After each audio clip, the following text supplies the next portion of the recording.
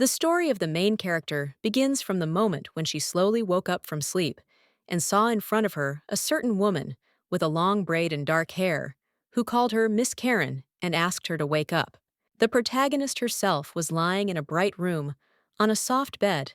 next to which was a servant who was still telling the mistress to get up because she needed to get ready for something, while Karen was rubbing her eyes from sleep. The girl with dark hair smiled at the main character and came closer to the curtains, intending to open them, also telling the lady that today is her birthday, and then she needs to get up early to be ready for anything. But when the girl opened her purple eyes, looking at the ceiling with an empty gaze, she thought that this was far from her real birthday, which she was 100% sure of, because she was reincarnated in this world. The thing is that the girl found herself a long time ago in a novel that she had read once, and which looks like a red book with gold ornaments, which is quite thick and beautiful, which can be said about the story itself. And now she seems to be lying not on the bed, being in her room, but to be on one of the pages of an open red curtain where she is with the servants, but she feels that everything around her is as if lifeless, but created thanks to the novel. In this story, Karen is already 117 years old when she came into this world as a very little girl with red hair and in a cute suit,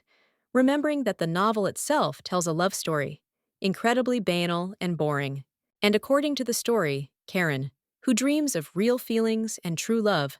does not accept the love of her fiancé, which is why he remains in the background when the red-haired lady herself is looking for her one and only chosen one for life. But her life was not the sweetest, because soon, according to the plot, she ends up with the evil and arrogant daughter of an aristocrat, who has not only blonde hair, but also scary eyes, with which she looks down on everyone. Then, Karen with red hair suffers humiliation from such a lady for a very long time, when she herself puts on a maid's uniform in order to sell to serve her clearly not of her own free will, with suffering and torment. But everything turns out not to be so bad, because in the novel she meets her only fiancé with blonde hair and incredibly handsome appearance,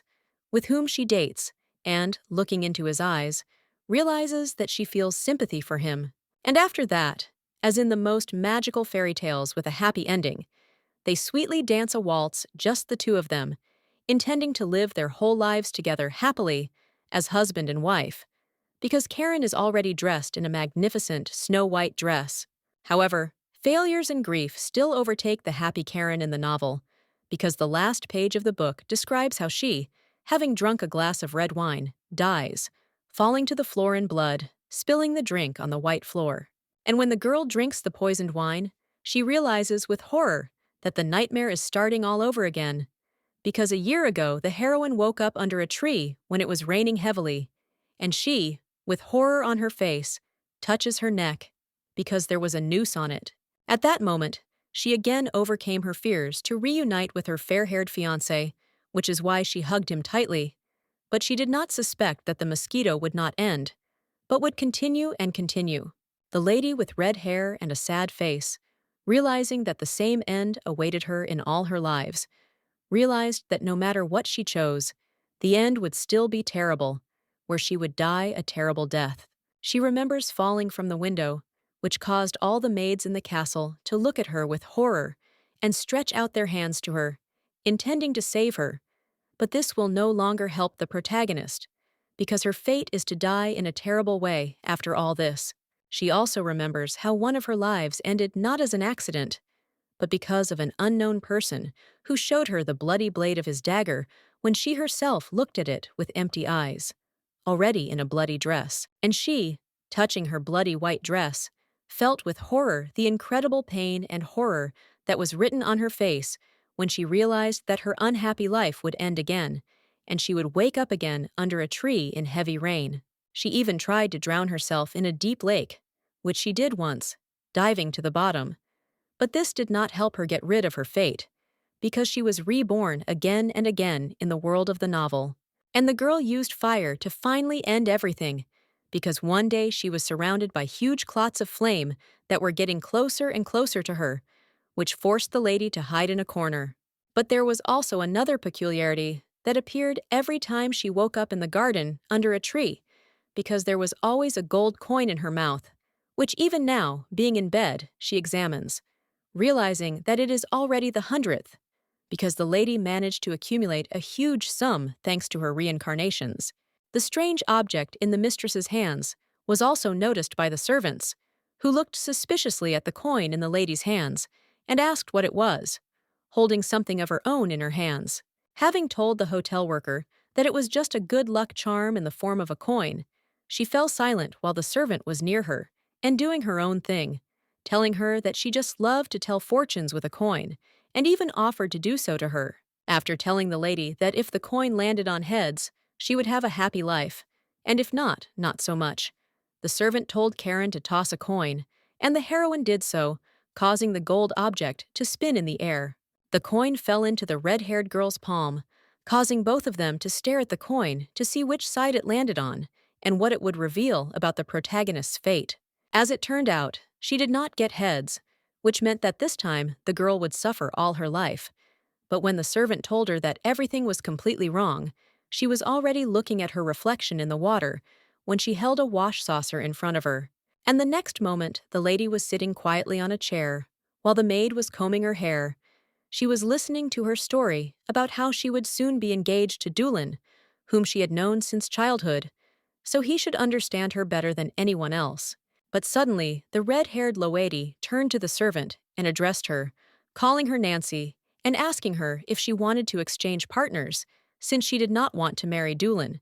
and she thought her husband was handsome. And when Nancy laughed, and the heroine said that she was just joking, she imagined Nancy with a rope in her hands and a manic look, realizing that in fact she was ready to do anything for her man, even agree to murder. Once again, the heroine puts on a pink corset, which incredibly suffocates her, and which Nancy pulls on her, asking the girl if she has someone else besides Doolin, because she needs to dress so beautifully for a handsome groom. Then the girl did not answer Nancy in any way, and therefore, after some time, she was already at the celebration, where she was incredibly beautiful and memorable, but her face depicted only calmness, because she was going to this celebration not for the 1st or 10th time. And while all the aristocrats were looking at her with admiration, gossiping about her, behind them the heroine already saw that very groom named Doolin, who was holding a bacchus in his hand and was waiting for her at that time. Approaching a not very pleasant-looking man, the lady asked Doolin if he had been caught in the rain on his way here, because his appearance, to put it mildly, was very strange. And when the Kelpie dripped from him, he would just sigh tiredly and tell the lady that if she were to be his wife, she should already be submissive and not tell him anything that might upset him. But that didn't stop Karen, noticing that she was again in a familiar place, hearing the same melodies, seeing the same people for the 100th time.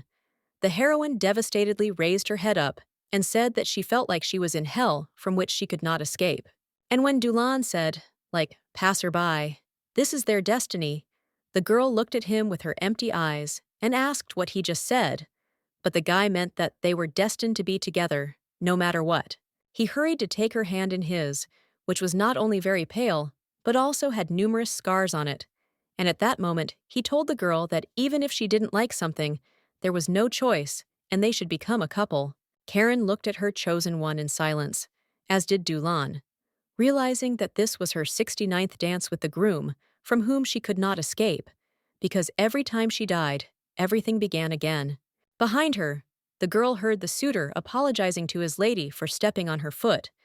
but Karen was not surprised by this, because she had already seen this 45 times, having managed to be reborn more than 100 times. And behind Doolin's back, the girl saw a waiter who clumsily dropped a tray with glasses, which she had seen for the 78th time already, and none of it surprised her anymore. Because of this, she looked as if she were not alive. And when they began to dance slowly, making circles around the surprised aristocrats, all the ladies and guys around them began to whisper that Doolin looked very pathetic, and they even pointed at him, which she felt was right. But suddenly, when the main character got tired of being pitied for the 100th time and Doolin being humiliated, she decided to change everything, because she grabbed the guy by the collar and was already going to drag him somewhere, when she realized that he too felt the humiliation of society. She told him to just follow her, but the surprised guy asked the lady where exactly she was taking him, to which the protagonist did not answer and remained silent, dragging him through the crowd of aristocrats to the exit of the celebration hall. With the thought that she had something she had never tried, the girl continued to drag Dulan along with her through the dark corridors with high windows, but he could not resist her, so he followed her in a hurry, asking what she was doing. The lady understood that only she remembered what was happening in the world, and therefore she did not need to worry about others. And it was with these thoughts that she led Dulan to a dark room with the doors slightly open, telling the guy that if they were engaged, she could do whatever she wanted with him. Having laid Dulan on the bed, which was in the mysterious room, the girl already wanted to try with him something she had never done before. But at that time, the brunette was leaving, who looked at the girl in amazement and asked her what she wanted. The mad lady looked at Dulan with both joy and madness, saying that she just wanted to try something new for herself, and then she ordered him to take off his clothes. And sometime after the protagonist achieved what she wanted, the girl, in complete silence, was tidying herself up, because Dulan was adjusting his black clothes, and the heroine was looking at herself in the mirror and adjusting her hair. He turned to her shyly and with a bit of disdain and said that it was all just her desire and initiative, so he didn't want to have a lot of problems later. But this didn't surprise Karen either. Karen only hurried to take his arm and ordered him to lead her into the hall, because they still had 3 dances to dance, and Dulan in response only sighed with fatigue, realizing that not everything was over yet. And as soon as they were back in the center of the hall, they both again heard gossip from the ladies and aristocrats around them, who were whispering that if it weren't for Dulan's inheritance, Karen wouldn't have had to marry him. But the lady was surprised that this time Dulan behaved quite calmly and balanced, although this is very unlike him, because thanks to hundreds of lives, she knows that Dulan is a very vulnerable and touchy person who does not tolerate insults and gossip. Even when they both began to dance slowly, the rumors and whispers did not stop,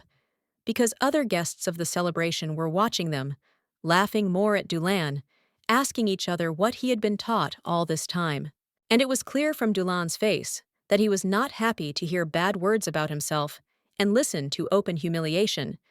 which surprised her, not understanding whether he was going to continue to endure all this. But no one expected at all that when Dulan wanted to take a step back, he collided with one waiter, who was just holding a tray with another glass in his hands, but dropped it in front of everyone, and Dulan himself fell to the floor, while behind him the waiter hurriedly stepped aside, but still did not look at the glass of red wine on the tray, which is why it fell. But at this time, the brunette himself was making painful cries. But the protagonist herself looked at everything so indifferently, as if she knew that all this would happen, because she thought about it, like she knew that something would happen that would interrupt her peaceful pastime with Dulan, so she decided to just give the guy a helping hand so that he would get up quickly, remembering that she had seen this 100 times already, and nothing she saw or heard around her surprised her anymore. And he looked at her as if he was not ready for the girl to extend a helping hand to him, and so he raised his black eyes to her and looked at Karen with displeasure, as if he was already tired of everything, his failures, falls, and ridicule. But the main character herself did not show him her true emotions, because she did not want to laugh at him like all the people around her. But on the contrary, she looked at him with understanding and calmness, waiting for the moment when he would accept her help. Absolutely all the guests of the party looked at them and laughed at them. But this did not stop the main character, who still intended to help her fiancé, extending her hand to him, when all the aristocrats laughed just because of this. In her head, the lady was already imagining how, after some time, Dulan would pour wine on the head of the very servant who had caused him to fall, which, according to the story, the heroine would be very surprised by, but she would still not refuse him. Without using the girl's hand to get up, Dulan hurried to his feet himself, looked menacingly at the waiter, who turned out to be the culprit, and ordered him to get lost, to which the waiter responded with fear, saying that he would immediately carry out his order. And to the surprise of the main character herself, who looked at all the events with amazement, Dulan did not yell at the waiter, much less pour wine on him, but simply stood in front of her and took her hand, offering to continue dancing. This surprised the protagonist so much that she looked at him with genuine shock, because for the first time, the protagonist did not act as it was written in the novel, but restrained himself, preferring to continue the dance and not waste time and energy on anger. The thought that everything could change for the first time, if Doolin had not acted as it was written in the book for the first time, made the lady remember herself, or rather, her long red hair and violet eyes, because she is Karen in the novel. And now, when the main character was back in her room, sitting at the table and looking at the coin in her hands, she thought that after spending so much time in Karen's body, she had discovered a couple of patterns. The first and most important thing she understood was that all her lives begin in a garden where there is a heavy rain, and she herself ends up under a tree in a snow-white dress and with a rope around her neck, as well as with a coin in her mouth. She also noticed that she was unable to live in the world of the novel for at least 1 year because she died, finding herself in a grove with white flowers, after which everything returned to the beginning, and she again found herself under a tree with a coin loop. Holding in her hands the gold coin that she was examining, she realized that each time it was not just a shiny thing, because the coin had an individual, never repeating number. The lady with red hair tossed a coin up with an indifferent face and asked herself in front of the mirror if she would ever be able to break the system and stop everything, or if she was doomed to live like this, dying painfully and finding herself under a tree again. She remembers how, in one of her lives, she tried to eat so often and so well that when there were many dishes on the table in front of her, Karen still ate them all in order to change her life. But this did not affect anything. Also, the girl in one of her lives was involved in charity work, having run away from home with the intention of never having any contact with those she had been surrounded by in the past. But this did not help her, because simply handing out bread to children and teenagers had no effect. She even tried to poke herself, which led her to imagine how she once attempted to fall down the stairs and break as many bones as possible, which she succeeded in doing. But she kept waking up in the body of the novel's heroine, Karen. Karen remembers how maids often came to her after she fell down the stairs, but did not die, but became paralyzed, because of which others had to look after her, and the girls came to her to wash her with a basin of water. And she cried, because she couldn't move a single part of her body, which is why she had to just lie there and wait for the moment when she would die again, cursing those who left her to rot in bed without the right to die. But now, when she was again twirling the coin in her hands, she noticed that the thing itself bounced off the table and fell to the floor, which is why the curious Karen looked at it, as if to find out what the gold object would show her this time. Heads or tails. She looked at the coin and indifferently realized that even if she wanted to take revenge on all the people who hurt her in past lives, it would be pointless, because only she had the ability to be reborn, and all the others did not remember anything that she had in her memory. Remembering the pages of the novel, on which she wrote the lives of all the characters, the lady realized that even if she did not take revenge, but wanted to ask people for help, nothing good would come of it, and she thought so because of her past. She remembers how in her 48th life, she was covered in blood and begged Doolin to help her. He turned away from her and replied that he would not bandage her, even if she was covered in blood.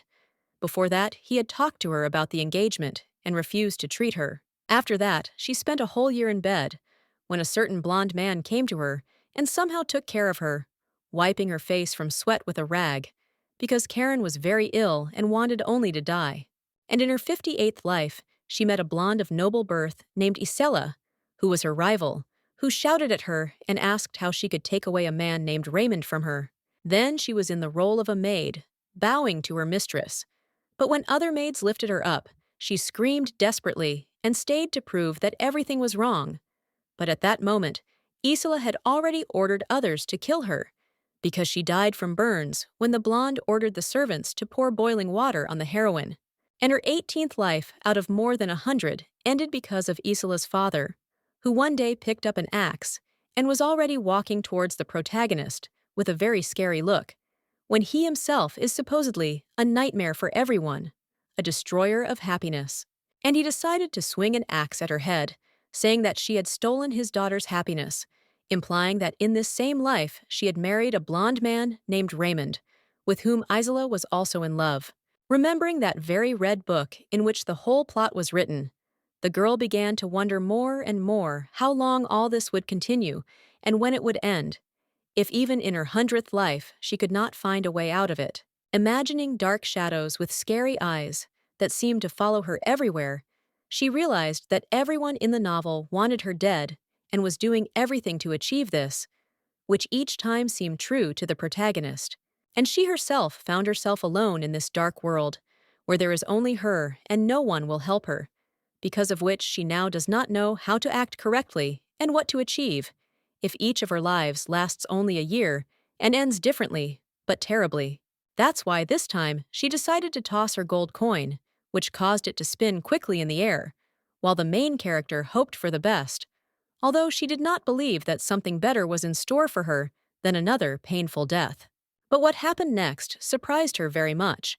which is why she even hurried to bend down to the coin that fell on the floor to take a better look at it with unusual emotions. Imagining all those people who killed her painfully and cruelly, she realized that, although they did not remember what they did to her in her past life, she understood perfectly well that she was very angry with them and therefore even wanted revenge,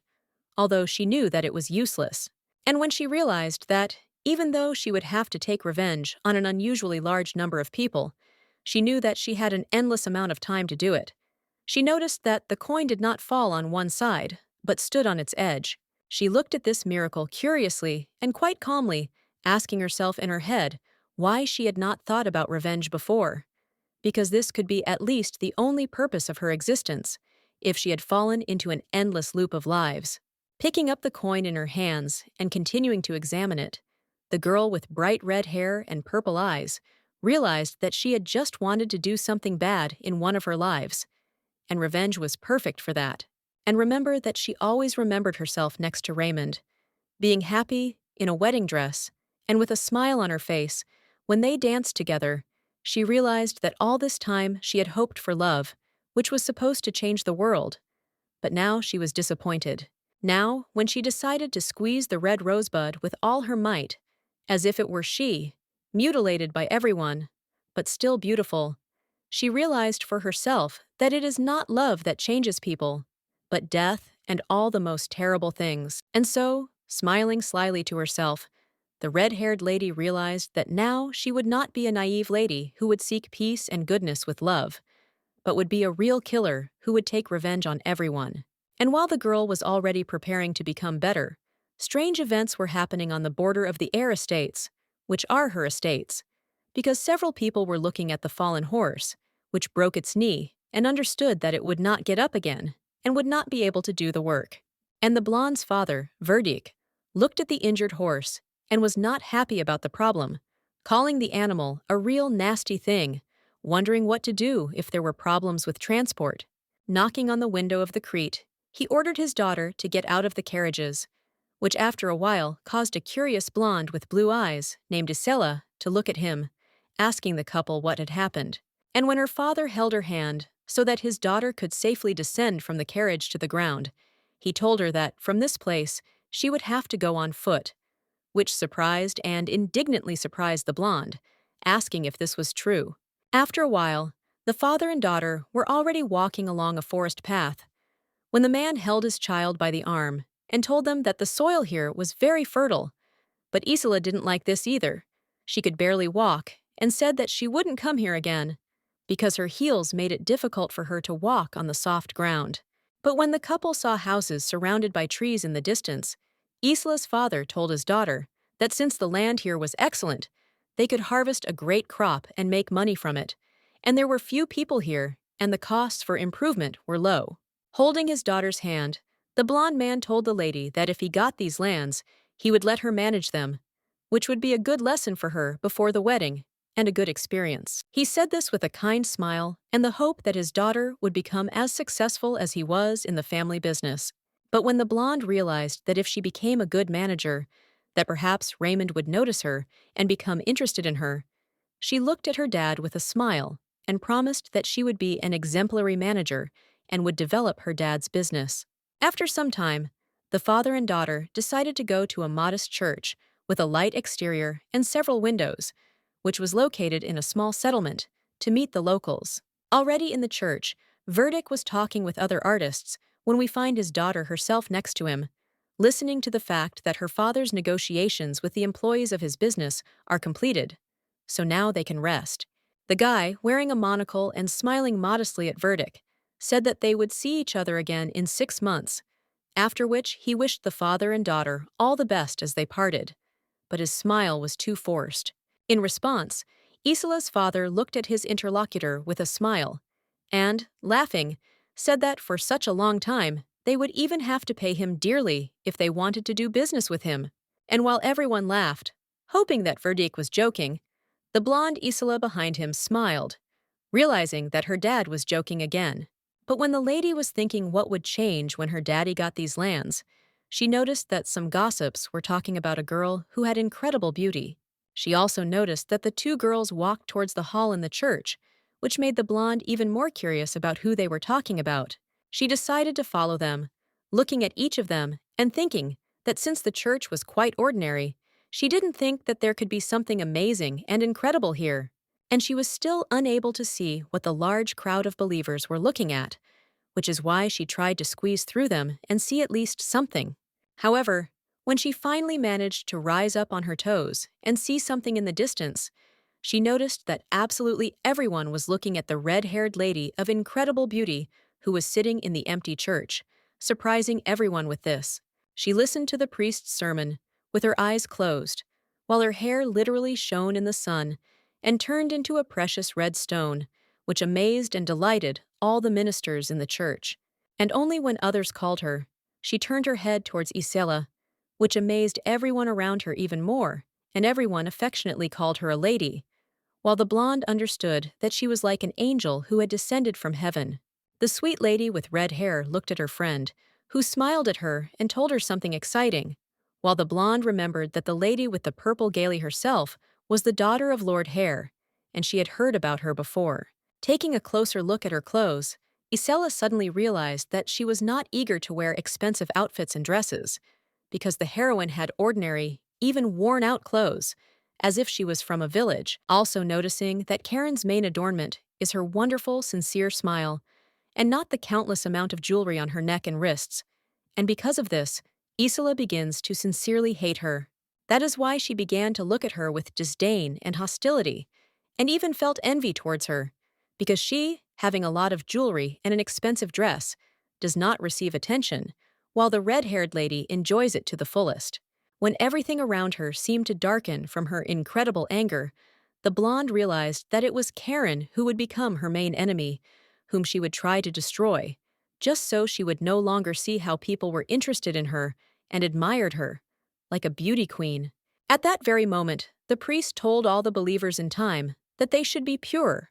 like white doves that fly peacefully in the sky and do not harm anyone. But Isela already had her own plans for Karen. He continued to say that all sinners would definitely go to hell, and this awaited absolutely everyone who had committed bad deeds in one way or another. And the red-haired woman at home listened to the priest's words in silence with her eyes closed. After some time, he announced to everyone that the service was over and everyone could go free, which is why all the believers present began to gather their things and leave the hall, but not Karen, who was still sitting in place. She smiled unnoticed by anyone, whispering that God had not heard her prayer, even though she prayed to him every night and day, intending to free herself from endless suffering. And that was why she was disappointed in him. But as soon as she said this, Dulan suddenly appeared in front of her, grabbed her by the shoulder, and whispered to her angrily that she should not desecrate the sacrament of the prayer service, which she was currently attending, with her heresy. However, she merely waved her hand in front of Dulan's face, causing him to step aside, and remembering that the fact that he himself stood at the pulpit of this church was already sufficient desecration. Suddenly, she noticed a blonde named Isela in front of her, who smiled at Karen and said that she hoped that they would get along, because she lived here, and she was going to build a business on these same lands. Dulan was not happy about the appearance of a certain lady, and therefore began to ask Karen who it was. And the red-haired lady calmly answered Isla that this was her fiancé, and also pointed at the black-haired church minister with her hand. In response, the blonde with a luxurious dress and jewelry on her neck smiled, putting her hand to her cheek, and told Karen that she heard that she was getting married, but she didn't think that she would choose Dulan as her groom. And in her words, there was actually a dark odest, because people looked at Karen with a smile and pretended to communicate with her.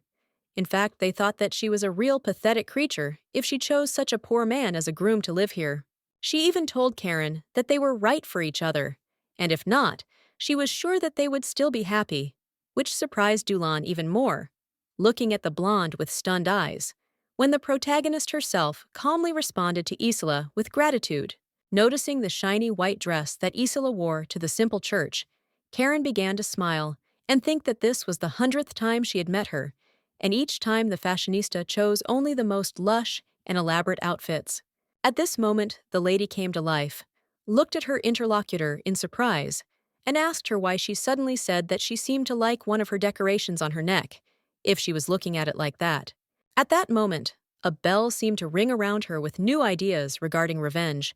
which made her look at the train of her rival's dress with an even bigger grin, realizing that she had not changed a bit, but remained the same as in her past lives. But the blonde noticed that the red-haired lady could not take her eyes off her dress, and especially the necklace on her neck. She laughed,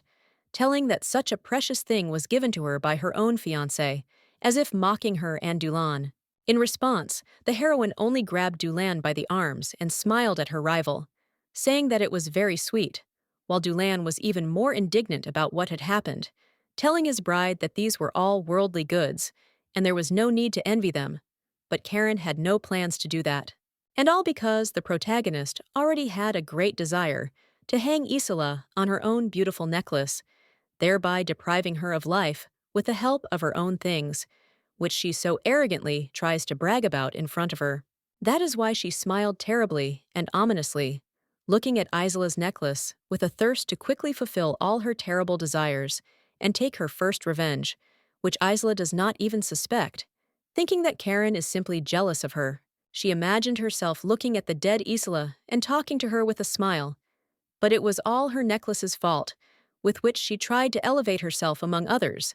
And that's why the lady with purple eyes was laughing at her now. Isola squeezed her palms so hard in her imagination that the blue fabric with which she strangled Isola became more and more taut, depriving the blonde of life while Karen talked, who was only enjoying her revenge. And also, so that the girl would not be upset because her beloved could disappear, Karen provided how she put her necklace in her palm, laughingly telling the deceased lady that now he would never part with it. Some time after the girl had been to church and was already heading home, when the golden sunset fell on the large and tall building in which she lived, all the servants noticed something strange. The thing is that Karen walked so cheerfully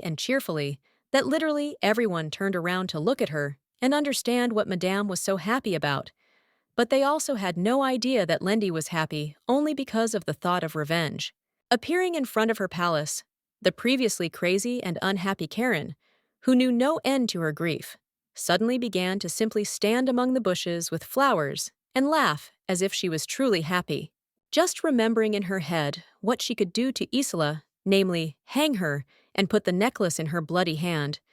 Karen realized that now only thoughts of killing all the enemies in the world filled her mind. And so she laughed out loud as if there was no one around, because now Karen does not intend to tolerate bullying and will do everything to take revenge and feel the sweet taste of revenge. The next day, blonde Isola still couldn't find her favorite necklace in the Hare family palace, which is why she opened all the drawers and looked at all the furniture, frantically trying to find it, because it is her favorite thing, which she is ready to boast about for the rest of her life. Even in her nightgown, the blonde had already begun to look for it all over the room and was getting even more angry, realizing that she had put it on yesterday in church, and now she couldn't find it, even after searching all the cracks and dressers in the bedroom. At that moment, the servant Nancy decided to enter her room, holding a glass container with clean water for her morning wash. But when she politely greeted her mistress, she had no idea what a bad mood she had been in since the morning. Standing next to the large bed in which the girl slept, the blonde fell silent, and the first thing she did after a while was ask the servant how exactly she got here yesterday, because Isela herself did not remember anything. But the brunette with blue eyes did not answer this question directly, but only looked at the lady doubtfully and answered that she herself fell asleep during the prayer service in the church, so she does not know what happened to her. This angered Isela so much that she suddenly approached Nancy and started yelling at her, asking where her necklace had gone. But the brunette remained calm, asking what she was talking about. The blonde shouted again that it was gone, but Nancy, who had suspicions about Isela, looked at her with distrust and contempt, not understanding what the lady, who had been inadequate since the morning, meant. Realizing that even the servants would not give her a clear answer, the girl with blue eyes hurried to check the closet with her dresses and examine each of them, asking Nancy with fury where her necklace had gone. And while she was doing this, the attendant calmly poured water into a basin, especially for Isla to wash herself. But the lady did not even care about washing herself, because she was thinking only about the necklace that she hoped to find in the closet. Isla intended to find her favorite decoration at any cost, but when the brunette said with a sly smile that if it wasn't in the closet, then she couldn't help. But this hurt Isla more. After Isela ordered the servant to turn around and explain her words, Nancy did so, saying that she should now be primping and washing herself, because breakfast was already waiting for her, and not searching for something. Thinking that the servant was being rude to her, the blonde immediately came closer to her in order to hit her on the cheek with all her might, which caused the brunette with the braid to even move away from her a couple of steps. The blow caused the lady to fall to the floor, but Isla did not even plan to help her, but only shouted at her, asking if she had stolen her necklace, since she was behaving, in her opinion, so impudently and ill-mannered. Her screams seemed to be heard even in the street, because the young girl with golden hair was screaming at the dryad and ordering her to immediately find the necklace that was missing from her, as if it were her personal servant. But in response, Nancy only looked at her with the same smile, as if mockingly, not intending to follow her orders, but feeling a strong pain in the lip area, because even blood appeared on her face. The blonde was so angry at the servant that she clenched her teeth in front of her and intended to beat her even more when anger filled her whole soul. She could no longer stand Nancy calmly smiling at her in front of her, but she was unable to do something more terrible to the girl, because the main character suddenly entered the room in a beautiful, dark dress, followed by many servants, and who asked Isla what was going on here. However, the blonde's anger and indignation did not subside, so she turned to the protagonist with great rage, shouting to everyone that her necklace was missing, and that was the only reason she was making so much noise. And just like Nancy, the red-haired lady remained calm, looking at Isla with her violet eyes and asking her which necklace exactly she had lost,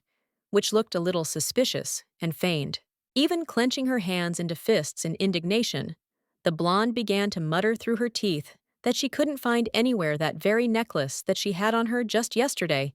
and that she carried with her everywhere. Also looking at Nancy, who at that time stood up on her feet and held her wound with her hands,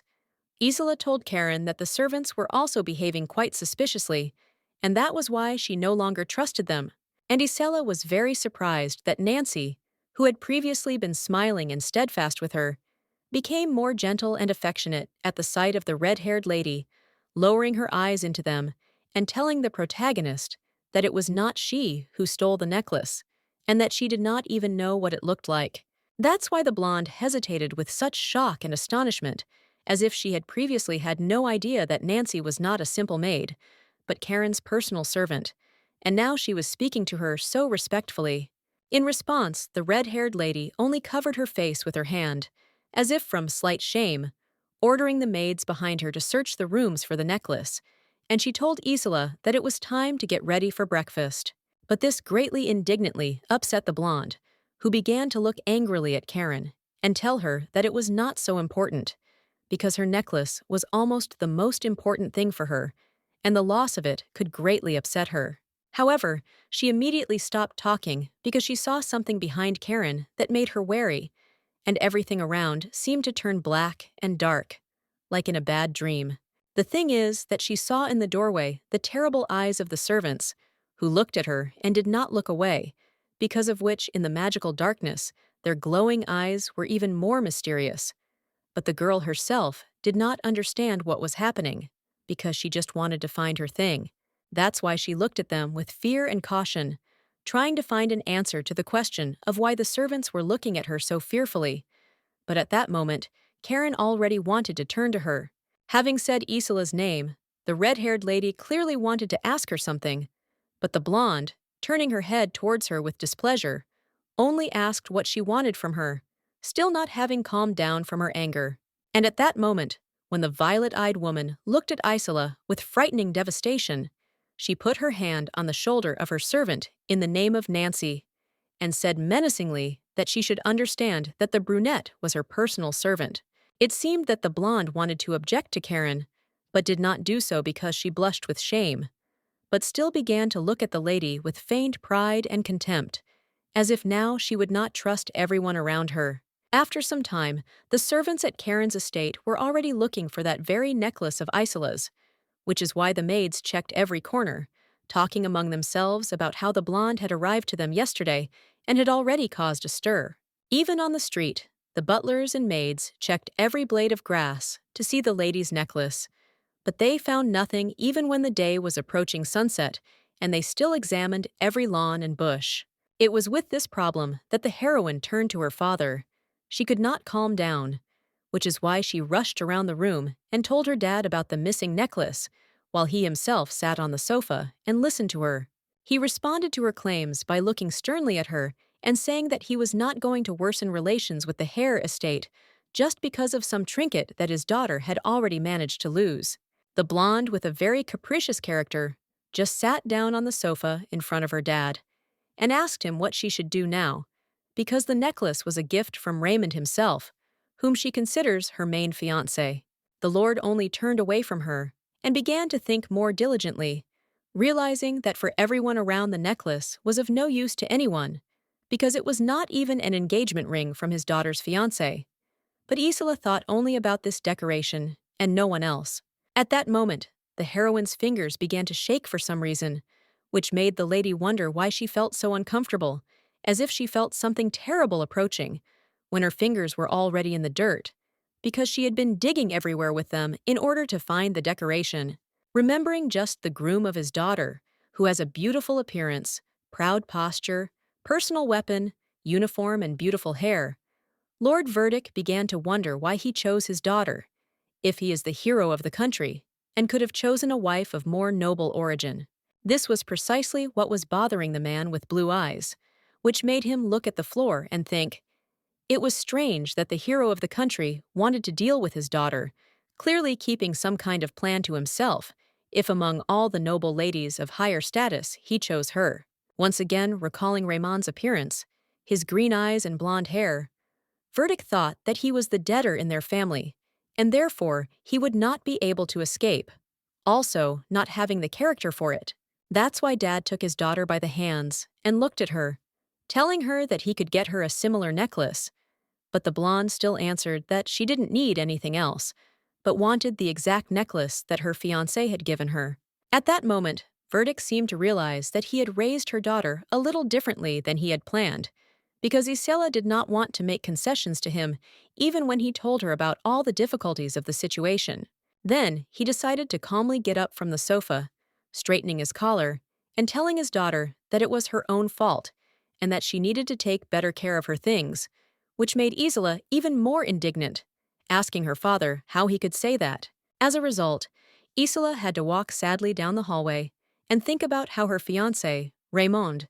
would definitely be upset if he found out that she had so irresponsibly lost the necklace he had given her. She was still unhappy with the whole situation and had no intention of leaving everything alone, so she was angry, continuing to walk down the corridor and realizing only that she was very tired of all this,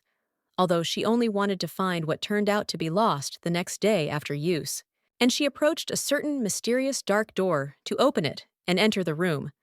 wearily thinking that she already wanted to return home and never return to such a strange place as this palace with Karen. With her wounded hand, she firmly grabbed the door handle and began to pull it towards herself, hoping to find the necklace at least in this room. But she had no idea what a surprise awaited her in the bedroom. The thing is that the weak light from the corridor first fell on the floor, which turned out to be completely bloody. There were such large pools of blood on it, as if a person had been killed in such a terrible and dark place. And the heroine noticed something in the depths of the room that shocked her, suddenly froze in place, trying to make out in the darkness what in a nightmare she had never dreamed of, because the blood turned out to be only the beginning of the horror that she was about to see. And all because, in the room, which had a neatly made bed, some furniture, and thick curtains,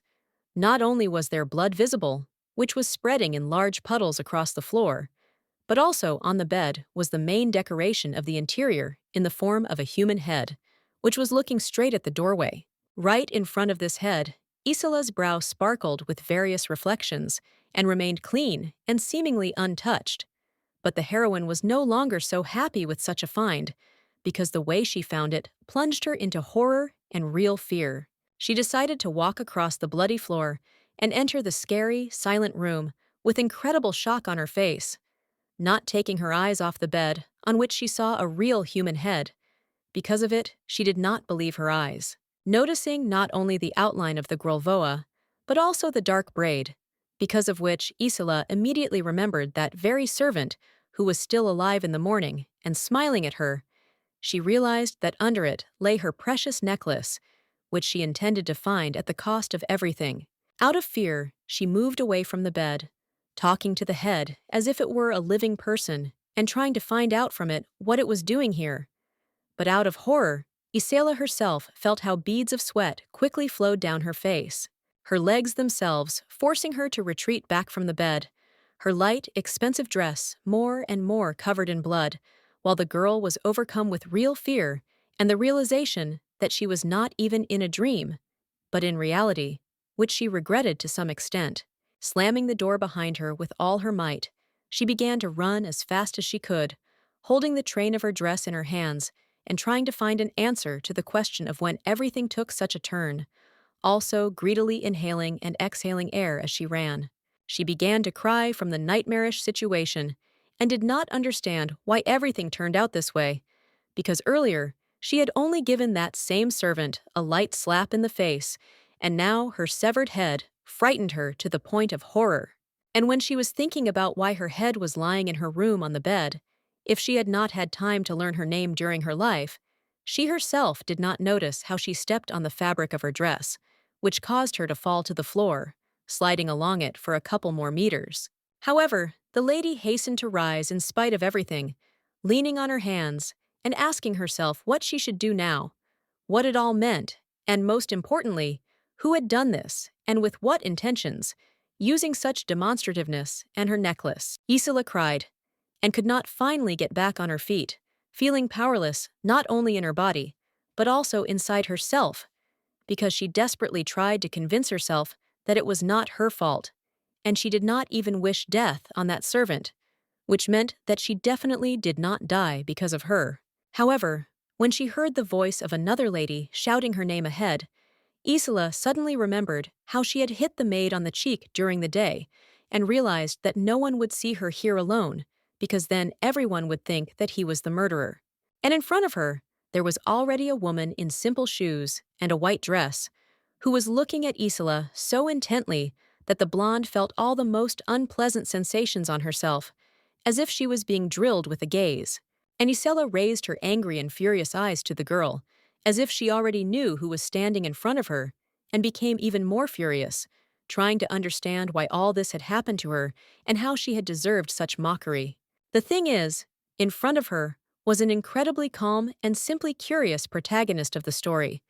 who looked down at Isola with slight indifference and asked her what was going on here, as if she knew nothing. After that, she smiled so sinisterly and madly that her eyes seemed to light up when she asked Isola what she was doing in the dark corridor at night, when she should already be in her chambers and sleeping. Also holding in her hand a lantern, with which Karen illuminated her entire path,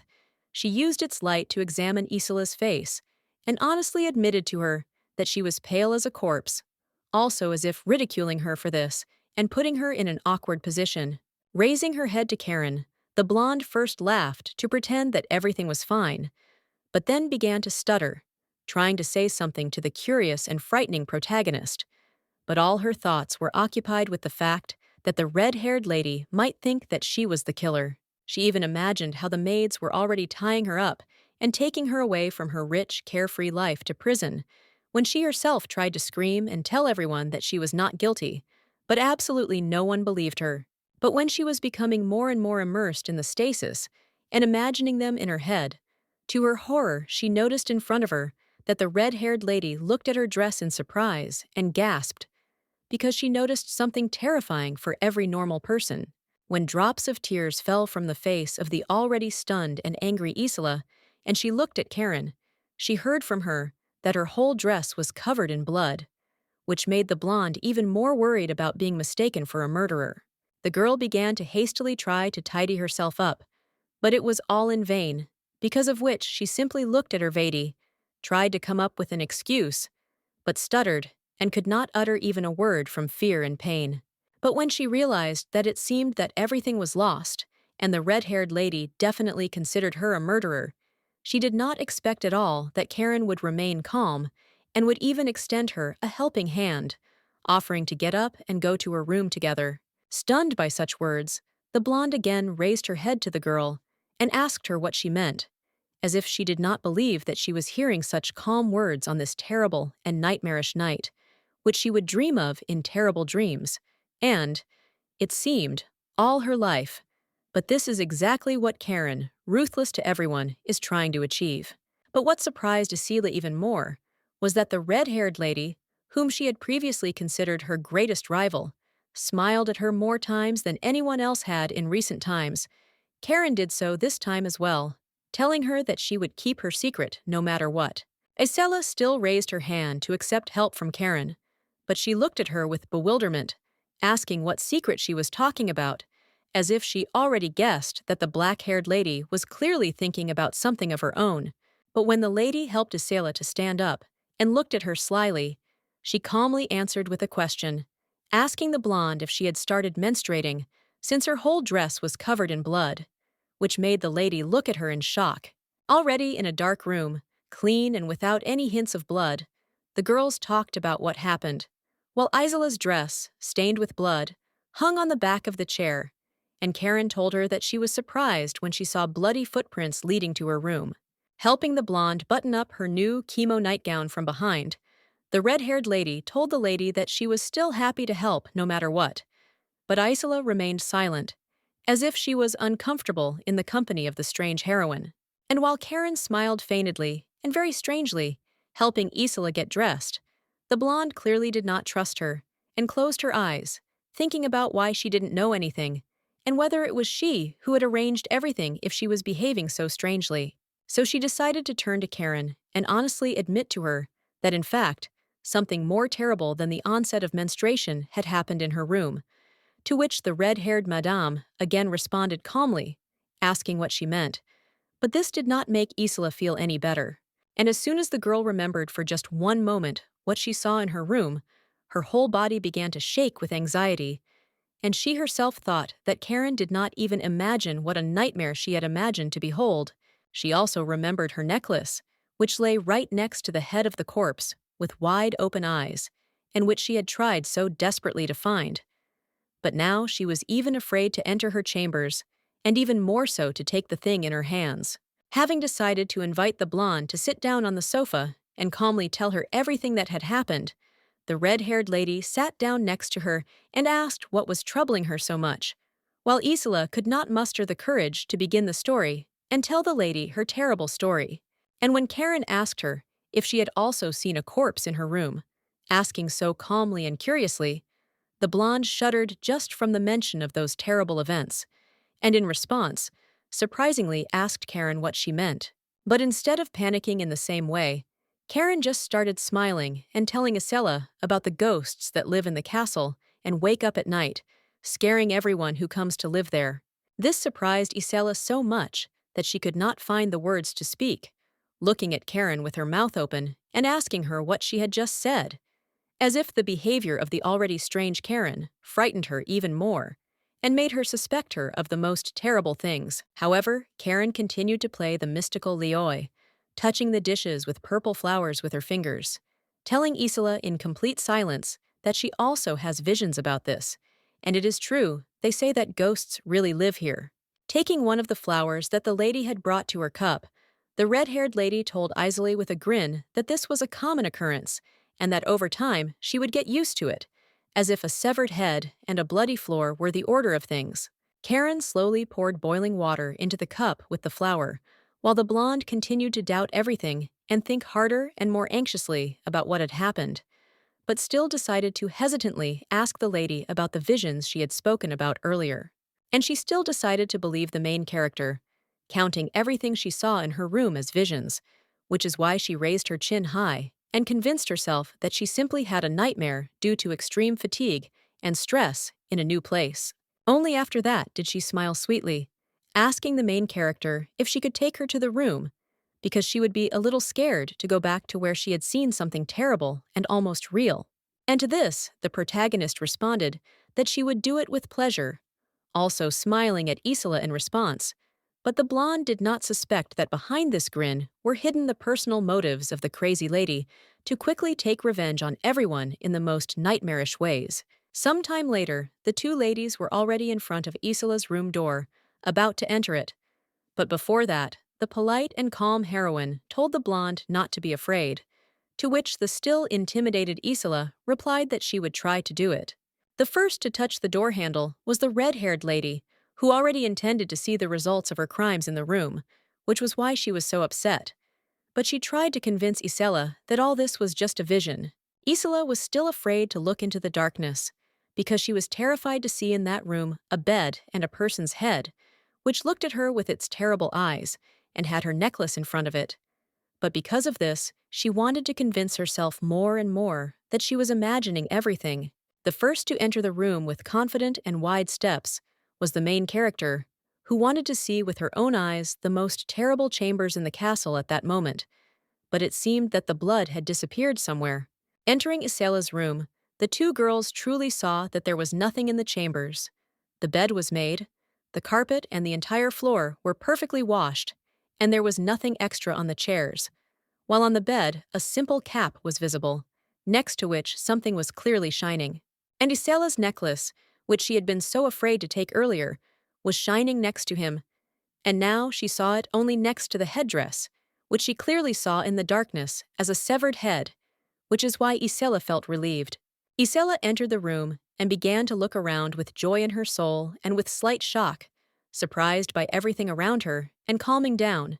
realizing that everything was fine. Even her favorite necklace was lying on the bed in a cap. Exhaling a sigh of happiness and calm, Isela smiled and closed her eyes, telling the main character that what happened to her was very strange, but she was glad that everything ended up being expensive, and also thanked her for walking her to her room. After that, with a smile on her face, she lifted the cap and saw her favorite necklace, telling Karen, who suddenly became silent, that it seemed that it was this headdress on the bed that frightened her, which is why she began to see strange images. She took the necklace in her hands and began to examine it with a satisfied smile on her face, not paying attention to the quiet Karen and thinking with happiness that perhaps she had been very worried because of that strange maid with a dark braid, whose name she still didn't know, although it didn't bother her. However, when she finally turned to the red-haired girl and asked her if she could spend the night with her, because she was still afraid to be alone in the room, the protagonist did not answer, creating a dead silence. Noticing that her friend was strangely silent and not even moving, the blonde turned to her and noticed that the lady was actually standing as if something had made her freeze, as she silently looked at Isola in the dark room. The thing is, the girl looked at Isola with such empty, crazy, and inhuman eyes that it would have scared anyone of death, because on her face one could read the surprise that drove her crazy, which she never experienced again. Isola froze in the same way out of animal fear, not even understanding what had happened to Karen and what was on her mind, because only because of her deep silence and gaze, everything around was filled with an ominous aura that did not bode well. But Isila decided not to hesitate and not to panic, and then she went up to Karen in order to grab her tightly by the arm and start shaking her, trying to call her by name, and understand if she was feeling ill and if the ghost she had talked about earlier had accidentally entered her. Only after this did Karen suddenly come to her senses and began to smile again, calmly telling Isela that everything was fine and that she was just thinking about something, also saying that tomorrow she would clean everything up here. But this made Isela even more suspicious. The wild smile and stunned eyes from the intense shock still remained on her face, but there was calm and politeness in her voice, because she was telling Isela to go to bed, because it was already late at night, and they had to get up early. And after Isela went to Karen's room, so that they could sleep there together, the red-haired lady was left with great shock, completely alone in the quiet room, without a single source of light, sitting on the bed and asking herself where that very head that was definitely there could have gone. With her black eyes, she looked at the clean bed and asked herself where Nancy's head was, which had definitely been here before, and was flaunting itself on the bed with a necklace, which was driving the protagonist more and more crazy. Because of this, the lady remembered the events that had happened earlier, namely how she had stolen the personal servant in order to be alone with her, putting her head on her lap and tying a rag over her mouth, starting to talk sweetly to her, while Nancy was increasingly panicking and wanted to get out. While Karen calmly and sweetly touched the face of the already stunned and worried Nancy, she told her how glad she was that she had taken the sleeping pill without thinking, thanks to which she found herself in her captivity. But on the main character's face, there was only a manic smile, with which she looked her victim in the eyes, and honestly told him that since today was Sunday, and she had a day off, no one would notice that she was missing. With her head slightly tilted towards Nancy, who was still unable to speak, tied up and stunned by what had happened, Karen hummed various melodies with her eyes closed, and sometimes admired her personal servant, the first victim. Hugging her head so tightly that Nancy was afraid of suffocating, the protagonist told her with a smile that she had never killed anyone for 100 years, so she would not spare her, but still asked if she wanted to die quickly and painlessly. Also, after the smiling and crazy girl confessed in a scary voice that he had died many times already, Nancy could not stand it and twitched, trying to say something, which is why the red-haired killer held her tighter, asking what she didn't like. Deciding to give in, the red-haired lady suddenly released Nancy from her murderous embrace, causing her to fall to the floor with a crash. But that was exactly what the heroine wanted, because with a calm face, she told her that she would let her free herself if that was what she wanted, and Nancy still hoped that she would be able to escape from the crazy lady, so she tried to be strong and twitch, despite the pain and shock she was experiencing. But as soon as she fell to the floor, she saw a beautiful necklace right in front of her, sparkling in the sun, and she immediately recognized it as Isela's very jewelry, which the lady was now so desperately looking for, which is why she wanted to say something, but could not do so because of the fabric that covered her mouth. Demonstratively taking the fallen jewel into her hands, the red-haired lady stood up from her seat and looked at her maid with a smile, telling her that she had not changed at all in any of her lives. After that, moving a little away from the fallen Nancy, the protagonist threw the decoration on the floor and told her first victim that if this was her first murder, she would do it properly, in a proper way. And the unfortunate servant wanted to reach out to the necklace with her hand, hoping that if she did this, she would be able to save herself. But this turned out to be far from the case. No matter how much effort she put into covering it, her hand could not grab the necklace. Nancy tried her best to reach for the jewel, as if it was her only salvation. But she had no idea that when beads of sweat were running down her face, and she was blushing with a rag covering her mouth, Karen was thus only mocking her with a smile. Because suddenly, the main character, without any pity, pulled the cloth so tightly on herself that Nancy, who felt the cloth on her neck, immediately stopped breathing and began to choke, which made Karen only smile and watch her first victim die. But now, when the protagonist is alone in the room and the force, she clutched the bed in anger and remembered how clearly she felt Nancy's labored breathing, saw how she was dying, and now she doesn't understand where her head could have gone. With sharp movements of her hands, having torn off the entire sheet and blanket from the bed, the red-haired heroine spoke to herself, saying that she clearly saw how she killed Nancy, but now she cannot understand where she disappeared to if she was the only one who killed her. Imagining the face of a frightened Isola when she said that she saw a corpse in her chambers, the red-haired girl was struck by an idea, because she immediately understood that this blonde was clearly so frightened for a reason. Also remembering how she looked at her with her scary eyes, glowing in the dark, when she watched Isola clutching her head in fear, the girl realized that she clearly could not participate in Nancy's scalp if she herself was horrified by what happened. Out of rage, the main character tore up the entire bed and began to scream, asking herself and the whole world who dared to steal Nancy from her and thereby ruin all the fun that she had so carefully planned and desired. Having poured out all her discontent and anger, the exhausted lady fell to the floor and told herself that it was a failure, because even her very first murder, which she had planned down to the smallest detail, did not go according to plan. Out of despair and sadness, the girl leaned forward and did not rise again, talking to herself in the dark room about how she had spent half an hour with Isela. But in the end, it was all in vain. If now the room was clean, and instead of a head, there was a cap on the bed. There really wasn't even a drop of blood on the bed, which would at least hint that something terrible had happened here, which was why the lady was upset, realizing that the whole room looked perfectly clean, which made her think that someone could have cleaned it up before she and Isla arrived. Looking at the floor, the main character fell silent in silence and asked herself the most important question regarding whether her murder of Nancy was real, or whether everything, from beginning to end,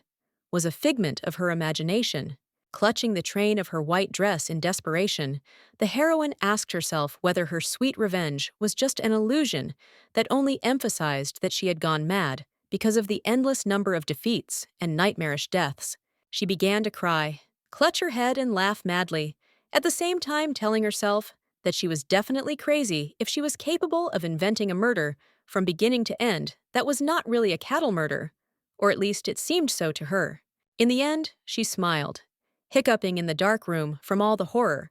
and also realizing that she absolutely did not care how crippled she was, because she did not want to experience humiliation and be a victim for others anymore. Raising her fist sharply above herself, she shouted to herself never again to imagine what does not exist, never to deceive herself with visions, and to do what will be real, intending to hurt herself. And she slammed her fist on the wooden floor with all her might, in order to bring herself to her senses, and bring herself to her senses, as if this would help her not to make mistakes again, and not to succumb to illusions that only make everything worse. When blood began to slowly appear on the main character's fist, and she did not raise her head, she told herself that next time she would kill Nancy again in Isola's room, no matter what it cost her, and no matter what hallucinations she had. Raising her hand and examining it, realizing that bruises and redness were slowly appearing on it as well, the girl continued talking to herself, convincing herself that in this case she would not be able to fulfill her promise. Raising her head and looking at the empty room, in which there was no one except her, the girl promised herself that in this case she would try to kill the man again, to be true to herself, and to do what she had planned earlier. Understanding that this time they wanted to choose another victim, she went out into the corridor and began to walk slowly until she met a butler on her way, who noticed the lady from afar, and therefore walked towards her confidently. At first he was surprised, because he saw the young lady at such a late hour not in her room, which is why he greeted her with a surprised look on his face, as if asking her what she was doing there, finding it suspicious. In response, looking at the butler named Bowen, the red-haired lady thought that she did not expect to see him here earlier than usual, because with each past life she knew that he would appear a little later than this time. But she also did not expect at all that when the man came closer to her, he would grab her hand and ask why she was covered in bruises and wounds, not realizing that earlier the lady herself had hit the floor with that same palm. He even said that he was ready to help her bandage all the wounds and treat them, but the lady did not like this either, which is why she looked at him with emotions of disgust and hostility, as if she did not need anything from him at first. She was tired of seeing the intrusive butler in front of her, so she abruptly pulled her hand towards herself, forcing the guy to let go of her, and ordering the servant in a rude tone not to touch her anymore, which, apparently, angered Bowen. But when she looked at him and touched her palm, which seemed to hurt even more because the guy grabbed it, she did not expect that Dulan would appear behind her, looking at his bride in surprise and anger, realizing that the servant was touching her. Remembering that in his past lives, and in the plot of the novel itself, Dulan acted insecurely, although he tried to point the finger at others and protect the heroine. While feigning jealousy, he felt nothing for Karen, which is why he was simply an annoying person. Then and now, the lady did not expect anything from the angry Dulan, and was calm, realizing that most likely this guy would simply yell at the butler or say some threatening words to him while trying to look intimidating. But when Dulan continued to stand menacingly, the lady herself decided to order the butler to leave,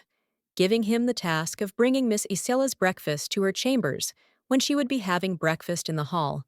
after which she insistently asked to be left alone with her fiancé. After this, the butler quickly turned around and walked back with such a quick step that it was as if he was running, so as not to receive punishment or a reprimand from the lady and her fiancé, and they stood at him and watched as the servant gradually disappeared from sight. But when Dulan looked askance at the lady and asked her if she was trying to protect him from that butler by such an act, the red-haired lady turned away from him and sighed, not understanding how fate had brought her together with such a man as a preacher in the church. And before they parted again, the heroine suddenly put her hand on his shoulder and thus forced him to return, while she told him not to forget to pray today, and in a couple of hours she would come into his room to exchange words. However, Karen herself did not expect that the previously withdrawn and unremarkable Dulan, who was never interested in anything, would suddenly grab her hand with his intentions, which is why the heroine would even be scared, but would be much more outraged by this. Frowning with anger, she looked into his eyes and wanted to pull her hand back, but she was unable to do so because the guy was grabbing it too tightly, which made the lady wonder what right he had to hold her. But, as it turned out, he just wanted to look at her wounded hand and, with slight shyness, offer her to bandage the wounds and treat them, because no matter what kind of relationship they had, Goyim are still considered a couple and even take care of each other. And after some time, when the protagonist could not refuse Dulan, they still found themselves in a spacious office where they sat by the fireplace, and the guy began to bandage the lady's palm in awkward silence and light crackling of burning wood. Sometimes, when the lady was in too much pain from the application of medicine to her wounds, she would tell her fiancé about it with an unpleasant expression on her face, and he would remain silent, continuing to heal the main character's injuries with trepidation and caution. He did not take his black eyes off the girl's wounds and examined them, realizing that they were too big and deep, apologizing for causing the lady inconvenience, and then continued to help her with more careful movements. And after that, when silence fell between the couple, when Dulan sold the heroine's wounds with medicine and the lady remained silent, Karen suddenly realized that, although his kindness had never touched her, now she felt that their relationship had changed. She had a great desire to make sure that this was so, because the lady suddenly leaned so close to Dulan that he was frightened, leaning back when the girl wanted to charm him with her smile and asked him if she was beautiful. In front of him was a truly amazing lady who could charm anyone with her deep red hair, sweet smile, and bright eyes, as she looked at the amazed Dulan and asked him for the second time if she was beautiful to him. But the behavior of the main character surprised Dulan so much that he blushed like a tomato, even sweating, asking the lady why she was doing this and what she wanted to achieve, because the lady had never behaved like this before. At this moment, the protagonist remembered a moment in her life where she dragged Dulan around with her before trying something new with him for the first time, and this is exactly what she wants to thank him for, realizing that Dulan seems to be the only one who has changed and has not become like in the story. Therefore, the lady decided, without any ulterior motives, to take Dulan's hand in her own and raise it to her face, because now she wants not just to have fun with him, but to tease him, and at the same time thank him for the new, previously unseen sensations. Telling Dulan that he was her fiancé, and therefore there was nothing wrong with what she was doing now, the red-haired lady sweetly and tenderly kissed her man's pale hand, which was covered with an accrued facial scar. With the goal of provoking the guy as well, the lady looked at him with a charming smile and shining violet eyes, thus waiting for the moment when her fiancé would realize that there could be something more between them than a marriage contract on paper. And the protagonist managed to achieve what she wanted. I remember that Doolin grabbed her head from behind with his hand and pulled her towards himself, which surprised and slightly scared Karen. But her fiancé only wanted to kiss her. His cheeks turned red as he kissed the girl longer and longer. But the main character liked it because she wants to change everything,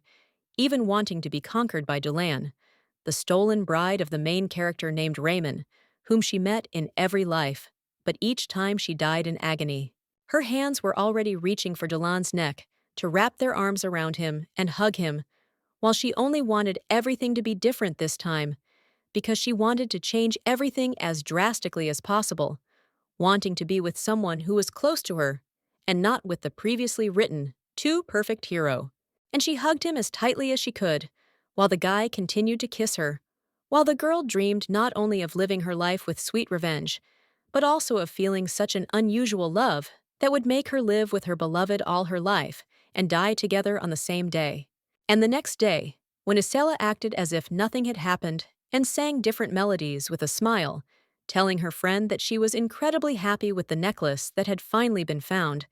melodic piano music was playing in the room with her, and at that time, a red-haired lady was sitting quietly next to her, playing the piano and listening to the words of the blonde, who was cheerfully and in an upbeat mood telling Karen what kind of necklace she could definitely buy for a house in the capital itself, also bragging that this jewel was given to her by her fiancé. Karen seemed to ignore all of this, because she was only looking at the piano keys and continued to play her fingers on the piano, creating unique music, and indifferently answering Isela that she was very happy for her, although in fact this was not the case. Imagining behind the most beautiful Isela, a hero of the novel named Raymond, who supposedly will forever remain in the shadows, not showing his face, while his supposedly beloved bride almost glows from the gifted jewelry and dresses,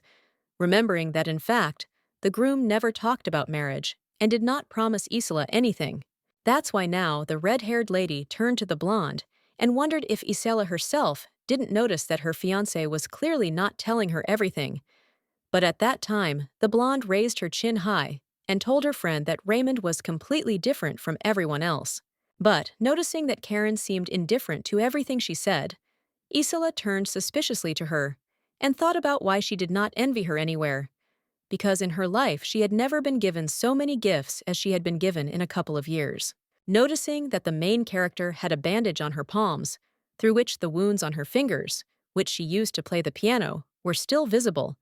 Isela thought that Karen was very arrogant if she ignored her, not even paying attention to her wounds. The blonde decided to sit down next to her and ask why she plays this instrument now, if in the world she has long felt the piano, popular with everyone, to which the red-haired lady replied that she has been playing it since childhood, and she likes it better this way. But the blonde still didn't lag behind, asking the protagonist if she wanted to be given a new piano, since all the keys on this piano were already worn out. But Karen indifferently answered that this was not worth doing, because she liked her old piano. And although the girl was upset, realizing that any help she gave Kakin was in vain, she still remembered yesterday evening, when she helped her button up her nightgown, which is why she now understands that her care then made her happy. Remembering the strange vision in which she saw Nancy's braid, and next to it her necklace, she sadly and warily remembered that Karen even walked her to her room, which was important to her. Isela wanted to quickly forget about that terrible hallucination that she saw in her room. But sometimes she still glanced at the maids who were in the room with her, and realized that she really hadn't seen that servant with dark hair lately. Then she decided to sit down next to the red-haired lady and ask her where her personal maid had gone. But Karen didn't react to this in any way, and continued playing the piano and asking Isela if she meant Nancy. With a slight indignation on her face, the main character looked at her interlocutor and admitted to her that it seemed that her personal maid did not want to appear in front of her after yesterday, hinting that the blonde had acted a little rudely towards her. But in response, the girl with golden hair said that this was unlikely to be the case, also waving her hand, which is why the indignant and even more angry Karen fell silent, looking at her with furrowed brows, trying to withstand Isela's character. However, there was, as it turned out, another meaning in her words, because the lady with blue eyes looked at the floor and said that her obsession, which she had managed to see earlier, was too terrible to consider the servant simply missing because of it. And when Isola confessed to the main character that she had seen that same maid with her throat cut, Karen looked at her with a shocked look, which clearly depicted horror and shock, because she had previously thought that the blonde had no idea about something terrible. Immediately after this, Isola calmly spread her hands and turned away from Karen, saying that she knew that it sounded like nonsense, but she still decided to share with her her visions and experiences on this matter. But in her head, the protagonist already remembered how she looked at her first victim with a crazy smile, perfectly recalling that she strangled Nancy and did not cut her throat, and therefore, for her, these are not simple words, although, for Isola, they are a trifle. In her mind's eye, she had images of Nancy's neck already darkening with bruises and abrasions caused by the rag around her neck, but now she wondered who had done this to her servant, if now even she was not sure that she had killed her. That's why she fell to the floor with her eyes painted on and began to frantically think about who could have done this to the servants, if, as it turned out, she wasn't the only one who would try to become a murderer with harsh methods of reprisal. After some time had passed, after the blonde and the main character had been studying music, Isela was alone in a bright room where she was walking back and forth, clearly thinking about something too hard and excitedly. The thing is that Isola was biting her nails from stress and could not understand where the maid had gone, whom she had previously hit on the cheek, because now her disappearance did not seem simple and uninteresting to her, because there was clearly something strange and suspicious about it. Looking at her bed, which was clean and tidy again, although just a night ago she had seen it in the most terrible state, bloody and with her head on the blanket, the blonde realized that she would not calm down until she saw Nancy with her own eyes. The lady looked at her bed, touched its headboard, and still thought about Nancy as her main problem, because of which she could get into trouble. But the main thing for her now is where she could go if even Karen does not give her clear answers. Remembering the girl's smile and the moment when she turned to her to tell her about the necklace that she had not seen, Isola realized that after that day no one had met her. It was as if she had disappeared without a trace. After that, the blonde, upset by the whole situation, angrily looked out at the window and began to examine the view of nature, making sure that everything was becoming as strange as possible from the day she arrived at this strange palace. And outside the window, the girl saw the top of a strange tree without leaves, which seemed to her even stranger and mysterious against the background of white clouds that completely covered the sky, like in the scariest horror movies. However, when she heard a sudden creak behind her, so loud that she herself was frightened, the blonde decided to immediately turn around and look at the source of the sound, hoping not to see something terrible again. But all her worries were in vain, because the noise was made by the burning fireplace, the wood in which was slowly burning, turning into ashes, because of which the frightened blonde only understood that fear was haunting her more and more often, as was paranoia. She sighed with relief and closed her eyes, trying to bring her breathing back to normal, and realizing that now, because of the terrible events,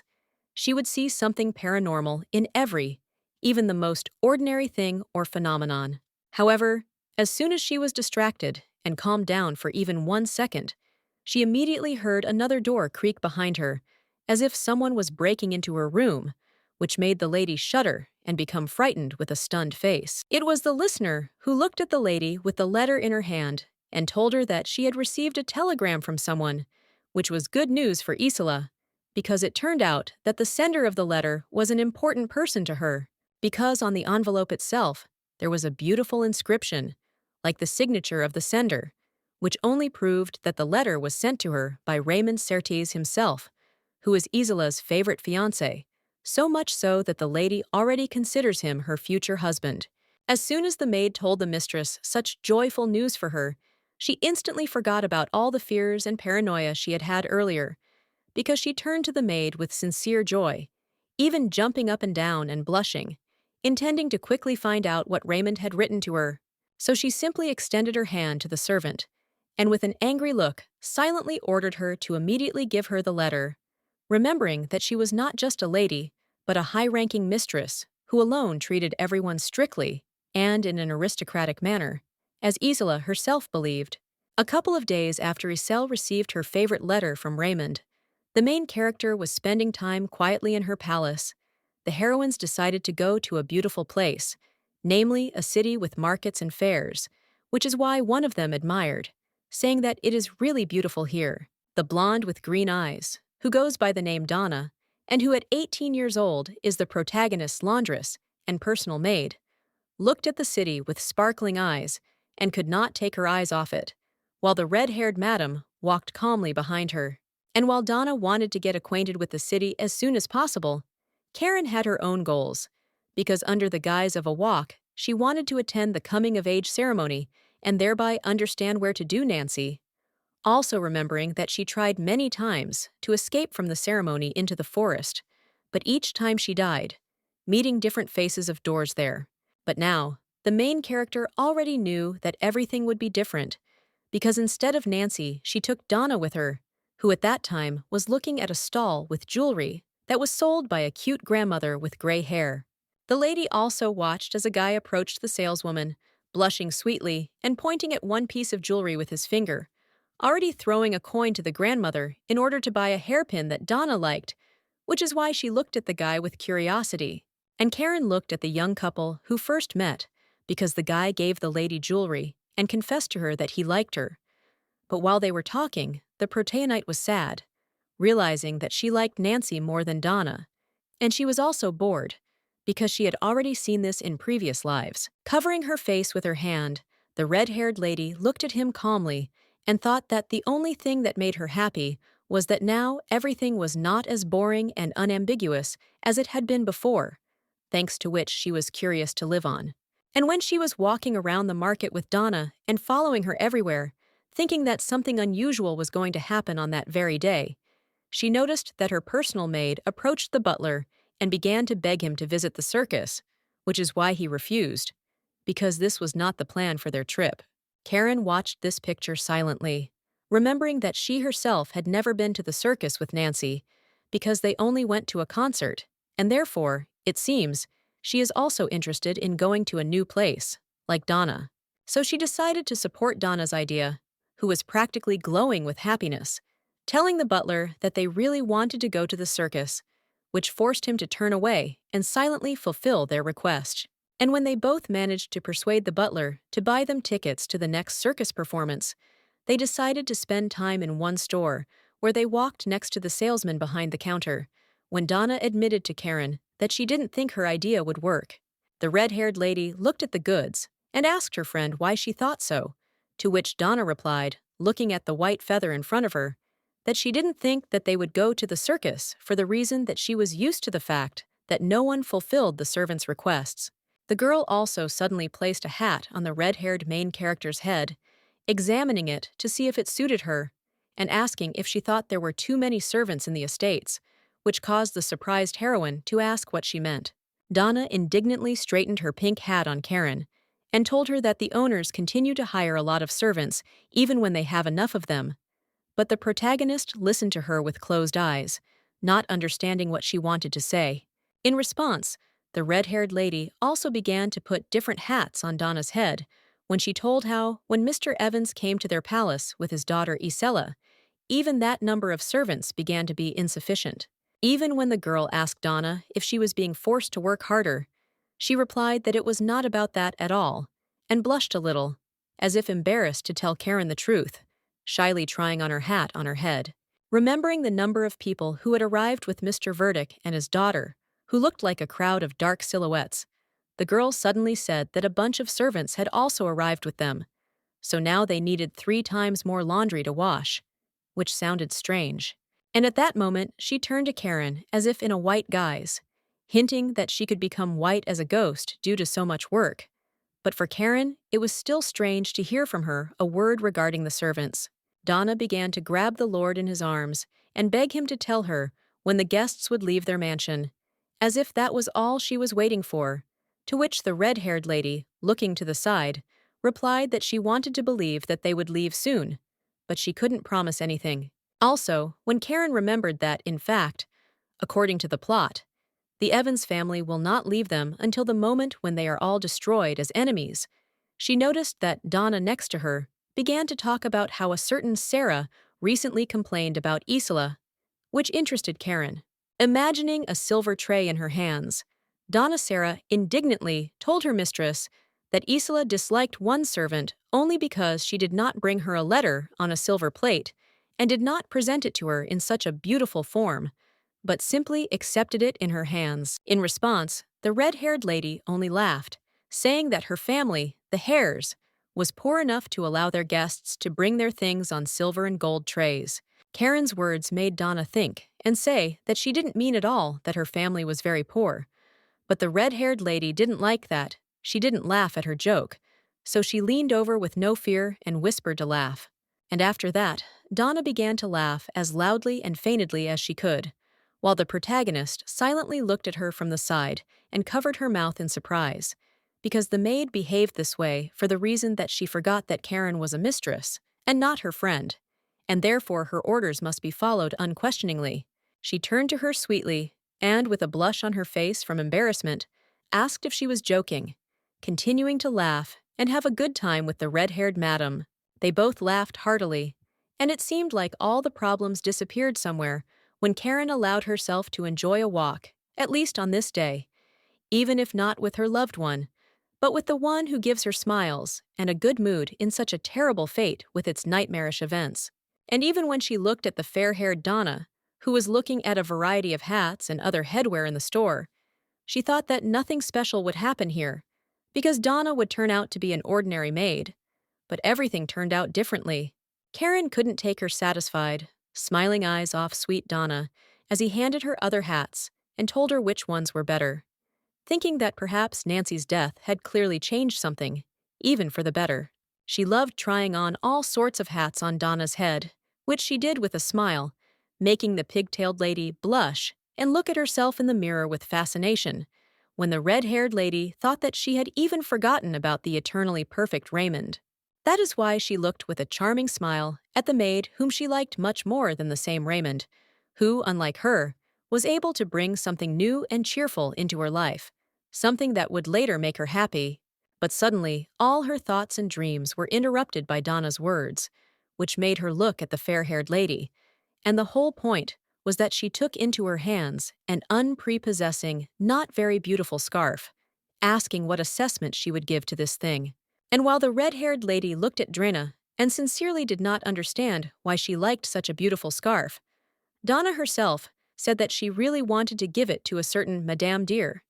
But Karen asked in response if she knew her. When Donna happily told Karen that of course she knew her, because everyone knew Mom Dear, the protagonist was noticeably upset, silently thinking that she had no idea what Lady Dear her friend was talking about. As a result, the red-haired lady began to think, trying to remember who Donna was talking about, and at that time, the lady in the light dress herself asked the lady why she didn't remember her, because Madame Dear had been her mentor 8 years ago. Realizing that she didn't remember any mentor because it seemed like she was with her before she moved into Karen's body, Donna began to spin around, trying to dance, and telling the heroine that it was Dear who taught her etiquette and ballroom dancing. And then the main character decided to make Hades remember her, exclaiming with surprise that she remembered her, although in fact she had no idea about the memories that the past Karen had. The blonde lady exclaimed with joy and delight, saying that she knew that Miss Dear lived not far from here, and that's why she thought that the protagonist would want to visit her. But it seems, as she said, she thinks that she was wrong, judging by the lady's reactions. At this point, the red-haired Maid Eagern seriously thought about it, because thanks to the plot, she knows that Miss Dear worked in her family's estates for 8 years,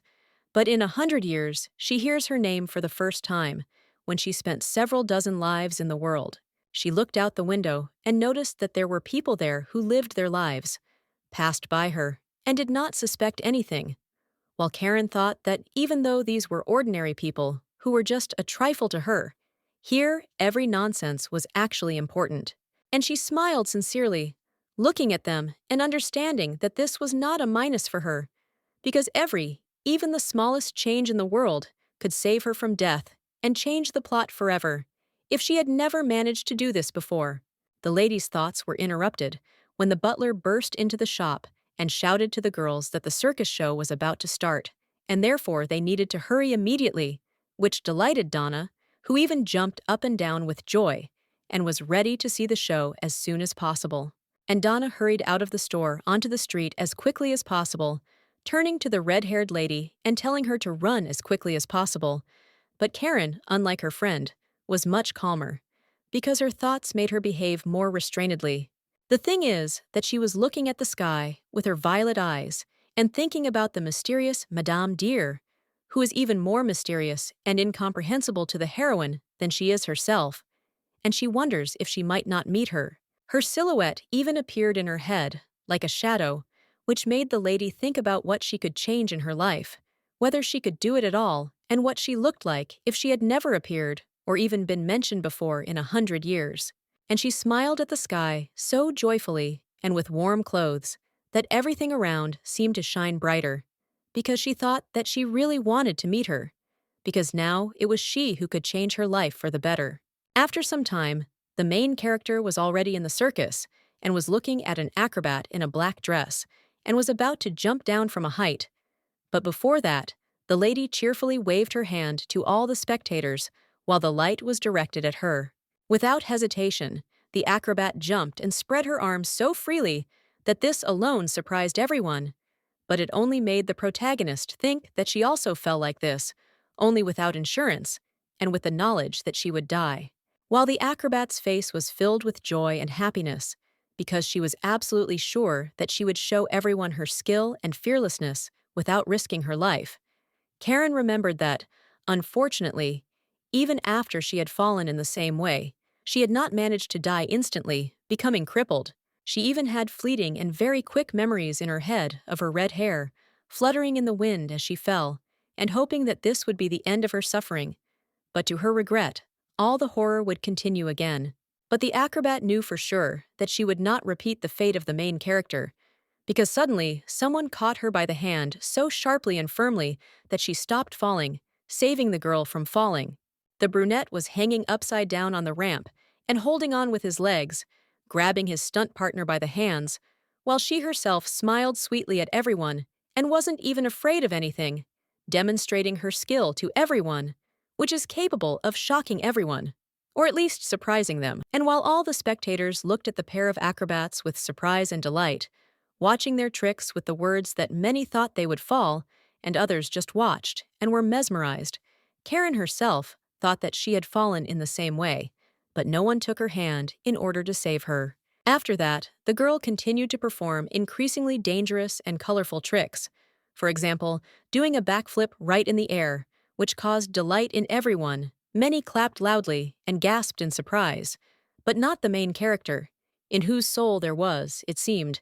darkness due to memories of the past. The lady began to close her eyes and lower her head down,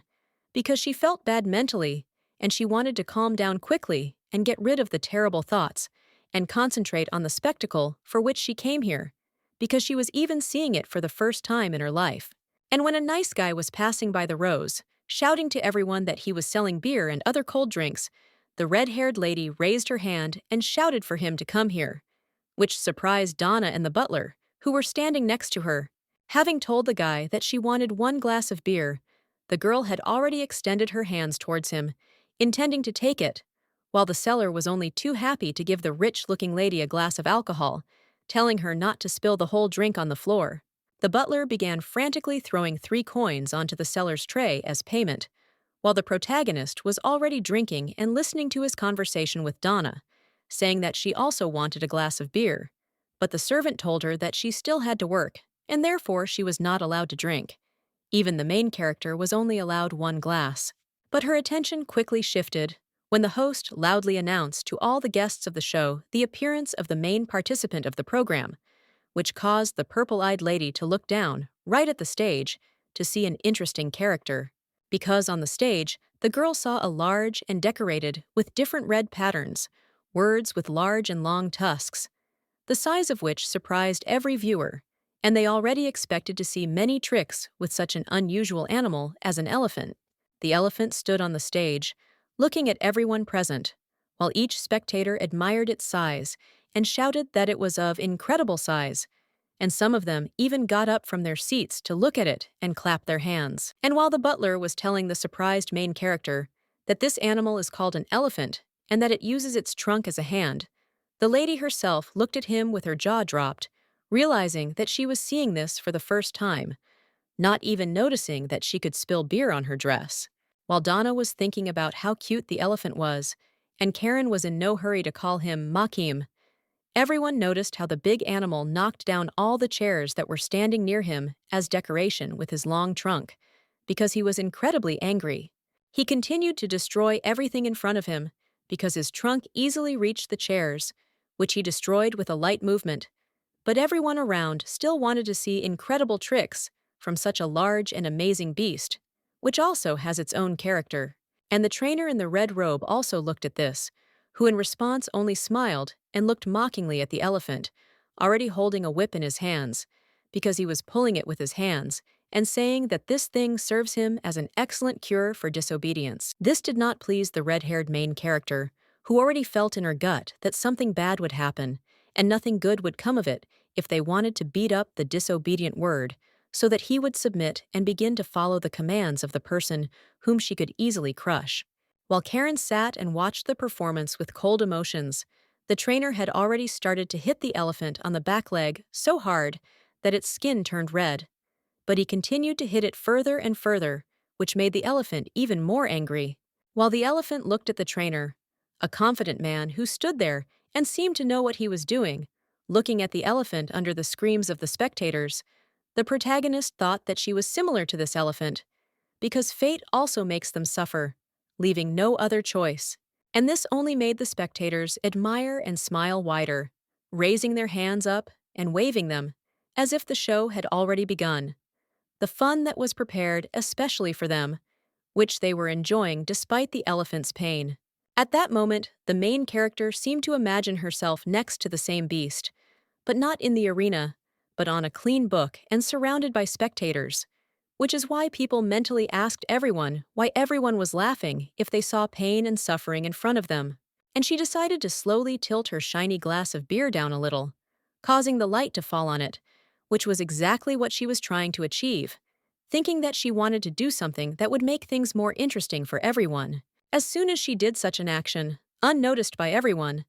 the elephant immediately reacted to it because he jerked towards Karen and was already about to look at her with his burning golden eyes, which were full of anger and fury. He moved from his place without permission, which further angered the already indignant trainer, who now began to shout at the animal and prepare his whip for new beatings, shouting at him that he had done wrong again and was now going to be punished. The butler, Donna, and even the beer seller noticed that the red-haired lady had dropped her glass,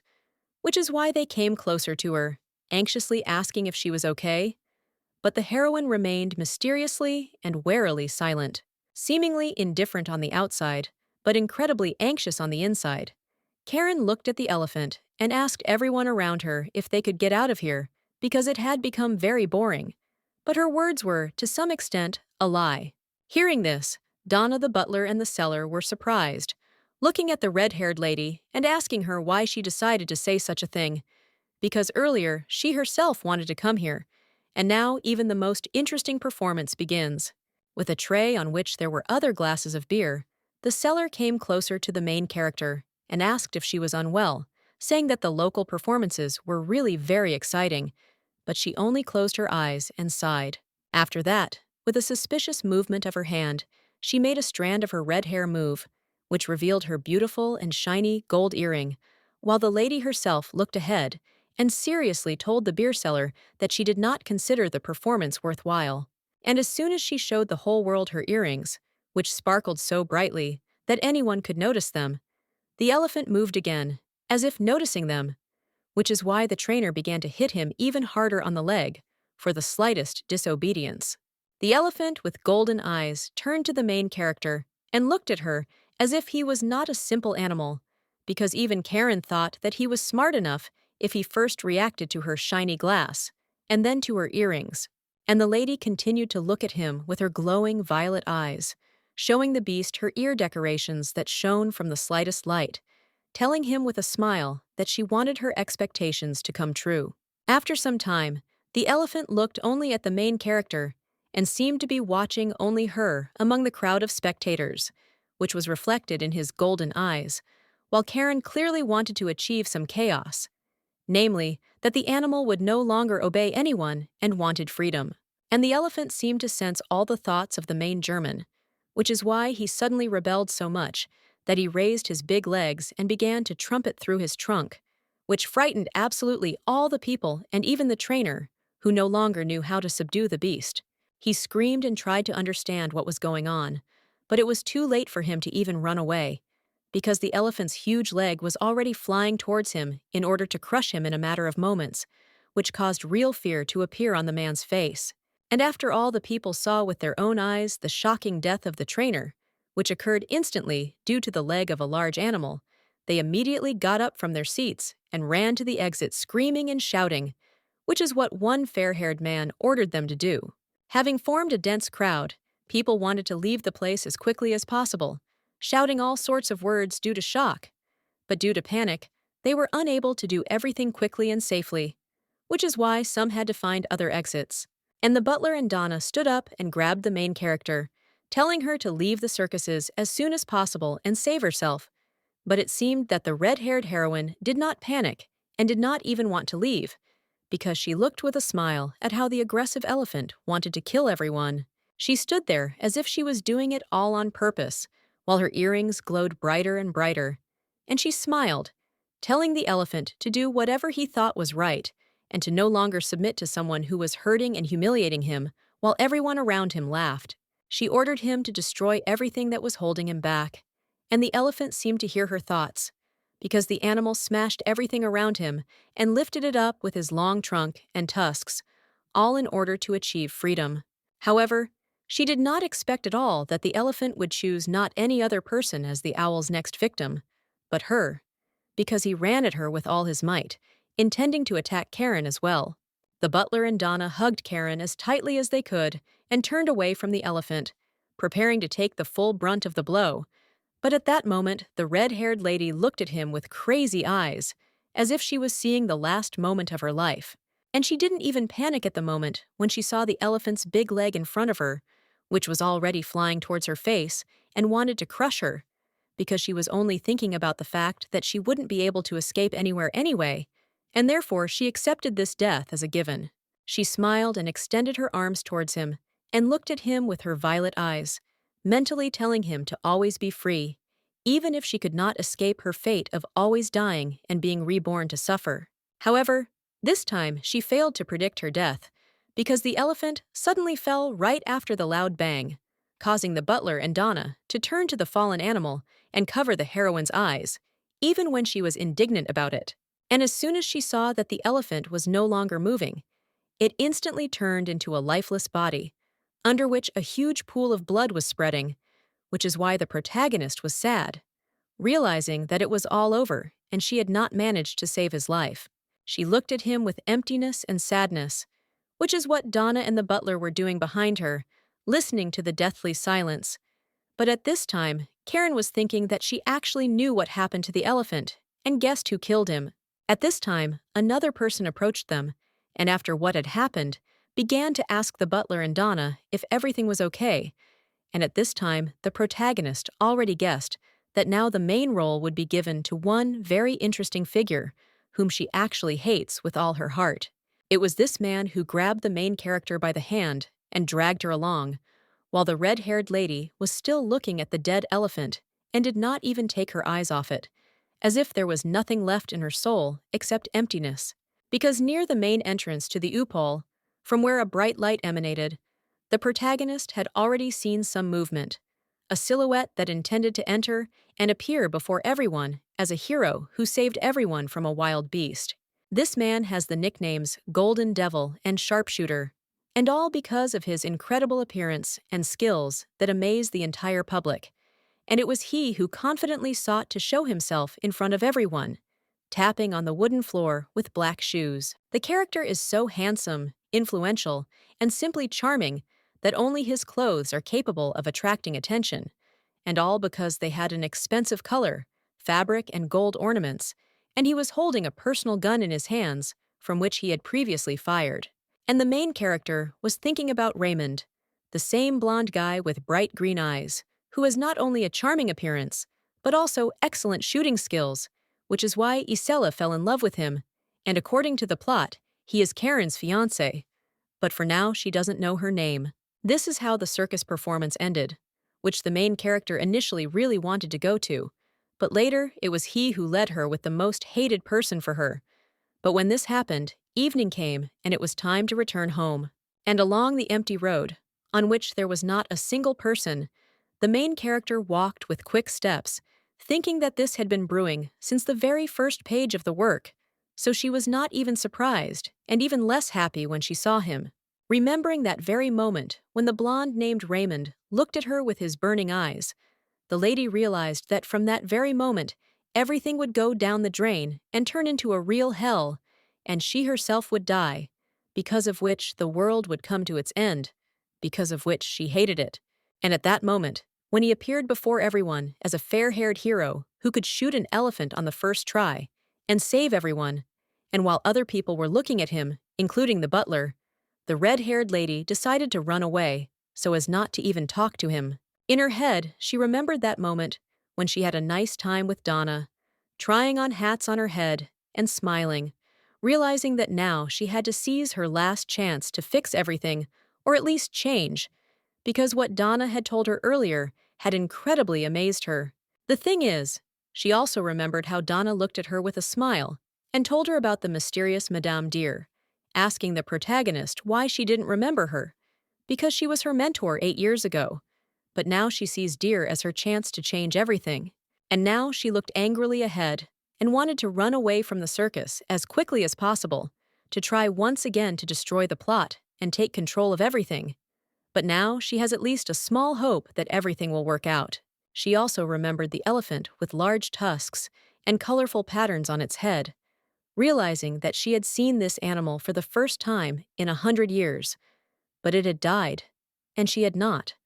which meant that, for her, this could be a sign that everything could work out. She even imagined how the dying beast was on the page of the book and was bleeding, as if he had now sacrificed his life so that the strength to fight for herself and be free would be born in the protagonist's soul. Thinking that she would find another way out of the situation, she decided to run to a mysterious and dark alley, at the end of which a dead end with a door was visible, where the lady looked,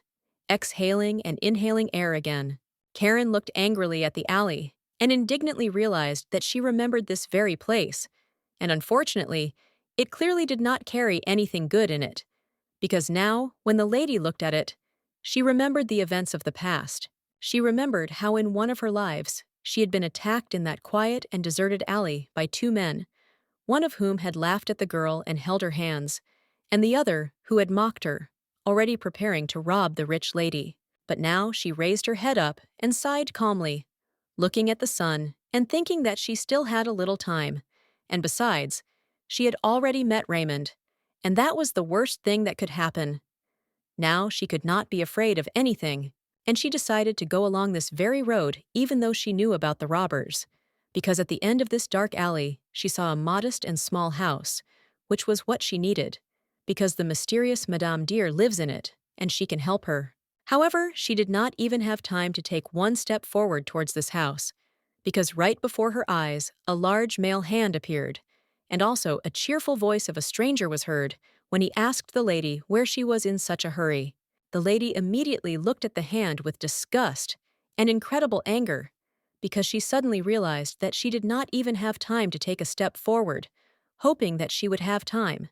because those who wanted to rob her already wanted to fulfill all their plans. In front of them were the same guys who had robbed her before, smiling and at first very friendly, and therefore circling around her, telling the lady that they saw that she was from a rich mix, and therefore wanted to ask her for something.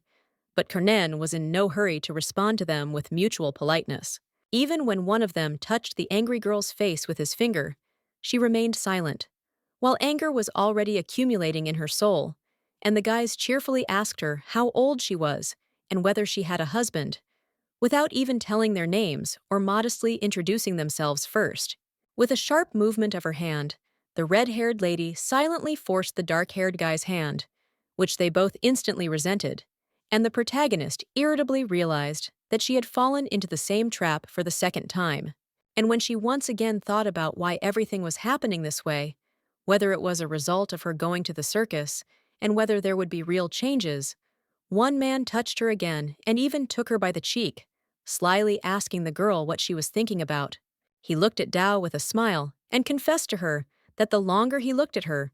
the more he wanted to do something terrible to her. But upon hearing this, his friend became indignant and hastened to remind his friend that the daughter of a lord was in front of them and they could get into trouble. He also shouted to his friend that in front of them was not just a lady with unusual red hair and purple eyes, and not even a simple daughter of a lord who was the heir of the Hare family, but also a lady blessed by God. Because of the guy's words, the lady remembered herself as a child, when her mother held her and when she was still a small baby with short hair and cute eyes, and even then she was called the luckiest woman in the world. But now, remembering all her lives, the protagonist just laughs, imagining herself completely alone, faceless and so empty that there was not even a hint of sadness, despair, or anger on her face. The lady realized that she had become so lucky that now she could not even lose her life of her own free will. She was pulled out of her thoughts by a sharp push from the man, because he grabbed her by the arms and hung over her, smiling and saying that he would let her go because she was the daughter of a lord, but for a certain price, which made the red-haired lady become even more indignant. Having ordered his friend to find the lady, the brunette continued to hold the main character's hands even when she screamed at them to let her go. But at that time, the fair-haired stranger was already touching her dress in order to find her wallet, and Karen realized that she shouldn't have gone down that path when she heard and felt how the stranger's hands tore the fabric of her dress without hesitation, thanks to which he would be able to find the bag, expecting to receive a large amount of money from it. Having discovered the main character's wallet, the fair-haired guy began to examine it closely and even turn it over, becoming increasingly surprised that it was empty when the protagonist fought with what was holding her hands. Namely, she grabbed him by the hair and threatened to kill him. And only after the brunette's partner was completely convinced that he had found nothing in the wallet, he showed the find to his friend and told him that there was nothing in the wallet, which made the guy instantly indignant and angry, asking how this was possible. Realizing that they would get nothing from the beautiful-looking lady, the brunette let her go, which is why she moved away from them a few steps, and at this time the partners began to get angry at each other, because earlier one of them himself said that the red-haired lady was the daughter of a lord. As a result, the brunette decided to approach the lady and tear the precious pearl hoop from the top of her head, intending to at least get some benefit from it, and shouting discontentedly at the llama that he did not understand why she was dressed so luxuriously and richly when she did not have even 1 kopeck with her. But when the man was not expecting any resistance from the woman, who was probably scared, he noticed that Karen suddenly raised her head and looked at him, called him by the name Hans, and asked him if he guessed how long it took to do her hair like hers. The man looked at the girl and was even scared, because she had named his real name, even though she was seeing her for the first time and had not even told her his name. So he hesitantly asked the lady where she had learned his name. But in response, the lady only slowly rose to her feet and continued to speak, saying that even if he stole all her jewelry, his wife would not stop despising him. And the lady knew all this for the reason that she was 100% familiar with the plot. She even smiled, as if she would now be completely unafraid of the criminal in front of her, boldly threatening him with information about the future, or rather, telling him that even if he beats her, he will be shot, because she is no longer afraid of her life. Hearing this, the brunette immediately extended the hoop in his hand to his partner and ordered him to shut up, even when the red-haired partner warned him, saying that perhaps the lady in front of them was insane, but this did not stop him. And when the brunette ordered his friend to shut the main character's mouth, the fair-haired man hastened to hit the lady on the cheek with all his strength, as if only this would make the red-haired lady shut up. But at first she was surprised, but did not give in to panic. In response, she smiled once again at her offenders, calling the offender Thomas and confessing to him with blood around her lips that if he died, his daughter would shamefully go to her mansion to work there as a dishwasher. But as soon as she told him with a smile that his daughter would soon die of a terrible disease, his face instantly turned blue, and shock and even greater fear appeared on his face, which was mixed with indignation, a desire to take revenge for the cruel words. And when the girl with purple eyes saw that her words made one of the guys pull out a switchblade from his pocket, she suddenly became more serious and angry, asking herself in her mind if the end would really be the same again. And by the words about the same end, she meant exactly that once again, she was saved by Raymond, who appeared literally out of nowhere and saved her from two robbers, hugging and pressing her to himself. But at that moment, they looked at each other as if they did not feel anything. And so she ordered the fair-haired guy to quickly kill her and do it as quickly as possible, while the stranger himself was trembling and could not decide to move his hand, forcing the node to slide down the throat of the protagonist, who in fact so wanted to end everything as quickly as possible. The guy's hand was shaking, and he still couldn't bring himself to make a sudden movement, causing Karen's neck to bleed,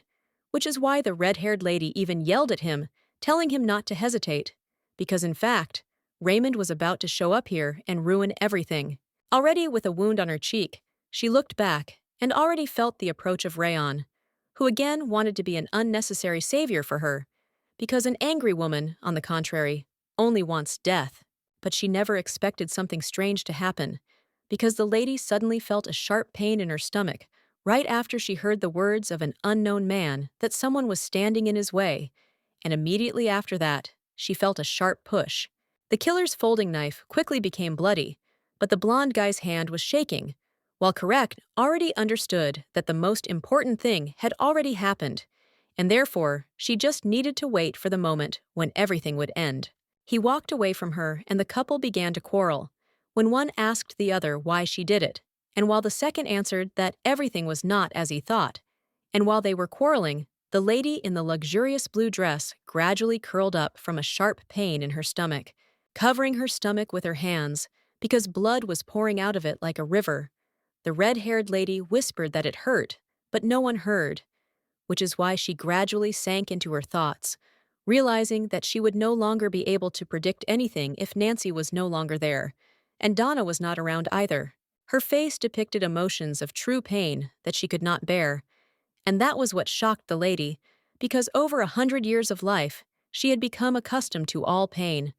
But for some reason, it was she who made her suffer and scream about it. And she realized that she was in a very difficult situation, because it was in this state that one of the strangers covered her mouth, telling his friend that now they would have to get rid of this frame so that no one else would know what they had done to the lady of noble birth. And while the red-haired, shocked lady's face was filled with fear and questions about whether she would survive, how quickly she would die, and what, the brunette held her mouth tightly and with sweat on his face told his friend to act faster so that no one would notice them, but they wouldn't even be able to escape from the crime scene. And all because of a bearded guy with a tail who could not decide to put his hands down with a knife and inflict injury on a woman, because fear prevented him from doing so, which ultimately made the decisive choice for him. Because right after the deafening shot rang out, a bullet flew into the guy's head, passing right through, releasing a splatter of blood from his blood, causing the already undead stranger to fall to the ground right in front of the dying lady. And when she felt that the guy behind her was no longer holding her back with his hands, because he had just as instantly died from a bullet wound, Karen was not even surprised or happy, but on the contrary, she was upset, realizing that everything had happened too late and she would not be able to escape from the man she hated. And all because the man with a confident gait, in black shoes and dark trousers, was hurrying towards the lady like a hero, intending to quickly take her in his arms, like in the most romantic films. But the problem is that the heroine least expected his appearance. The girl smiled unnoticed by everyone from the terrible situation, realizing that it was wrong to say such a thing to her rescuer, but even if she had decided, she would have confessed to him that she was not happy about their meeting with all her heart, because in front of her, for the umpteenth time, a blond man with green eyes appeared, who looked at her sweetly and asked how she was feeling, already falling in love with her at first sight, which the lady learned thanks to the plot she had learned by heart. She realized that everything was happening exactly the same as 100 years ago,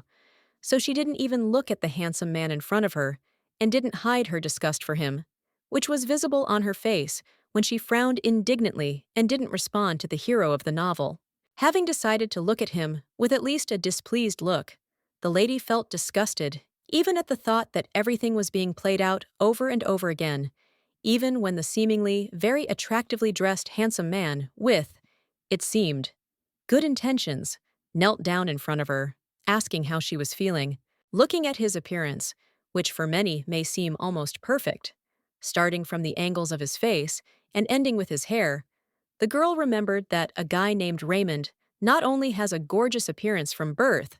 but also an interesting backstory. Imagining him with a gun in his hands, surrounded by darkness, and with a sharp gaze, the girl thought that he was not a noble knight, although he sought to protect ordinary people from injustice, which seemed to be the work of his life. The thing is, he worked as a sniper, killing people to order, which he did one night in his life, already looking at his target through the sight of a gun, while one arrogant officer spoke harshly to a soldier in uniform and pointed his finger at him, forcing him to bow. Karen remembered all this and thought that working as a sniper did not do Raymond a great honor. But this did not stop the guy, because that night he decided to shoot the man with their gun, because of which the soldier immediately grabbed him, asking the captain what happened and not yet realizing that he would not wake up. He sat in the bushes and already heard the cries of alarmed soldiers that there was a killer somewhere here. But at that time, he did not yet understand that a barrage of criticism would fall upon him, saying that only cowards shoot from cover. But this was only the first murder of the main character. However, when behind Raymond with a gun, there were more and more corpses, people whom he took the lives of thanks to his own weapon, criticism towards him became less and less, because bad personalities for many died, which was to some extent fair. Then, when he realized that there was only emptiness around him, Raymond realized that he had already killed 300 people with his own hands, which made him wonder whether he was now standing on the bones of the dead and whether he was holding on to the top thanks to them, or whether he was worthy of carrying out justice with such radical methods. Although there was emptiness and thoughtfulness in his eyes, he himself missed the moment when he became a national hero for society, a respected person among others, who is capable, despite everything, of bringing justice where it seems impossible. So when he looked at the shiny, golden, larger caliber cartridge in his hands with his green eyes, he knew that he now had the nickname Golden Devil, gradually becoming more and more famous with this nickname. He was in a camp of some raffled tents that his team had pitched in a dark forest, and he was sitting near a fire when a man approached him, and the guy himself was thinking about the rumors that had already started about him, that he had sold his soul to the devil for excellent accuracy, which helps him always hit the target. Raymond himself also did not notice how everyone began to treat him, not with contempt, but with respect,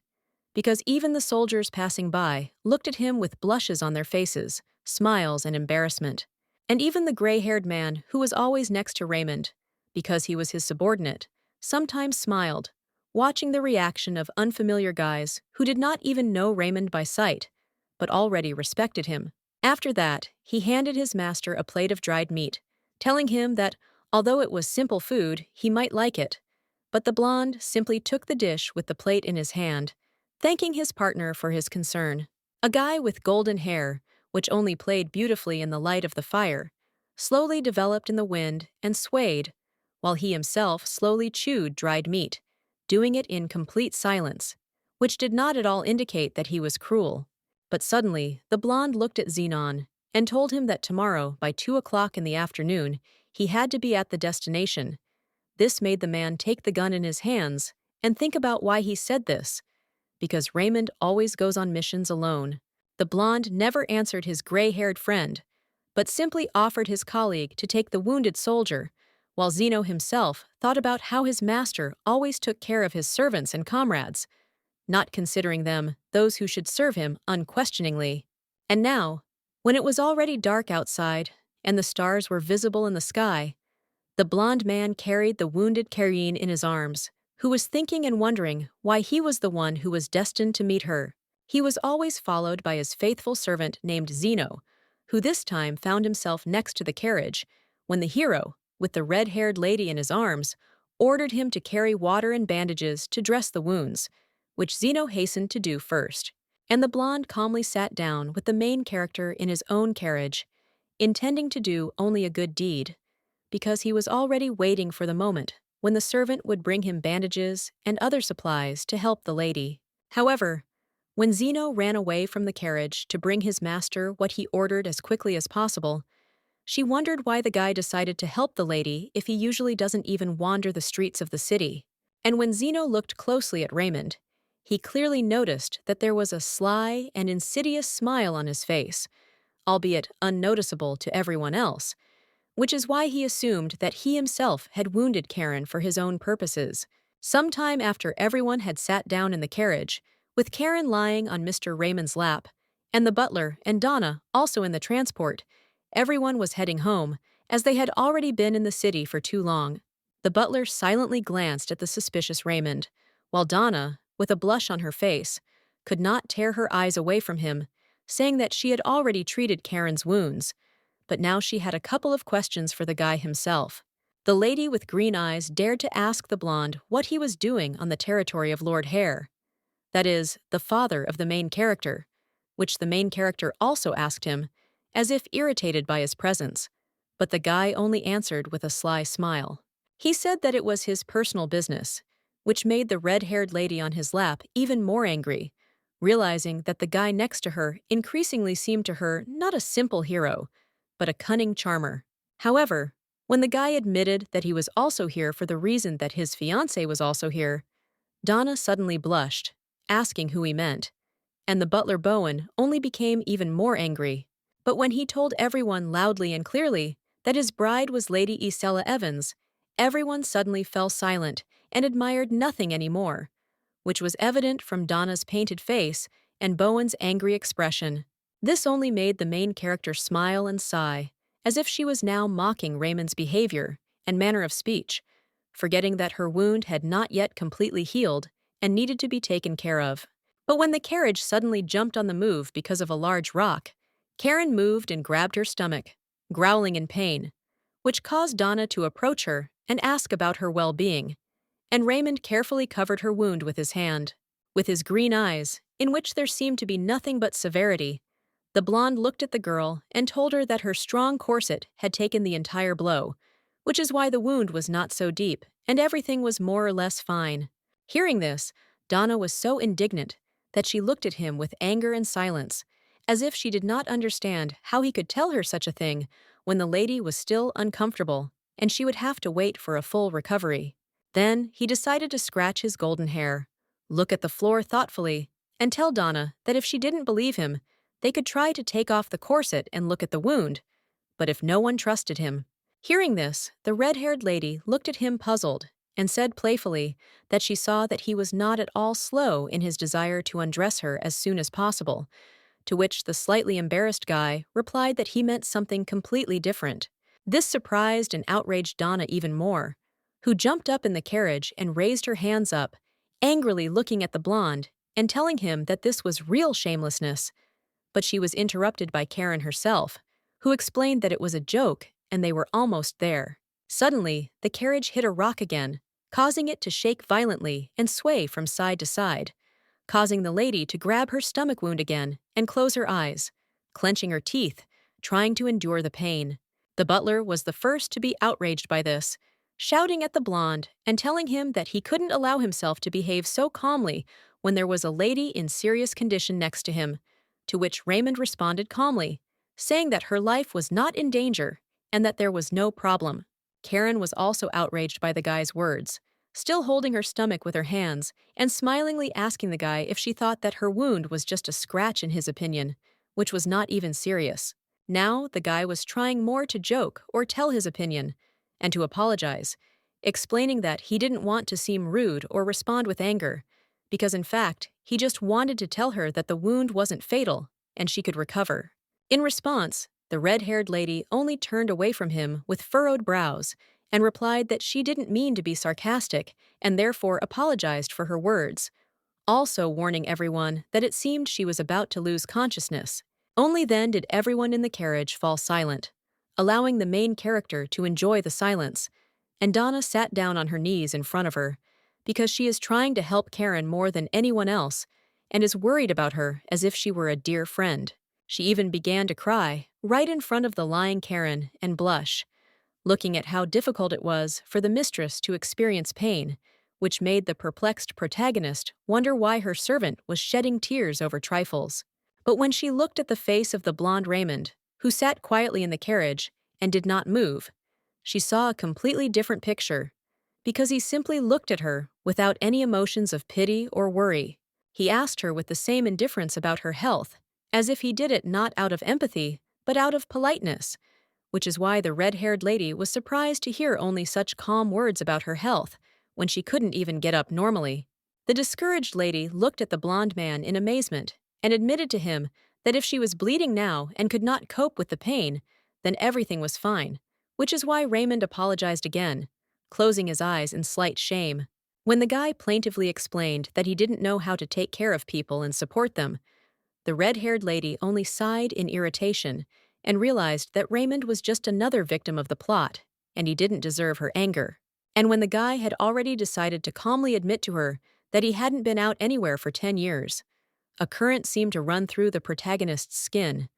and she suddenly realized that she was dealing with someone who really didn't understand a lot of things. She decided to put her head on his lap, rather to say that she had a lot of fun with him, which surprised the blonde, and even asked the girl what she meant,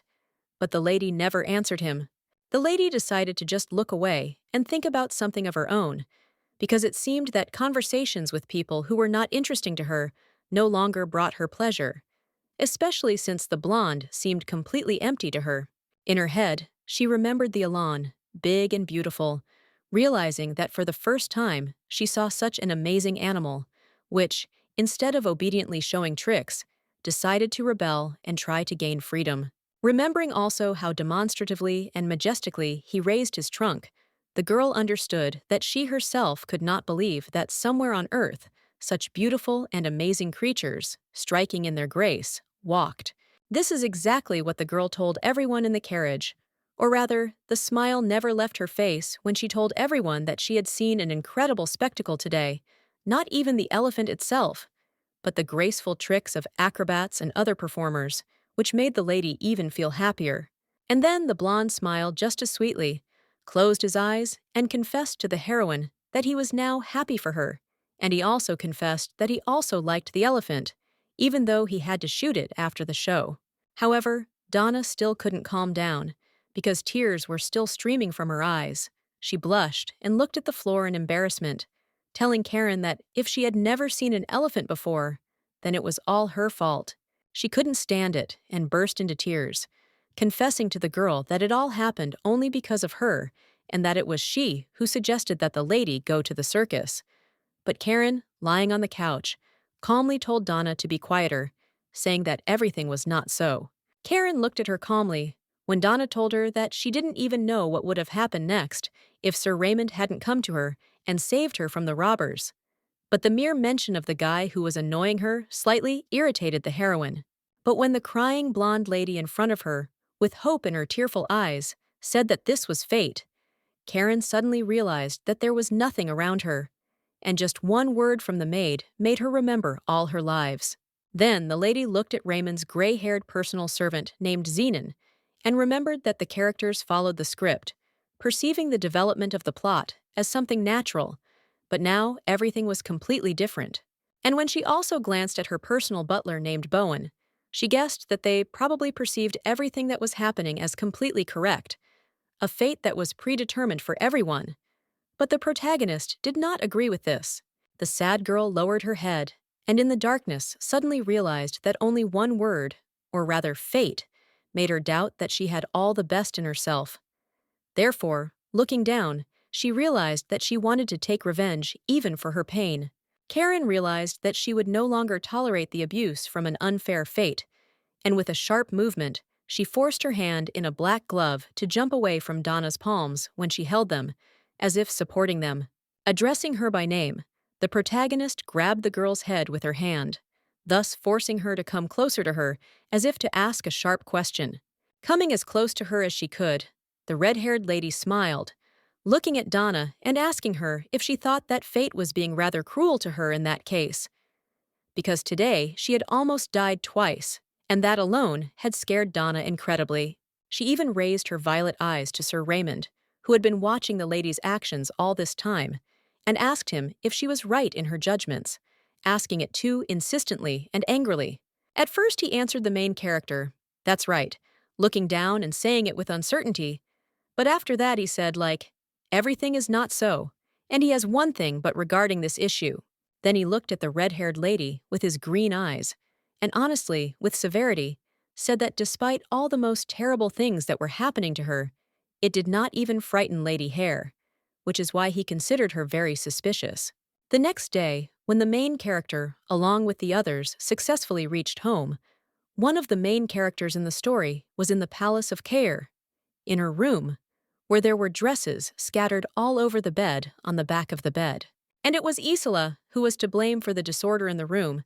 because every dress that she did not like even a little bit, she threw away and threw on the floor, ordering the servant to bring a new one,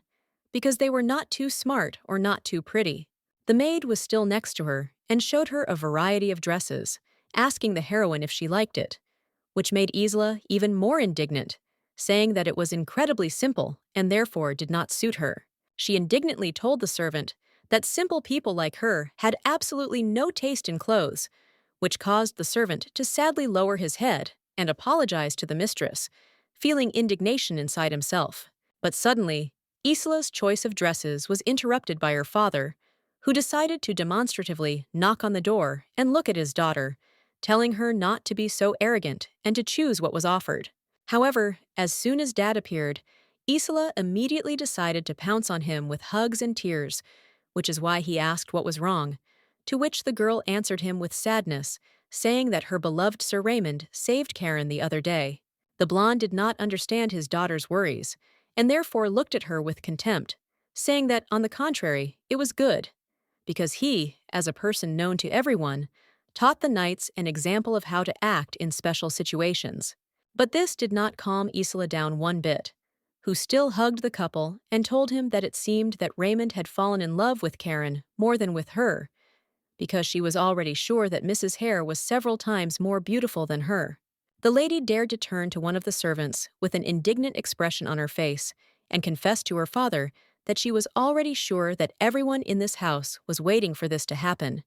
but the servant frowned, not giving any sign that she was eavesdropping on their conversation. Hearing this, Isola's dad decided to laugh, saying that if you think about it according to her logic, then Sir Raymond can fall in love with any girl he meets and arrange a harem for himself.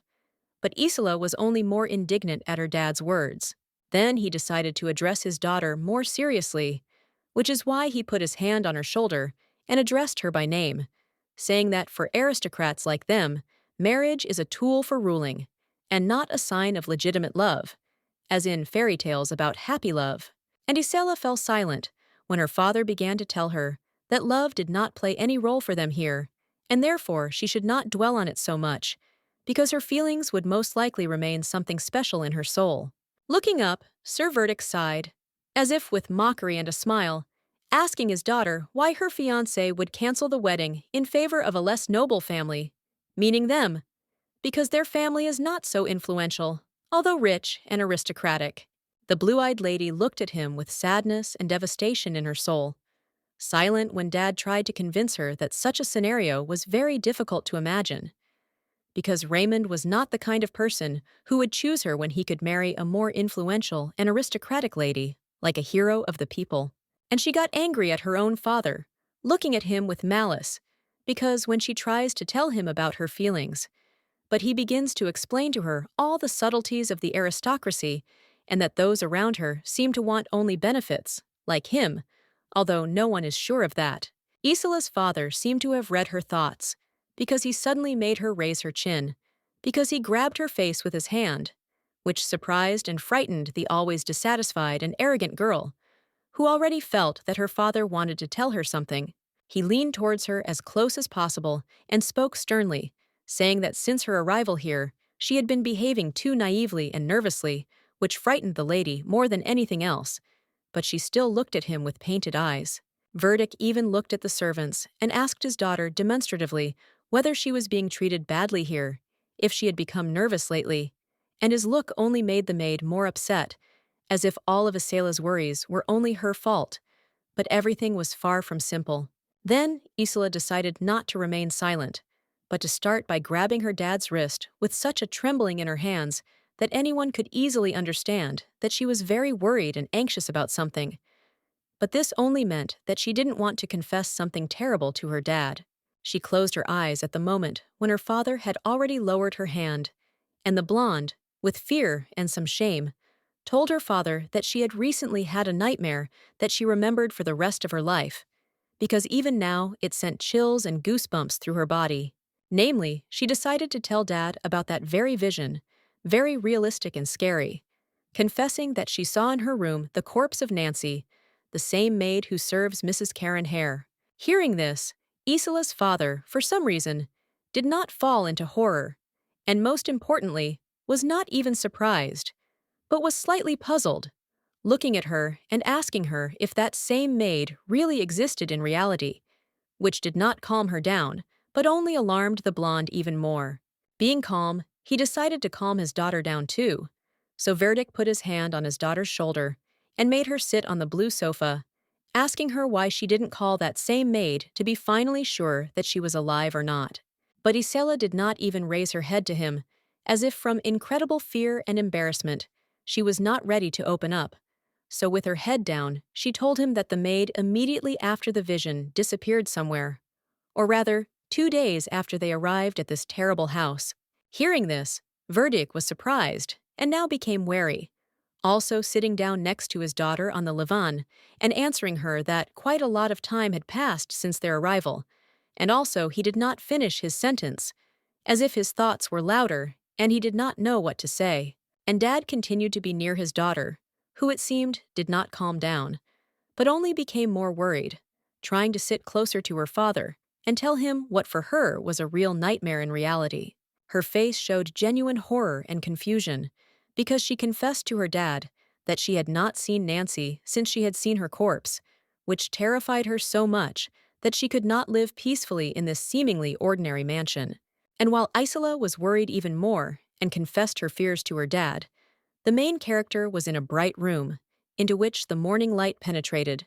which decorated a variety of snacks, with dishes and cookies with muffins. And the red-haired lady stood in the middle of the room doing nothing, while the head maid with a neat hairdo put a corset on her waist and told her that it was not worth changing maids as often as gloves, to which Karen agreed. Sighing, the lady with the monocle looked at the protagonist's back and told her that despite all this, she should seriously think about who would become her personal maid after Nancy, if she was no longer there.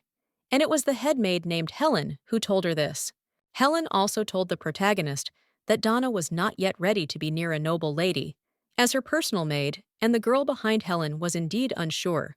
looking at the floor. But Karen still asked, "Didn't Amion Donna serve her well?" The beautiful lady with ruby hair smiled and looked at everyone as if with a joke, and said that it was thanks to Donna that she managed to meet Sir Raymond.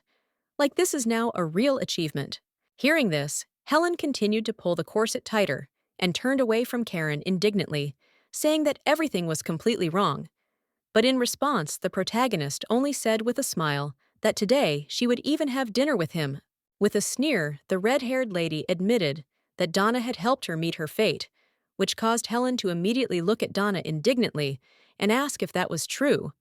while the fair-haired maid herself fell to her knees and said that it was not so. Only after that, as if she had played enough with everyone, Karen smiled, closing her eyes and thinking about the fact that now even the servants knew about this, and although she was engaged to Dulan, there was nothing between them from the very beginning. Remembering the ever-disgruntled face of the black-haired Dulan in his official clothes, the lady recalled that according to the plot, when his father died, he would receive a large inheritance, and it was for this reason that the lady had married him. And remembering also the blonde man with green eyes, who seemed to even glow with his kindness and mercy, the girl realized that this is how everyone sees him, because they hope that Madame will find herself a better groom in the role of Raymond. And also in her mind flashed the memory of how in the carriage, Raymond looked at the girl and told her that it didn't seem like all the misadventures didn't surprise her at all. Karen thought that there was nothing surprising in the fact that she could look at Raymond as a groom, but everything was completely different from the plot. But in an impulse to remember everything that happened in the past, the red-haired lady was surprised at first not to notice how Donna, feeling guilty for allowing the lady to meet with Raymond, knelt down in front of the heroine and began to ask for forgiveness, which made Helen grab her head in anger. The ruby-haired lady smiled as sweetly as ever, telling Donna that it was all her fault, and also telling Helen that she would not be blamed for anything, an ordinary maid who was only doing her job. But in response, Helen only raised her eyebrows and told Karen that there was no point in trying to cover for her, because Donna would be punished, as she deserved anyway, for trying to introduce a lady to Raymond on purpose. The red-haired lady just looked at her coldly and angrily, as if she didn't even want to listen to her anymore, because she thought that Helen was treating her like a daughter, taking on the role of a strict mother, which she really didn't like. However, as soon as she remembered how she often sat at her desk and held papers and a pen in her hands, tiredly reading the text, she realized that she was at least grateful that Helen was in charge of the entire household, and she didn't have to bother with it. But now, when she looks at the fair-haired lady with green eyes, a sweet appearance and character, she realizes that she still wants to keep Donna close, even if Eden is categorically against it. That's why she now decided to put her hand on the strict Helen's forearm and confess to her that she wanted to change her maid and make Donna her personal servant, because she had already become very attached to her. And also the lady, grabbing the headmaid by the hand, the red-haired lay asked Helen if she could keep her company in case Donna couldn't be with her. The woman replied that she was too busy for that. But in response, Karen only said that as she could see, there was no one to take care of her. Deciding to arouse her pity, the red-haired lady looked at her with her purple, sweet eyes and sadly said that she would be incredibly lonely without Donna, which is why she asks her to make Donna her personal maid. And then Donna fell silent, looked at the protagonist, and eventually realized that she could not refuse her, especially if the lady was asking her for it so persistently. She ended up angrily asking Karen not to use her cuteness for her own purposes anymore. But the red-haired lady was still happy, realizing that the head maid would allow her to make Donna her personal maid, which is why she said that she would not do it anymore. After this, when the lady turned away from Helen, who said goodbye and said that she didn't understand what was going on in her beautiful and charming-looking head, the protagonist only smiled slyly, realizing that she had achieved her goal. When the heroine wanted to smile from the understanding that with the always kind smile of persistence she gets what she wants, Helen suddenly confessed to the red-haired lady that after Nancy's disappearance, except for Donna, she still had no one to serve, which is why the lady clarified what was wrong with Nancy. Helen was even more surprised when she asked the lady how she had not heard all the news first, because she thought that Nancy had told her all the most important things first. But now, realizing that the maid had not done this, she calls her ill-mannered. And when a disgruntled Karen turned to her and asked her again what had happened to Nancy, Helen huffed, telling her briefly that Nancy was leaving because she couldn't stand it anymore. Also grabbing the red-haired main character by the shoulders, Helen admitted that, according to Nancy, she not only can't be here anymore, because here she sees people in whom you can't be 100% sure. This made the protagonist clench her fist, thinking that it simply couldn't be possible that Nancy had simply left the mansion, and that's why she didn't believe a single word the headmaid said. With her glowing purple eyes, she looked at the floor and thought that she had definitely killed her, and she was even as sure of it as possible, which is why she was now asking herself if the plot had really gotten so twisted that even she herself didn't understand anything. Her face showed anxiety, mixed with anger and hatred, irritation that everything was not going according to plan, because the lady was also trying to understand if there were hidden actions of an unknown person who might have gotten rid of her corpse in secret from everyone. After some time, Natal had that same joint dinner of the families in one of the rooms, thanks to which Raymond, Karen, Doolin, with Verdict, and Isola were sitting at a long table and having dinner, and also at the table was an unknown aristocrat. He looked at Raymond with his sly smile and monocle on his face and thanked him for the help he had provided, thanks to which Karen had not died and had even remained safe after being attacked by two unknown robbers. In response, the blonde just closed his eyes, continued cutting food with a knife, and holding a fork in his other hand, telling everyone that he should have come to the rescue earlier, because in that case, Karen would definitely not have suffered. The main character also expressed her gratitude, smiling feignedly at the knight and telling him that he was a real hero, although in reality, he was boredly thinking about how everything was happening as before, dull and monotonous. In her head, she still remembered how he looked at her in the carriage with his angry eyes. It seemed like he guessed something, but now the lady hurried to calm herself down, thinking that most likely he was overexcited at that moment, and in fact, Raymond had not changed. The red-haired lady seemed to be cutting a dish on a plate with a knife, and it seemed that nothing was bothering her. But she was thinking hard about the fact that it seemed that the whole situation with Nancy had thrown her off track, and that was why she began to see things that didn't really exist. And Karen realized that Isola had changed a lot too, because the blonde suddenly turned to Raymond and asked if he didn't find it contradictory that the best wine was made in monasteries, since in fact, wine was not spiritual. In response, the golden-haired Raymond told Isola that the priest was the one who knew the most about this matter, and so he looked at Dulan, who was sitting next to him, who immediately became surprised, asking everyone if they were talking about him now. And Dulan was in no hurry to answer the guests' questions directly because of the embarrassment that he felt, and he looked away, even though he was holding a glass of wine in his hands and saying that he needed to think, although in fact, he was not just embarrassed by the large company of people. And his words were interrupted by a man with a monocle who was also sitting at the table and coughed into his hand, telling everyone that the inability to control oneself is a sin, but a taste for good wine is not such a serious crime as everyone thinks. He even turned to the murderous Lady Evans, who held a glass in her hand and looked at them with her mouth open, when the gentleman asked her whether she considered everything that they did every day to be unspiritual, if she also called wine sinful. Everyone looked attentively at the beautiful dishes on the table, the perfectly roasted steaks with magnificent sauces, the glasses of red wine. When the gentleman asked everyone why they did not consider it a sin to eat so richly, and whether it was necessary to distinguish between these concepts, he looked at Isola and asked her with complete seriousness, as if she had said in her own words that there was too much food on the table, and he also asked her where one could find the line between wealth and poverty in the world. And her father began to smile slyly when the blonde decided to lean back in her chair with a glass of wine and, with her chin raised high, answer everyone that, in her opinion, the measure that can be relied upon is the way of life of ordinary people. She also looked at everyone and with complete confidence said that thanks to her studies of the particular network of the place where she now resides, she came to the conclusion that these lands need systematic changes. All the guests and hosts of the house were sitting at a long table and listening to the conversation, when the gentleman with the monocle asked Isola whether her statements had any valid grounds,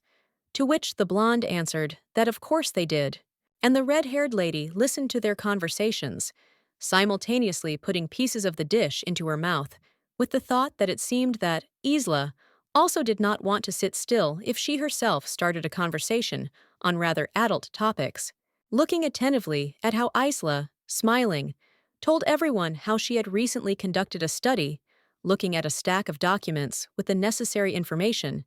Karen already understood that the blonde had a mission to show everyone that she was worthy of being the mistress of these lands. But the heroine mostly didn't care how and what Isella was trying to achieve, because she didn't surprise her at all, so she sometimes glanced at Raymond and wondered with a glass in her hand whether the blonde would like her activities. She was looking at him at the moment when Raymond was calmly eating pieces of food on a fork with his eyes closed and simply listening to Isola's words.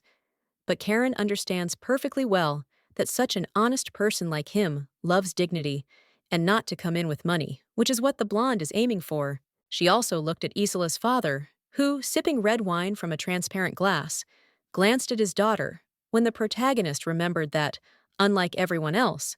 Verdict had neither honor nor the dignity that every self-respecting aristocrat usually has. After listening to Isla's monologue about how she was aiming to develop these lands under her control, the gentleman with the monocle clapped his hands and told Verdict that his daughter would definitely make them all nervous, to which the blonde's father responded with a smile, perceiving the aristocrat's words as a joke. Hearing that her dad began to shower her with compliments about how his youngest daughter was incredibly erudite and inquisitive,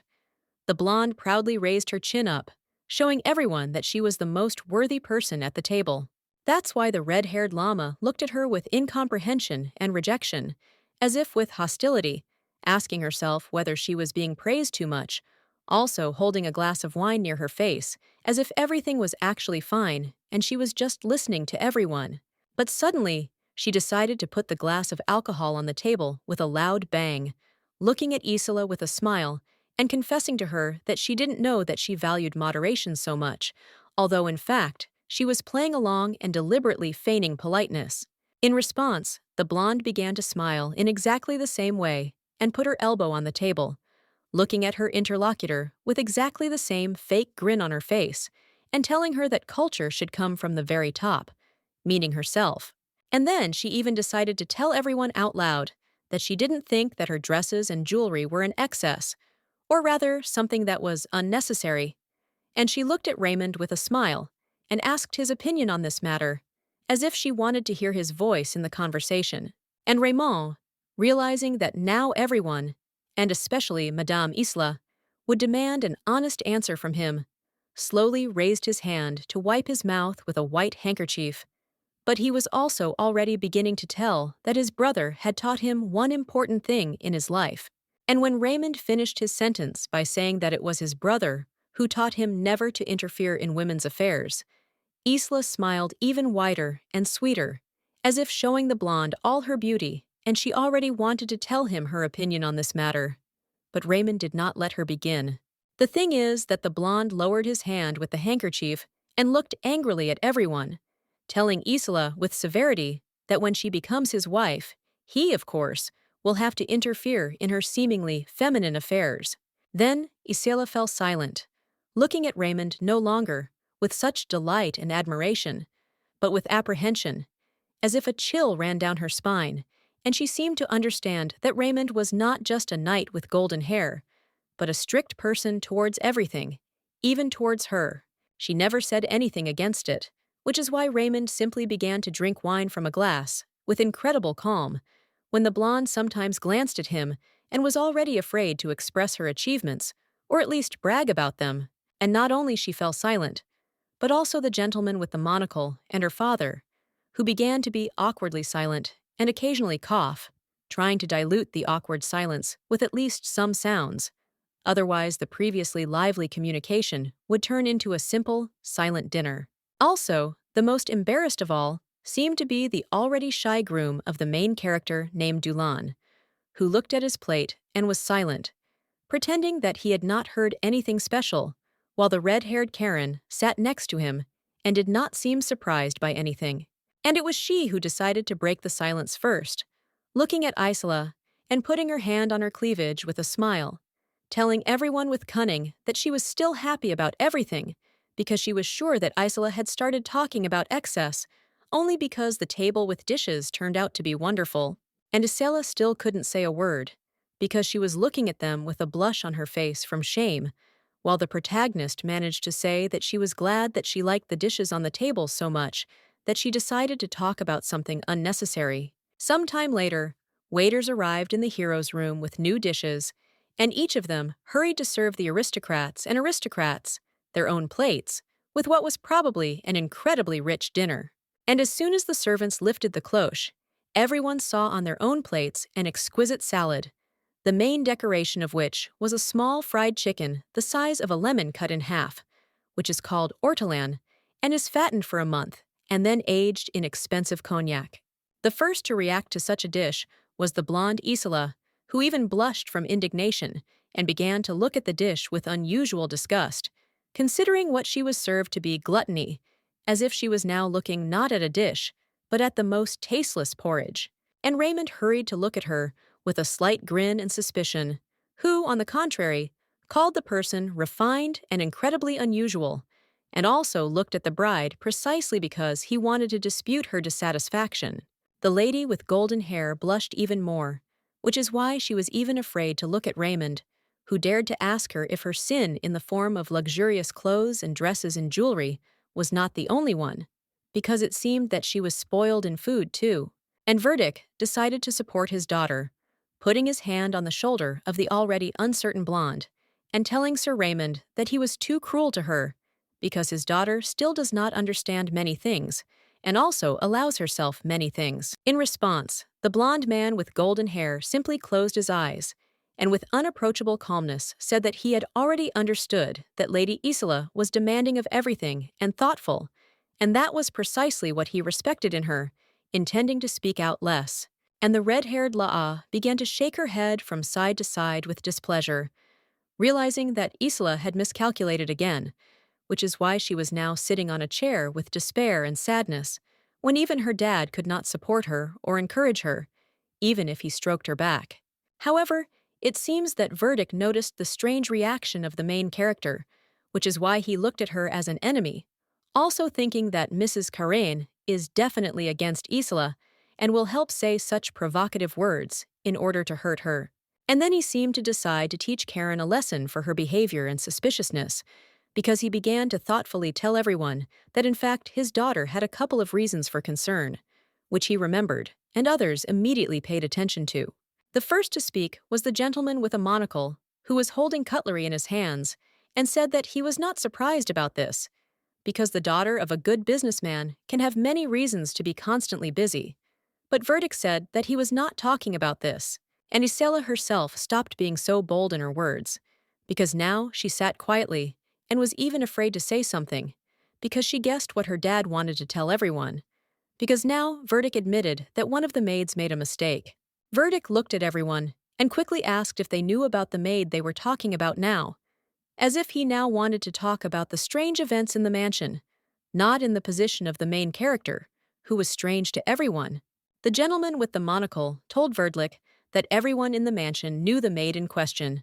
looking at everyone with his sly, red eyes, and holding a fork with an olive to his face. Isilla was the first to be surprised by this, looking at the gentleman with a degree of indignation and anger, and asking him if this was true, because as she had previously thought, no one even suspected about a certain maid who had disappeared in the most mysterious way, but the man with the monocle himself did not answer more fully and clearly, because no one else was looking at him. He simply ate his dish in silence, as if the topic was not for publicity, but something that was customary to remain silent about. And the silence was broken by the main character, who took and presented a glass of red wine to her face, and sternly told everyone that her personal servant named Nancy, who they were talking about, had recently quit,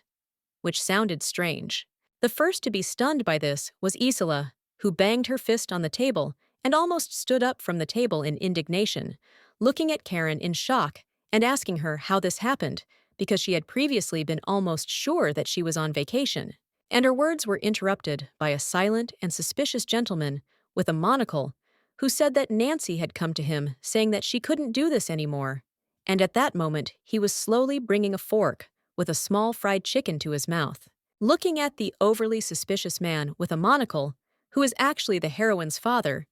Karen watched as he chewed his food and enjoyed its taste, while the protagonist thought about who he saw on that fateful day and who he talked to that he was behaving so strangely. Clutching her fork in anger, the red-haired protagonist looked at him with silent, quiet horror and shock, wondering how he could talk to his daughter and hear her voice if she killed her with her own hands. She did not react to the gentleman's words in any way, but simply changed the subject, playing the role of a naive llama who looks at the table with sadness, telling everyone that the incident made her sad. But Karen's father said that there is nothing wrong with silence. And hearing this, the fair-haired Verdict only sighed and told everyone that at least the issue was resolved, and therefore there was nothing more to worry about, as if he completely believed the master's words, although in fact he did not believe anyone present. He gently pushed his daughter from behind and hinted to her not to be so tense anymore, telling everyone that they could calmly enjoy their dinner. But Isola didn't even seem to want to eat anymore, because she seemed to be sitting on pins and needles and was terribly afraid of something. Taking a closer look at the dish, it even smelled and looked perfect, because the chicken has a rich and appetizing color, which, combined with the berries and decorative foliage on the plate, looks expensive and rich. It was at his own dish that Verdict looked, remembering that a dish containing a quail carcass was quite aristocratic and rich. But despite all this, in his estate, he usually ate such 3 times a day. And he decided to try the chicken, which made him frown, realizing that he was trying not just meat, but something delicious, because the potatoes with which it was served melt in your mouth, and the meat is soft, with fruity notes and perfectly fried, which is why even the bones break easily. When the aristocrat was enjoying the dish and trying to figure out what the dish was seasoned with, which is why it tastes so great, suddenly one aristocrat approached him, asking what he was thinking about, which surprised Verdict. He laughed, telling everyone that it was so delicious that he began to enjoy its taste, which made Karen's father put his elbows on the table and smile, telling Verdict as a joke, but he says it to praise. Hearing the strange words from the gentleman, Verdict looked at him with suspicion and anger, thinking that while he was holding a fork in his hands and calmly eating a dish, he understood that he did not understand the value of these lands or the excellent taste. He decided to ask the gentleman with the monocle if they could somehow serve her such a dish at the table, which caused the guy with blonde hair to wave his hand and answer that, unfortunately, there were no more birds left on the farm for this. Verdict said that in that case, he wanted to personally speak with the chef who prepared the dish, which is why a surprised chef soon appeared in front of him, asking Mr. Evans how he could help. At first, the gentleman with golden hair and a sly grin decided to praise the chef's efforts, and therefore told him that the dish with the little chicken turned out incredibly tasty and unforgettable, to which the chef responded with gratitude, but still did not understand why the gentleman decided to invite him to his place just because of this. The aristocrat looked at the cook with his blue eyes and touched his chin, honestly admitting to him that he had never tried such bright dishes, and he did not recognize the spices in it, which is why he thought that this was the most unusual thing he had ever eaten. And it seems that the cook took the gentleman's words with embarrassment. Maid took the gall aside and began to simply stand in front of him with embarrassment, not even going to tell Verdict the method of preparation or the seasonings that he used for his dish. Verdict even took Paval by the hands and asked him if his preparation of the chicken was a secret, which is why he was silent. But it seemed that the gentleman with the monocle next to them wanted to say what the chef was so embarrassed to tell everyone. And then the true creator of the recipe decided to break the silence and admit to everyone that it was he who created the very dish that Verdict liked so much. But he did it with such embarrassment and with his head down, as if he was ashamed of it. And as soon as Verdict heard this, which the others also heard, he turned to Dulane with a stunned face, which the others did too, looking at the priest as if they really did not expect him to have such a talent. And while Verdict was aware that it seemed that Dulane was also helping the cooks with the cooking in the castle, Raymond decided to look at Dulane with a smile and thank him for the excellent dishes,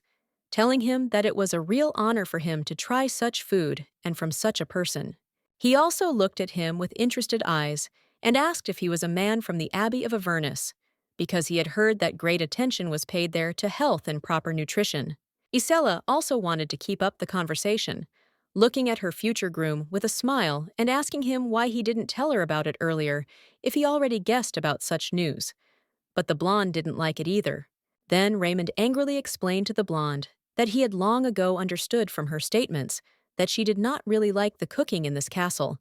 However, unlike her, Verdict, on the contrary, did not agree with her, even if he thanked the cook for dinner. Raymond continued to talk with Dulane, or rather, the blonde began to ask the priest polite questions. For example, whether the food he prepared had healing properties in addition to its divine taste,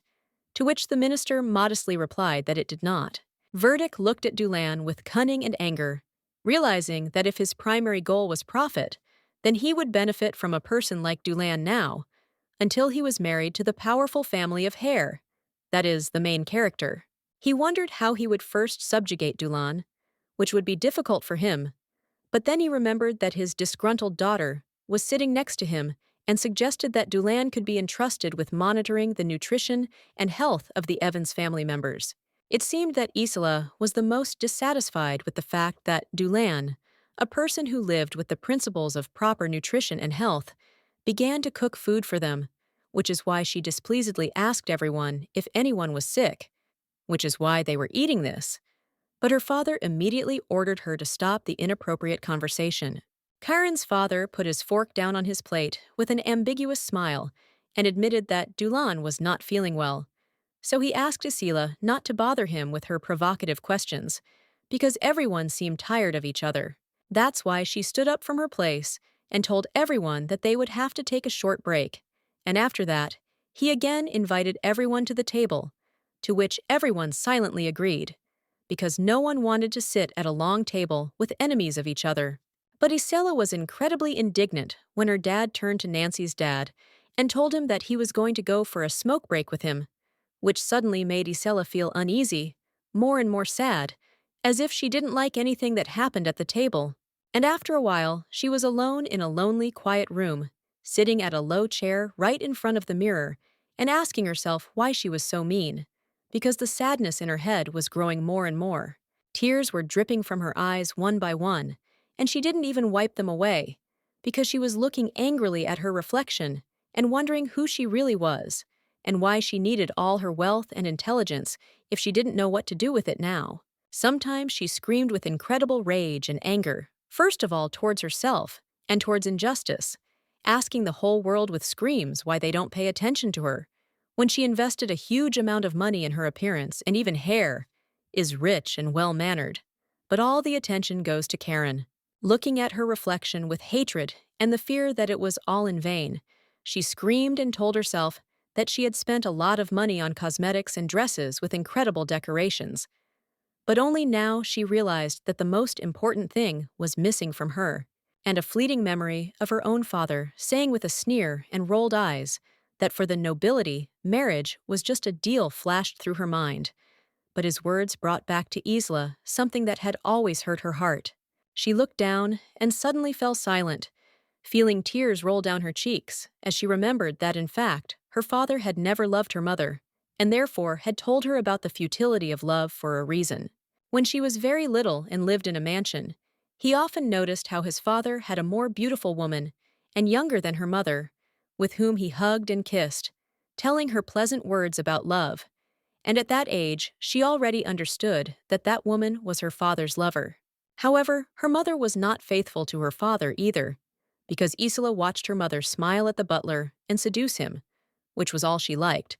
But none of their parents noticed that Isola was aware of everything, and she had to just watch. Even then, the little girl cried, was left completely alone, holding a book in her hands, and did not understand what could be wrong with dreaming about true love, which in the future her father would call non-existent and false. However, when one of her days she was lying on a carriage and met Raymond, who was riding a horse, and was the same child who was telling her something with a determined look, the girl realized that her dream of mutual love could come true. Even then she looked at him with admiration and love. She understood that she would dream of living a happy life with him, like in fairy tales. But at that moment, her father was also looking at her, who in fact has other plans for her, his own. Even now, when she looked at the attractive Raymond, who was drinking wine with her at the same table, she knew that Raymond was not like her, and that was why she fell in love with him, although she still did not receive reciprocity. Then she decided to raise her head as proudly and sternly as a soldier, looking at herself in the mirror and first of all promising herself that Raymond would be her husband, no matter what happened and no matter what she had to do for this, with full confidence that the blonde would get her fiancé, because she was literally sold to the family. He left his room and decided to walk down the hallway, going down the stairs. But suddenly she heard Raymond's voice, where the white curtains swayed in the wind. And when she decided to go down to take a closer look at what was happening, the first thing she noticed was Raymond, who was smiling slyly at her on the balcony and, as it turned out, was not surprised by her appearance, while Isola was amazed by him. But what surprised her even more was that immediately after this, he turned away from her and began to smile at the person standing in front of him, even holding his hand and telling him that he was also a very eligible bachelor, which he said intentionally, as if with the desire to anger her. The lady was incredibly indignant at this, so she hastened to come closer to him and ask how he dared to say such a thing, as if he had actually spoken to her. But as soon as she did this, the whole terrible truth was revealed to her. The thing is that he was talking to the red-haired Karen on the balcony, who, on the contrary, seemed not to be happy about the conversation, and therefore answered the guy boringly, saying that she was very happy that he was the groom. But the blonde convinced her to smile and try to somehow support the conversation, because she was interesting to him. He laughed sweetly when Kane showed him her exactly the same fake smile and told him that they only met yesterday, and Raymond already wanted to talk to her, which made the blonde laugh politely even more. He looked at her, and with a smile that never left his face, he hastened to say that her statement that they had met for the first time only yesterday was a complete lie. And when he confessed to the heroine that she knew him for sure, Isola, who heard this, was so surprised that she froze in place with such an expression on her face as if she had heard something terrible for herself. In fact, a couple of hours ago, when Isela looked at the faces of those who were in a hurry to leave the table, offering the gentleman with the monocle to smoke together, she did not suspect that at that moment Raymond did not just want to take a break from everyone. The thing is that her most beloved fiancé was not looking at her, but at the red-haired lady, which was what her fiancé Doolin was doing, while at that time Karen simply got up from the table and wanted to walk along the corridors. And the main character walked down the corridor silently, looking at Verdict and the gentleman with the monocle, who was walking ahead of her and talking about cigars, not even noticing Karen behind her, to whom no one had paid much attention until a certain moment. She looked at them with a fake grin and realized that all she had from the real plot were problems that were incredibly difficult for her to solve, even if she forgot about the fact that escaping from familiar events was a real difficulty for her. After some time, the main character found herself in such a beautiful place, where there were night flowers with snow-white buds, which smelled incredibly at night and added magic to the interior of a simple balcony, where the protagonist decided to be alone with her thoughts. The girl looked at the flowers on the balconies, which she saw thanks to the moonlight, and could not calm down with thoughts about where Nancy was now, and where she had gone if her father suddenly said that the maid had recently come to him. Already on the balcony, she remembered how she had squeezed the fabric around Nancy's neck with pleasure and a smile on her face, making her choke. But now she anxiously wonders who came to her father if Nancy is definitely dead. The girl also remembered how she suddenly realized that it seemed that Nancy's entire murder was just her imagination, which is why she looked down in shock, and now she also asks herself how she can trust herself now. After that, memories flashed through her head of how she sat alone on the floor with her head down and could not find the strength in herself. And now she does not understand whether she was going crazy and whether she can distinguish reality from fiction. Taking the purple rose in her hands and examining it, the red-haired lady thought about her problems, and that in the end she needed to rely only on facts if she could imagine such plausible visions, or if it was all reality. Because of her doubts, she remembered what Isela said a couple of days ago with anxiety on her face, and the thing is that she did not admit to her that she saw a body in her room, which is why Karen now understands that it seems the girl would not lie. But the girl still broke off the purple petals from the rose, thinking that on the day of the murder, she was sure that she had enough time to kill Nancy, let alone hide her body, so that no one, not even Isola, would find it. She also remembered carefully how she saw her own father in front of her, who looked calm and ate with a fork, telling everyone that Nancy had recently quit of her own free will. But now Karen wonders if her father was lying for some purpose. But suddenly, her thoughts were interrupted by someone who appeared in front of her so suddenly that the red-haired woman even forgot about everything she had thought about before, jumped up on the spot, and looked at Raymond when he asked her what she was thinking about, and the lady had to answer with a smile, saying that she was not thinking about anything special. She was amazed at how the guy she liked smiled and asked her if she wanted to spend time with him. But at that time, Karen only realized even more that if there are nightmares in fantasy, then this guy was a real horror for her. She thought that his love, although captivating, did not lag behind the post itself of clear answers, which was alarming. But at that time, the guy was already pouring light wine into 2 glasses. But Lay answered that she would not drink it, since she was wounded. To this, the fair-haired guy responded with a smile, holding 2 glasses in his hands, saying that in that case, he would drink from 2 glasses for 2. But the irritated lady asked in response why he shouldn't drink straight from the bottle. Then, he decided to calmly put the glasses of wine on a small table near him, telling the lady with a smile that it seemed she was angry with him, which caused the lady to turn away, asking in response whether, in his opinion, she had any reason to be happy. And the guy didn't answer this, only leaning closer to the protanoid and whispering near her ear that he was sure that they would have fun together. But only because of this, the house became even more angry, not understanding what the already suspicious Raymond wanted to achieve. He even looked at her with a not sincere, charming smile, as if he wanted to get only her attention, telling her that, in fact, ladies went to war in droves just to see him. But this outraged the heroine even more. She decided to show him her feigned surprise, but still allowed the suspicious gentleman to take her hand, while the lady told him in surprise that she couldn't believe that he was so confident in himself that he was telling her this. Her body instinctively leaned back, away from the smiling and suspicious man, who even now smiled at her just like that, when the red-haired llama tried to explain to him that he already had a bride, Isola, and he didn't need to bother her with smirks. It seems that the guy didn't plan to lag behind the main character because the smile never left his face, and he explained all his courtship and strange behavior by saying that he simply wanted to take care of the wounded girl, although in fact the protagonist understands perfectly well that they cannot be trusted. But behind her in the window, the red-haired woman could already clearly see Isola, flushed with anger, looking at them with such fury and jealousy that it seemed that after the blonde man's words, not even a hair would remain of Karen. She really had been watching them through the window all this time, and was burning with anger with the brightest flame, looking at Raymond and not understanding how he dared to behave so provocatively and impudently,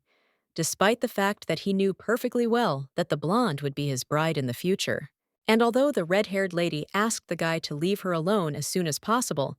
in reality, she wanted Isola to go crazy over this incident, doing all this out of spite and looking at Raymond, who at that time was looking at her hand and saying that he was only asking to be with her for at least 1 second. But suddenly, he raised his eyes to her and honestly admitted that her face looked very sour and dissatisfied. But this did not make the heroine softer, only looking at the blonde and thinking that it was precisely because of his presence. In order, apparently, to smooth the conversation and talk about at least something, the blonde straightened up again and decided to tell the heroine, with a proud smile on his face, that he was, in fact, an enviable groom, whom all the girls in the area were. But that did not surprise the red-haired lady. Rather, it angered her. She just sighed, telling the guy with her eyes closed that she was very happy that he could share such news with her, to which Raymond responded with surprise, even asking if that was true, believing that the lady was interested in hearing her own praise for herself. After that, he suddenly extended the main character's hand closer to himself with suspicious statements about the fact that the Evans family, that is, Isla, really wants to get him for themselves. So they are now asking the lady if this is not a great way to get revenge. And after the guy calmly looked Karen in the eyes, bringing her face as close to his as possible, he said that it seemed to him that she wanted to take him away from Isola, but this only surprised the red-haired lady even more. In front of her was a tall guy with a pumped-up body, but Madame was amazed only by his words, asking how this was possible and what he was talking about if they had only seen each other yesterday. But Raymond said again that this was not so, and she was lying. The guy continued to smile slyly and tell the lady that she knew him very well and that this was not their first meeting, which is why the protagonist's excitement grew more and more, and the strange, unclear words of the self-confident guy frightened her. Even her hand was shaking, and she didn't want to hold the guy's hand, but he didn't allow her to remove her palm, which is why the lady could only ask him what he meant, and in fact it couldn't be, because according to the plot, this is their first meeting, and at first she knows him as a national hero, which she told him. Closing her eyes, the red-haired llama remembered asking him about something a couple of times in her past lives. But now the guy in front of her was smiling and claiming that the lady knew him as more than just a hero, which sounded even more suspicious. And she, realizing that it couldn't be that Raymond remembered her in past lives, decided to pretend to talk to him about romance, raising her head to him and asking if he thought she was seducing him, while also trying to talk about something else. Madame continued to think that he didn't remember her, and to convince herself of this, but the guy with golden hair in front of her only looked away and began his conversation by saying that he remembered that yesterday Karen called him by name. He's referring to the exact moment when the lady was stabbed in the stomach in a dark alley, causing her to fall to the ground and start screaming his name in panic for Raymond to save her. Because now the guy says he's sure the idea of taking him away from Isola had crossed her mind. And after that, the woman with ruby hair lowered her head so that the blonde man could not see her emotions, and sighed as if she was tired or thinking about something, but in fact, she was buying herself time to think about what to do next. In fact, her eyes darkened in the darkness, and she herself began to smile slyly, thinking about the fact that she had encountered such situations before, and therefore this was not surprising to her, because it seemed that she already knew what to do to get out of it. Because of this, she decided to raise her head, portraying sadness and regret on her face, and feigningly telling the blonde that, of course, the thought had occurred to her to win him back from Isola. But now she realized that the blonde also loved him very much. She even pretended to tell him that he was so famous that she couldn't pass by him. But when she looked at the view from the balcony, she clearly felt Raymond's strange gaze on her, as if he suspected something. He decided to immediately take steps towards her and say that he noticed her immediately, despite everything. But the lady with the long train of her dress walked away from him at the same speed, saying in response that he, therefore, had excellent eyesight. His green eyes looked only at the main character, and it seemed that the guy did not talk about Karen at all, although he wanted to be near her, because now he said with a smile that everyone admired him, as if this was the most important thing that the protagonist should know about him. His hand again reached out to the frightened lady with the intention of touching her, while he himself continued to speak. But everyone admires him, but not she, as if she had known him for a long time, which is what attracts him to her in earnest. And his eyes lit up like a hungry, bloodthirsty snake when he turned from a sweet and charming guy into a formidable and scary soldier who told Karen that her face did not depict a drop of adoration when he was in front of her, which drove him crazy. Karen was so shocked that she looked at him with shocked eyes and an open mouth when his hand touched the protagonist's cheek, and in her violet eyes, the hope that she wanted to see in front of her, that very Reborn, a heroine for everyone, and not a two-faced person, seemed to fade. And when the girl was about to cry, a confused and angry priest named Dulan suddenly appeared between them, and he squeezed Raymond's shoulder and angrily asked him what he was doing with his bride, and he was only surprised by his appearance, but not at all afraid. He didn't say a word to him any further, realizing that he was behaving in the most strange way for Dulan and the main character. Because of that, he only looked at the brunette with his bright eyes and remained silent, realizing that Dulan would not back down anymore. And only after that, his hand demonstratively let go of the protagonist's palm and rose up as if Dulan was to blame for everything, and he closed his eyes and spoke with indignation. But this was extremely rude on the part of the priest. But for Dulan, it no longer had any meaning, because he took Lay with red hair by the hand and led her into the corridor, briefly telling Raymond that they needed to go and not even saying goodbye to him. And Karen was silent, as if from shock. The lady decided to turn to Raymond just once, wanting to see his reaction, or face as if for the last time. But she only noticed that the blonde was still looking at her with suspicious, menacing eyes. She also saw behind her that after meeting her, Raymond decided to approach Isela, talking to her about something. But even now the girl finds oddities in his behavior, because in past lives he always chose her without any hesitation. Karen thought that if she hadn't changed, they would have been together again. But when she was thinking about it and turning to the blonde, she didn't notice how the priest called her name so that she would no longer pay attention to him. And then, When the girl looked ahead with her violet eyes, she suddenly realized that she did not want love or money like everyone around her, but only death, while not forgetting to take revenge on everyone for the suffering in past lives. After some time, the red-haired lady again found herself at the table where the dinner had been held earlier, and she obediently sat down at the table when Dulan helped her sit down, unaware that his bride was thinking that she was pleased to see him nearby, because in that case it would be easy to kill. However, when a blonde man also appeared at the table, who was clearly not a naive heroine and a kind person, the girl understood that his suspicions would prevent her from doing what she had planned, so she needed to be twice as careful as before. She emptied the glass onto the new dish, which was covered with a cloche for presentation and safety. But Karen looked at it with a certain indifference, because she was not thinking about the food at all, but about her future murders and what she was doing to commit them. As soon as the cloche opened, she seemed to see a dish that was not hers, but Raymond, whom she had killed as food, who did not open his eyes and was decorated with his own blood. And she thought this for the reason that she understood that she could try to kill the main character for a new path in life. And she willingly took the knife in her hands, as if intending to cut her favorite victim. But at the same time, she asks herself the question,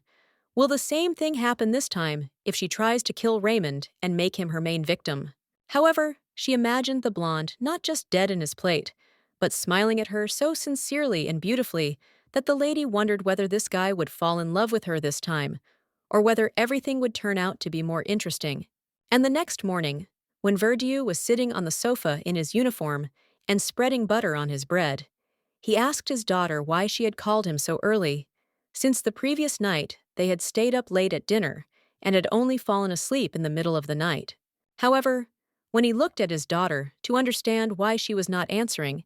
he noticed that the blonde was literally shaking from something and could not even raise her head up, because anxiety still had not left her heart. She pounced on her dad and screamed at him, saying that something was wrong with Nancy and that she was having a terrible nightmare. But her father insisted on his own, remaining calm and telling her that she had already been informed earlier that she had simply quit. And in fact, when Verdict looked closely at his daughter, he understood that he didn't care what happened to Nancy and what his daughter felt, because he wanted not to interfere in the personal affairs of Karen's father for the sake of good cooperation and profit. And therefore, he wanted to prove to his daughter that there was no need to worry. So he took his daughter's hand in his and tried to calm her down, saying that this was absolutely not something she should be thinking about, because her engagement was coming soon and she had to get enough sleep, and he also ordered her to return to her chambers and not disturb him while he rested. But in response, the blonde only began to wave her hands and tell her dad with indignation, saying that it seemed to her that Nancy could have been killed by one of the servants, or that the Lord himself had destroyed her. And she also said that he could have turned this to their advantage, made a profit out of it. However, as soon as she said anything about that night, when she first saw the strange, terrible vision in her room, Verlique hit the table with his fist with such force that Isola jumped back from him, again unable to speak from fear. With a tired look due to his lowered head and tired voice, Verdict sternly told his daughter not to say anything more about this topic. But Isola still looked at him as if she had not expected this from him at all. Telling his daughter through clenched teeth that he had nothing to say to the owner of the house or to object to him in any way, he grabbed Isola by the forearm and gave her an incredibly hard blow, ordering her not to waste any more time on nonsense and to concentrate on business. And when the frightened and silent Isola looked at her dad, Verdict once again told her with all his anger that they had no right to even present anything to the lord of this estate, because any negativity from their side could have a bad effect on their careers and desire to get these lands. Only after Verdict had maliciously told her daughter that even if the lord himself had killed that maid, they should not care. Isola had finished, and the lord had calmed down, raising himself and calmly telling his daughter to prepare for the meeting with Raymond, and not to think about something useless. Even when the girl jumped up and shouted to her dad that she was just trying to help him get to the swimming pool, he just pointed his hand at her and loudly, with a squeal, said that it seemed like she was only jealous of Karen, and that was why she was behaving so rudely. He turned away from her and seemed to not want to accept her point of view, telling his daughter that she was obliged to marry Raymond and the engagement would definitely take place, and its failure would threaten everyone with a big scandal, which, according to verdict, no one needed. And the girl had to just lower her eyes and quietly agree with her dad, because she realized that he wouldn't even want to listen to her opinion, and that he was only interested in the engagement and business development using his daughter's marriage. He even turned to her and said that she shouldn't jump above her head, hinting that she didn't understand anything about adult affairs and therefore didn't need to speak out. She should just do what her parents, or rather her father, said. Verdict closed his eyes and sighed wearily, explaining to his daughter that one should demonstrate knowledge when necessary, but excessive erudition are harmful, especially, in his words, to such a young beauty as she. And then the heroine looked at him with complete shock, from which she could even lose the power of speech, but still words burst out of her mouth, and she asked her dad if he didn't like the fact that she was an educated girl with her own point of view. Right after that, she turned around and wanted to quickly run out of the room away from her dad, while he extended his hand to her and wanted to stop her, shouting. But he didn't mean that at all. But he still couldn't stop the blonde, because Isela ran out of the room so quickly that he wouldn't have been able to catch up with her, which is why he soon saw only the train of her dress, even at the moment when he shouted her name, as if he wanted to explain something to her. But for the girl, everything had already become clear. Thus, he was left completely alone, still holding his hand raised because he seemed to be trying to stop the girl. But he continued to be in the room, thinking perfectly about how much his words had hurt his beloved daughter, to whom he himself had actually sought to give the best, not for her happiness, but for a profitable future. He just grabbed his head, as if it was hurting him badly after what had happened, realizing that with the pursuit of pleasing everyone around him as much as possible, including Lord Hare, he did not notice that he had ruined his relationship with the closest person in his life. And while Verdiuk realized that for the sake of his own business, he would have to improve his relationship with his own daughter, Isela herself was already in the gray and gloomy corridor, thinking that this estate was cursed and gloomy, not only because of its appearance, but because of the terrible events that were happening in it, and from which she could not escape. The girl touched the gray wall and spoke angrily to herself, saying that even the doors and windows and interiors were the same, which made her incredibly angry and made her always nervous, like she was in some hospital with scary corridors. And she entered her room with blue sofas, white walls, and a miniature wardrobe near one of them, telling herself that she herself did not care about this house or its inhabitants, and she gradually walked deeper into the room. The girl touched her white dress, which looked more like a nightgown, with her thin hands, and told herself that she only needed Raymond and that she should focus on him, even though she was afraid of everything she saw in this mansion. However, as soon as she even looked at herself in the mirror, she saw her tired gaze, her stress-weary face, and her sad expression, telling herself that it was all unbearable, also because she remembered her father's words very well. In her head, she clearly recalled the most beautiful features of Karen's appearance: her smile, gorgeous hair, and eyes with lush eyelashes, realizing that she could not compare with her in beauty because she was literally better than her in everything, and this made Isla very depressed. And this made the girl burst into tears in front of the mirror for the umpteenth time that day, feeling powerless in front of everything and convincing herself that she was of no value to anyone in this place, and all her dreams of true love would not come true, because there were those who were better than her not only in appearance. The only thought that calmed her down was that Raymond would marry her anyway, and to some extent she was happy at least that she would achieve her dream, and with such thoughts, she decided to open the closet where she had prepared a variety of chic dresses for different occasions. Out of loneliness, she hugged not someone, but her own dresses, as if she could now only rely on herself, but no one else, saying only that Raymond would be her fiancé, repeating this phrase so many times that you couldn't count because of sadness and tears. To at least somehow calm herself down, she imagined Karen and Doolin as husband and wife, but old and twisted, thinking that they would be like that in the future, and then it would be they who would envy her, and not she the protagonist. She was already imagining herself with Raymond, who was only happy to see her and smiled,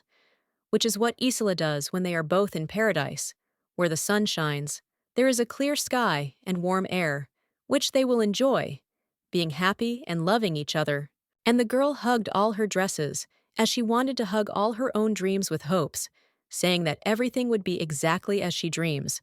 although now she only has thoughts about a bright future, and in reality, she does not receive support even from her father. However, when she decided to look at the images that she hugged and cried so much, she suddenly noticed that one of them was alien, because she had never even seen it before, which is why she looked at it with shock and incomprehension. She decided to take the dress in her hands and look at it with a puzzled face, only to be convinced that it was not her thing. But now she does not understand why it is in her closet and who put it there. But suddenly, she still remembered the strange history of this outfit. Suddenly, only one memory flashed through her mind. Or rather, she remembered herself in that same dress, walking down the corridor on the very night she lost the necklace and looked for it everywhere with a dissatisfied gait. And she also remembers very well that this dress was covered in blood that very night when she ran down the corridor from a terrible vision in her room, but raised her head and looked at that very lady who most unexpectedly appeared in front of her at that very time. And only now the blonde looked away with emotions of suspicion, because she was trying to find an answer to the question of where the blood came from, if everyone in this house claims that she imagined it, and Nancy actually quit. Memories of the suspicious, red-haired lady helping her change into a new snow-white nightgown flashed through her mind, but only now did she remember that he hadn't actually changed his underwear. However, she still remembers very well and clearly that there was blood on her clothes earlier, because the train of her dress was on the back of a chair and was stained with it, so Isela is sure that it was not her blood, and also because of this she intends to check the clothes. That is why now, when the lady wants to find answers to all her questions, she decided to stretch the dress with a sharp movement of her hand and take a closer look at it, seeing with her own eyes that there really are no stains on it and it is perfectly clean. However, she imagined the blonde not just dead in his plate, but smiling at her so sincerely and beautifully that the lady wondered whether this guy would fall in love with her this time, or whether everything would turn out to be more interesting. And the next morning, when Verdieu was sitting on the sofa in his uniform and spreading butter on his bread, he asked his daughter why she had called him so early. Since the previous night, they had stayed up late at dinner and had only fallen asleep in the middle of the night. However, when he looked at his daughter to understand why she was not answering, he noticed that the blonde was literally shaking from something and could not even raise her head up, because anxiety still had not left her heart. She pounced on her dad and screamed at him, saying that something was wrong with Nancy and that she was having a terrible nightmare. But her father insisted on his own, remaining calm and telling her that she had already been informed earlier that she had simply quit. And in fact, when Verdict looked closely at his daughter, he understood that he didn't care what happened to Nancy and what his daughter felt, because he wanted not to interfere in the personal affairs of Karen's father for the sake of good cooperation and profit. And therefore, he wanted to prove to his daughter that there was no need to worry. So he took his daughter's hand in his and tried to calm her down, saying that this was absolutely not something she should be thinking about, because her engagement was coming soon and she had to get enough sleep, and he also ordered her to return to her chambers and not disturb him while he rested. But in response, the blonde only began to wave her hands and tell her dad with indignation, saying that it seemed to her that Nancy could have been killed by one of the servants, or that the Lord himself had destroyed her, and she also said that he could have turned this to their advantage, made a profit out of it. However, as soon as she said anything about that night, when she first saw the strange, terrible vision in her room, Verlique hit the table with his fist with such force that Isola jumped back from him, again unable to speak from fear. With a tired look due to his lowered head and tired voice, Verdict sternly told his daughter not to say anything more about this topic, but Isola still looked at him as if she had not expected this from him at all. Telling his daughter through clenched teeth that he had nothing to say to the owner of the house or to object to him in any way, he grabbed Isola by the forearm and gave her an incredibly hard blow, ordering her not to waste any more time on nonsense and to concentrate on business. And when the frightened and silent Isola looked at her dad, Verdict once again told her with all his anger that they had no right to even present anything to the lord of this estate, because any negativity from their side could have a bad effect on their careers and desire to get these lands. Only after Verdict had maliciously told her daughter that even if the lord himself had killed that maid, they should not care. Isola had finished, and the lord had calmed down, raising himself and calmly telling his daughter to prepare for the meeting with Raymond, and not to think about something useless. Even when the girl jumped up and shouted to her dad that she was just trying to help him get to the swimming pool, he just pointed his hand at her and loudly, with a squeal, said that it seemed like she was only jealous of Karen, and that was why she was behaving so rudely. He turned away from her and seemed to not want to accept her point of view, telling his daughter that she was obliged to marry Raymond and the engagement would definitely take place,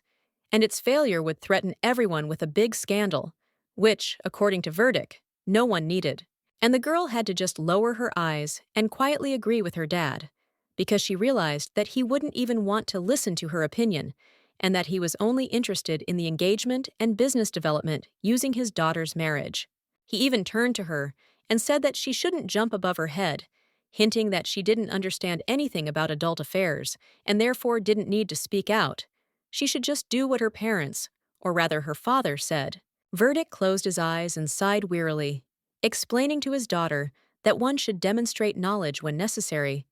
but excessive erudition are harmful, especially, in his words, to such a young beauty as she. And then the heroine looked at him with complete shock, from which she could even lose the power of speech, but still words burst out of her mouth, and she asked her dad if he didn't like the fact that she was an educated girl with her own point of view. Right after that, she turned around and wanted to quickly run out of the room away from her dad, while he extended his hand to her and wanted to stop her, shouting. But he didn't mean that at all. But he still couldn't stop the blonde, because Isela ran out of the room so quickly that he wouldn't have been able to catch up with her, which is why he soon saw only the train of her dress, even at the moment when he shouted her name, as if he wanted to explain something to her. But for the girl, everything had already become clear. Thus, he was left completely alone, still holding his hand raised because he seemed to be trying to stop the girl. But he continued to be in the room, thinking perfectly about how much his words had hurt his beloved daughter, to whom he himself had actually sought to give the best, not for her happiness, but for a profitable future. He just grabbed his head, as if it was hurting him badly after what had happened, realizing that with the pursuit of pleasing everyone around him as much as possible, including Lord Hare, he did not notice that he had ruined his relationship with the closest person in his life. And while Verdiuk realized that for the sake of his own business, he would have to improve his relationship with his own daughter, Isola herself was already in the gray and gloomy corridor, thinking that this estate was cursed and gloomy, not only because of its appearance, but because of the terrible events that were happening in it, and from which she could not escape. The girl touched the gray wall and spoke angrily to herself, saying that even the doors and windows and interiors were the same, which made her incredibly angry and made her always nervous, like she was in some hospital with scary corridors. And she entered her room with blue sofas, white walls, and a miniature wardrobe near one of them, telling herself that she herself did not care about this house or its inhabitants, and she gradually walked deeper into the room. The girl touched her white dress, which looked more like a nightgown, with her thin hands, and told herself that she only needed Raymond and that she should focus on him, even though she was afraid of everything she saw in this mansion. However, as soon as she even looked at herself in the mirror, she saw her tired gaze, her stress-weary face, and her sad expression, telling herself that it was all unbearable, also because she remembered her father's words very well. In her head, she clearly recalled the most beautiful features of Karen's appearance: her smile, gorgeous hair, and eyes with lush eyelashes, realizing that she could not compare with her in beauty because she was literally better than her in everything, and this made Isla very depressed. And this made the girl burst into tears in front of the mirror for the umpteenth time that day, feeling powerless in front of everything and convincing herself that she was of no value to anyone in this place,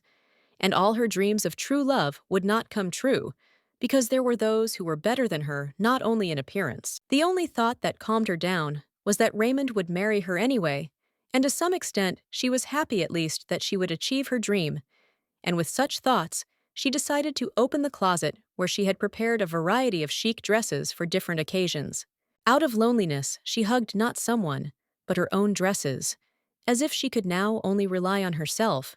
but no one else, saying only that Raymond would be her fiancé, repeating this phrase so many times that you couldn't count because of sadness and tears. To at least somehow calm herself down, she imagined Karen and Doolin as husband and wife,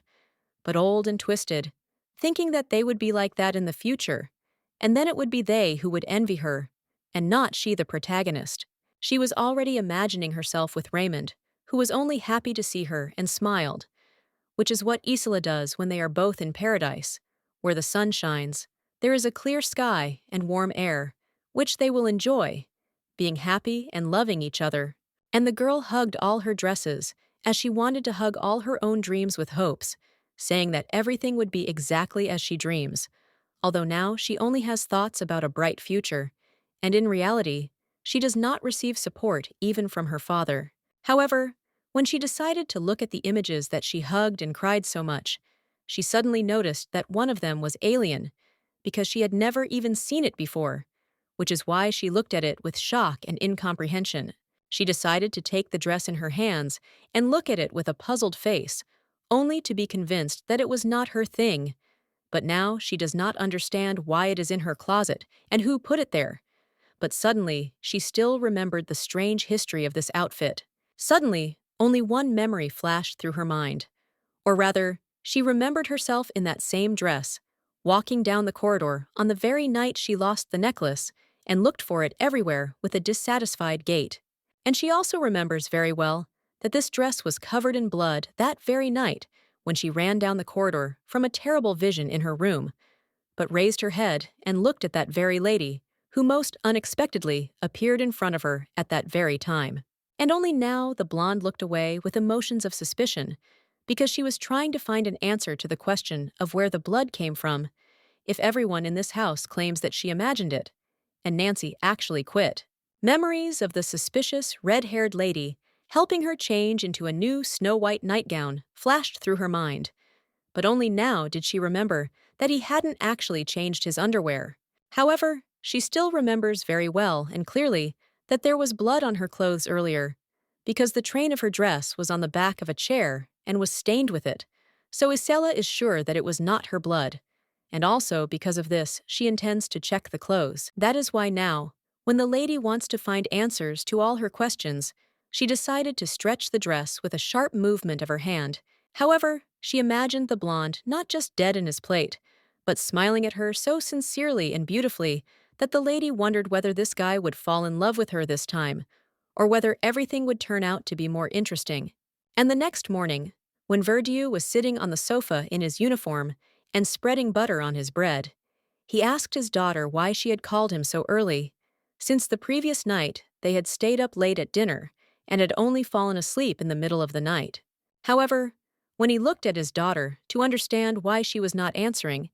he noticed that the blonde was literally shaking from something and could not even raise her head up, because anxiety still had not left her heart. She pounced on her dad and screamed at him, saying that something was wrong with Nancy and that she was having a terrible nightmare.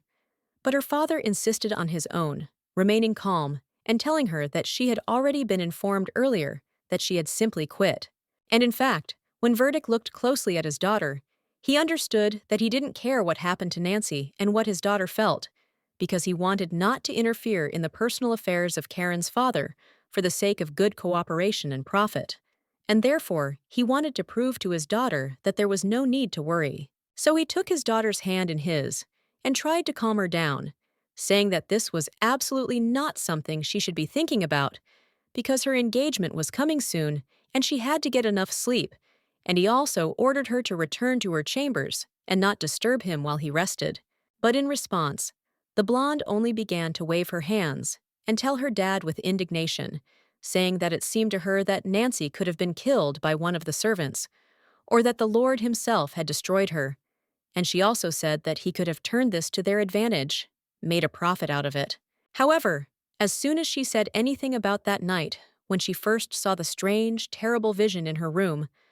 Verlique hit the table with his fist with such force that Isola jumped back from him, again unable to speak from fear. With a tired look due to his lowered head and tired voice, Verdict sternly told his daughter not to say anything more about this topic.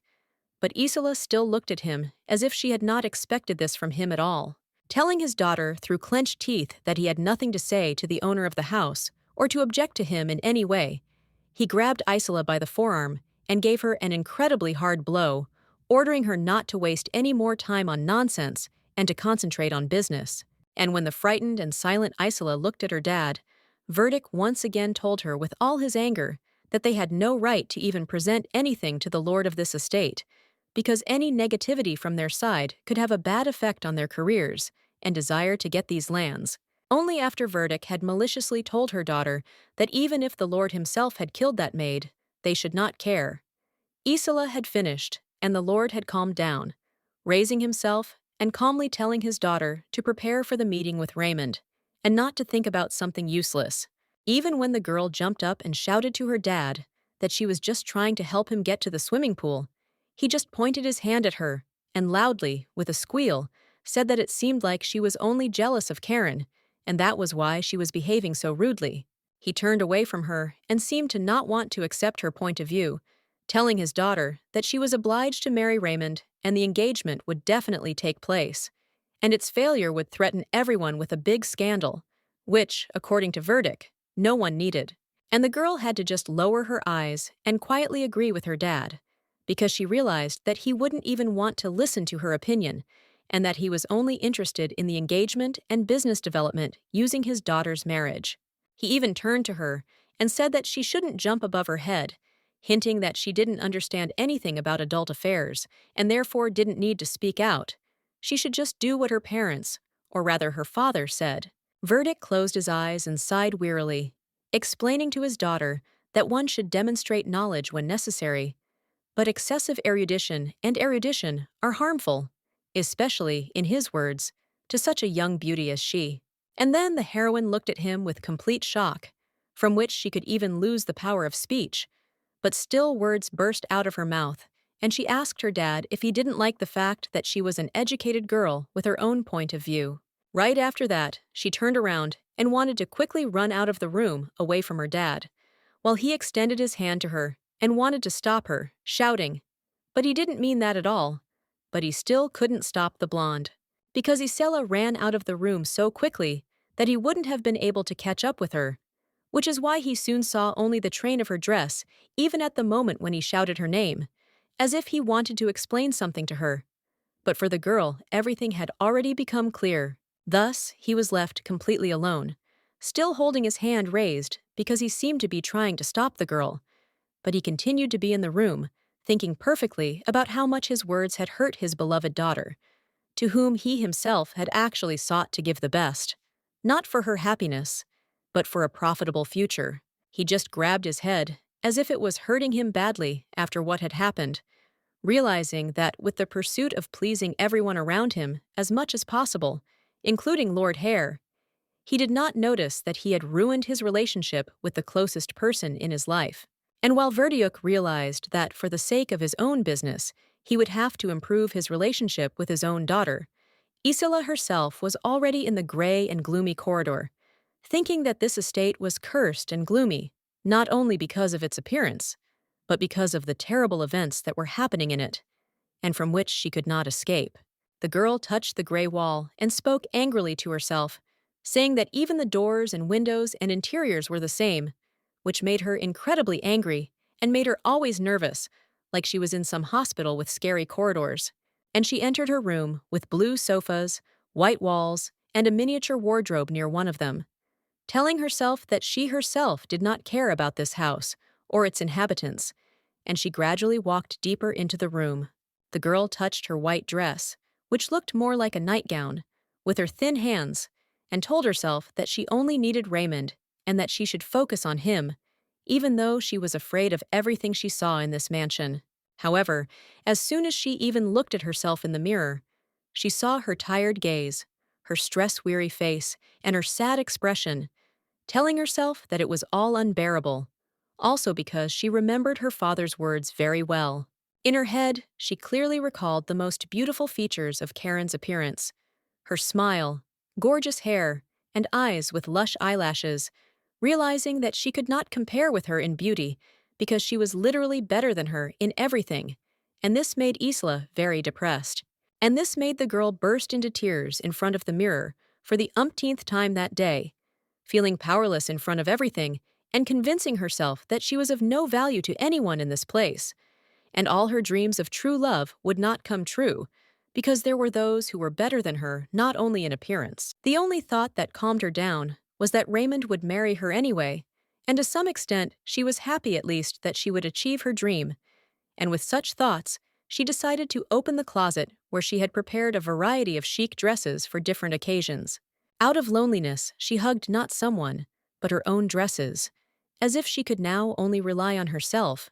but no one else, saying only that Raymond would be her fiancé, repeating this phrase so many times that you couldn't count because of sadness and tears. To at least somehow calm herself down, she imagined Karen and Doolin as husband and wife, but old and twisted, thinking that they would be like that in the future,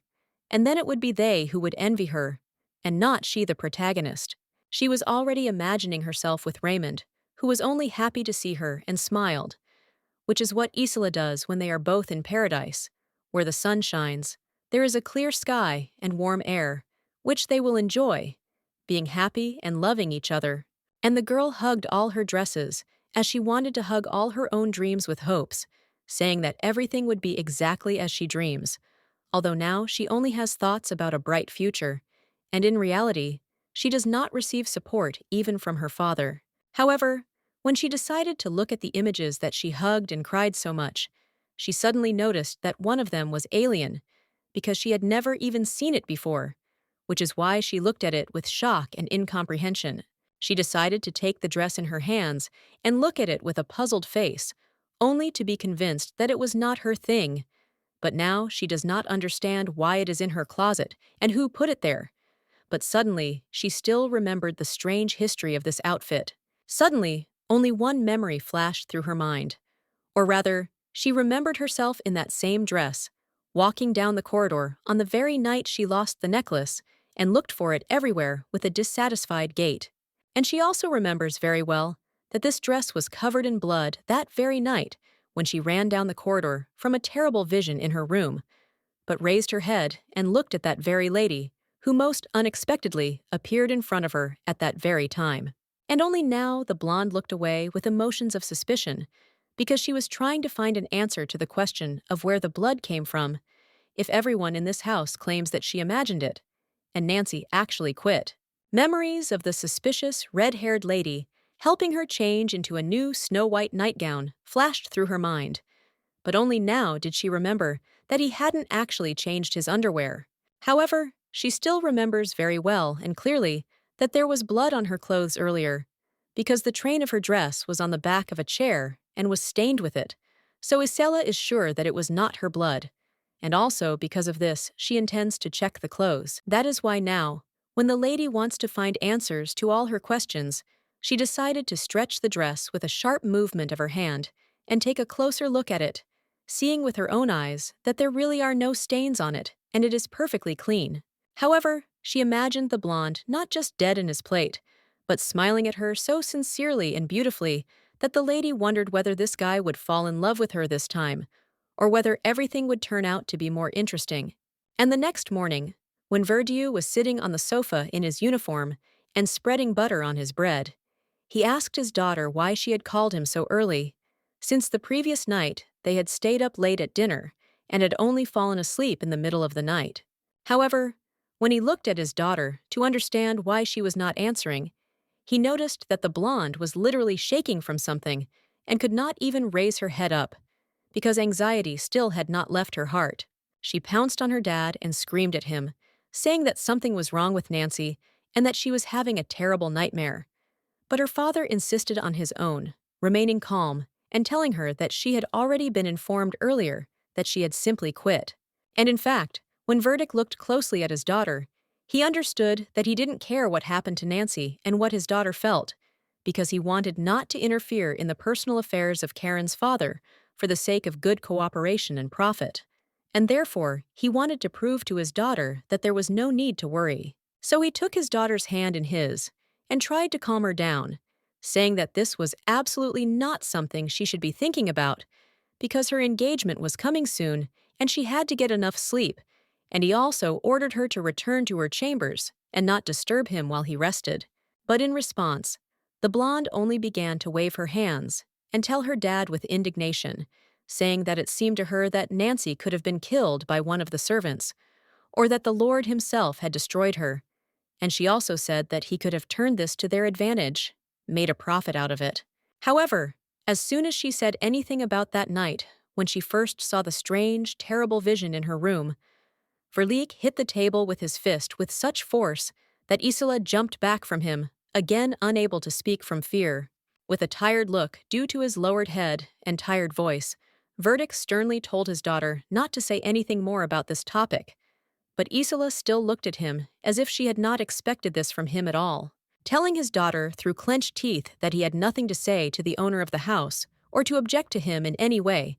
he grabbed Isola by the forearm and gave her an incredibly hard blow, ordering her not to waste any more time on nonsense and to concentrate on business. And when the frightened and silent Isola looked at her dad, Verdict once again told her with all his anger that they had no right to even present anything to the lord of this estate,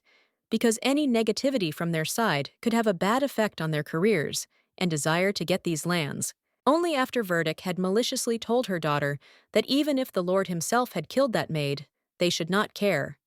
Isola had finished, and the lord had calmed down, raising himself and calmly telling his daughter to prepare for the meeting with Raymond, and not to think about something useless. Even when the girl jumped up and shouted to her dad that she was just trying to help him get to the swimming pool, he just pointed his hand at her and loudly, with a squeal, said that it seemed like she was only jealous of Karen, and that was why she was behaving so rudely. He turned away from her and seemed to not want to accept her point of view, telling his daughter that she was obliged to marry Raymond and the engagement would definitely take place, and its failure would threaten everyone with a big scandal, which, according to Verdict, no one needed. And the girl had to just lower her eyes and quietly agree with her dad, because she realized that he wouldn't even want to listen to her opinion, and that he was only interested in the engagement and business development using his daughter's marriage. He even turned to her and said that she shouldn't jump above her head, hinting that she didn't understand anything about adult affairs and therefore didn't need to speak out. She should just do what her parents, or rather her father, said. Verdict closed his eyes and sighed wearily, explaining to his daughter that one should demonstrate knowledge when necessary, but excessive erudition are harmful, especially, in his words, to such a young beauty as she. And then the heroine looked at him with complete shock, from which she could even lose the power of speech,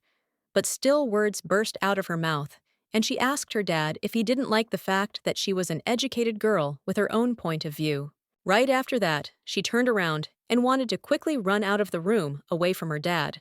while he extended his hand to her and wanted to stop her, shouting. But he didn't mean that at all. But he still couldn't stop the blonde, because Isela ran out of the room so quickly that he wouldn't have been able to catch up with her, which is why he soon saw only the train of her dress, even at the moment when he shouted her name, as if he wanted to explain something to her. But for the girl, everything had already become clear. Thus, he was left completely alone, still holding his hand raised because he seemed to be trying to stop the girl. But he continued to be in the room, thinking perfectly about how much his words had hurt his beloved daughter, to whom he himself had actually sought to give the best, not for her happiness, but for a profitable future. He just grabbed his head, as if it was hurting him badly after what had happened, realizing that with the pursuit of pleasing everyone around him as much as possible, including Lord Hare, he did not notice that he had ruined his relationship with the closest person in his life. And while Verdiuk realized that for the sake of his own business, he would have to improve his relationship with his own daughter, Isola herself was already in the gray and gloomy corridor, thinking that this estate was cursed and gloomy, not only because of its appearance, but because of the terrible events that were happening in it, and from which she could not escape. The girl touched the gray wall and spoke angrily to herself, saying that even the doors and windows and interiors were the same,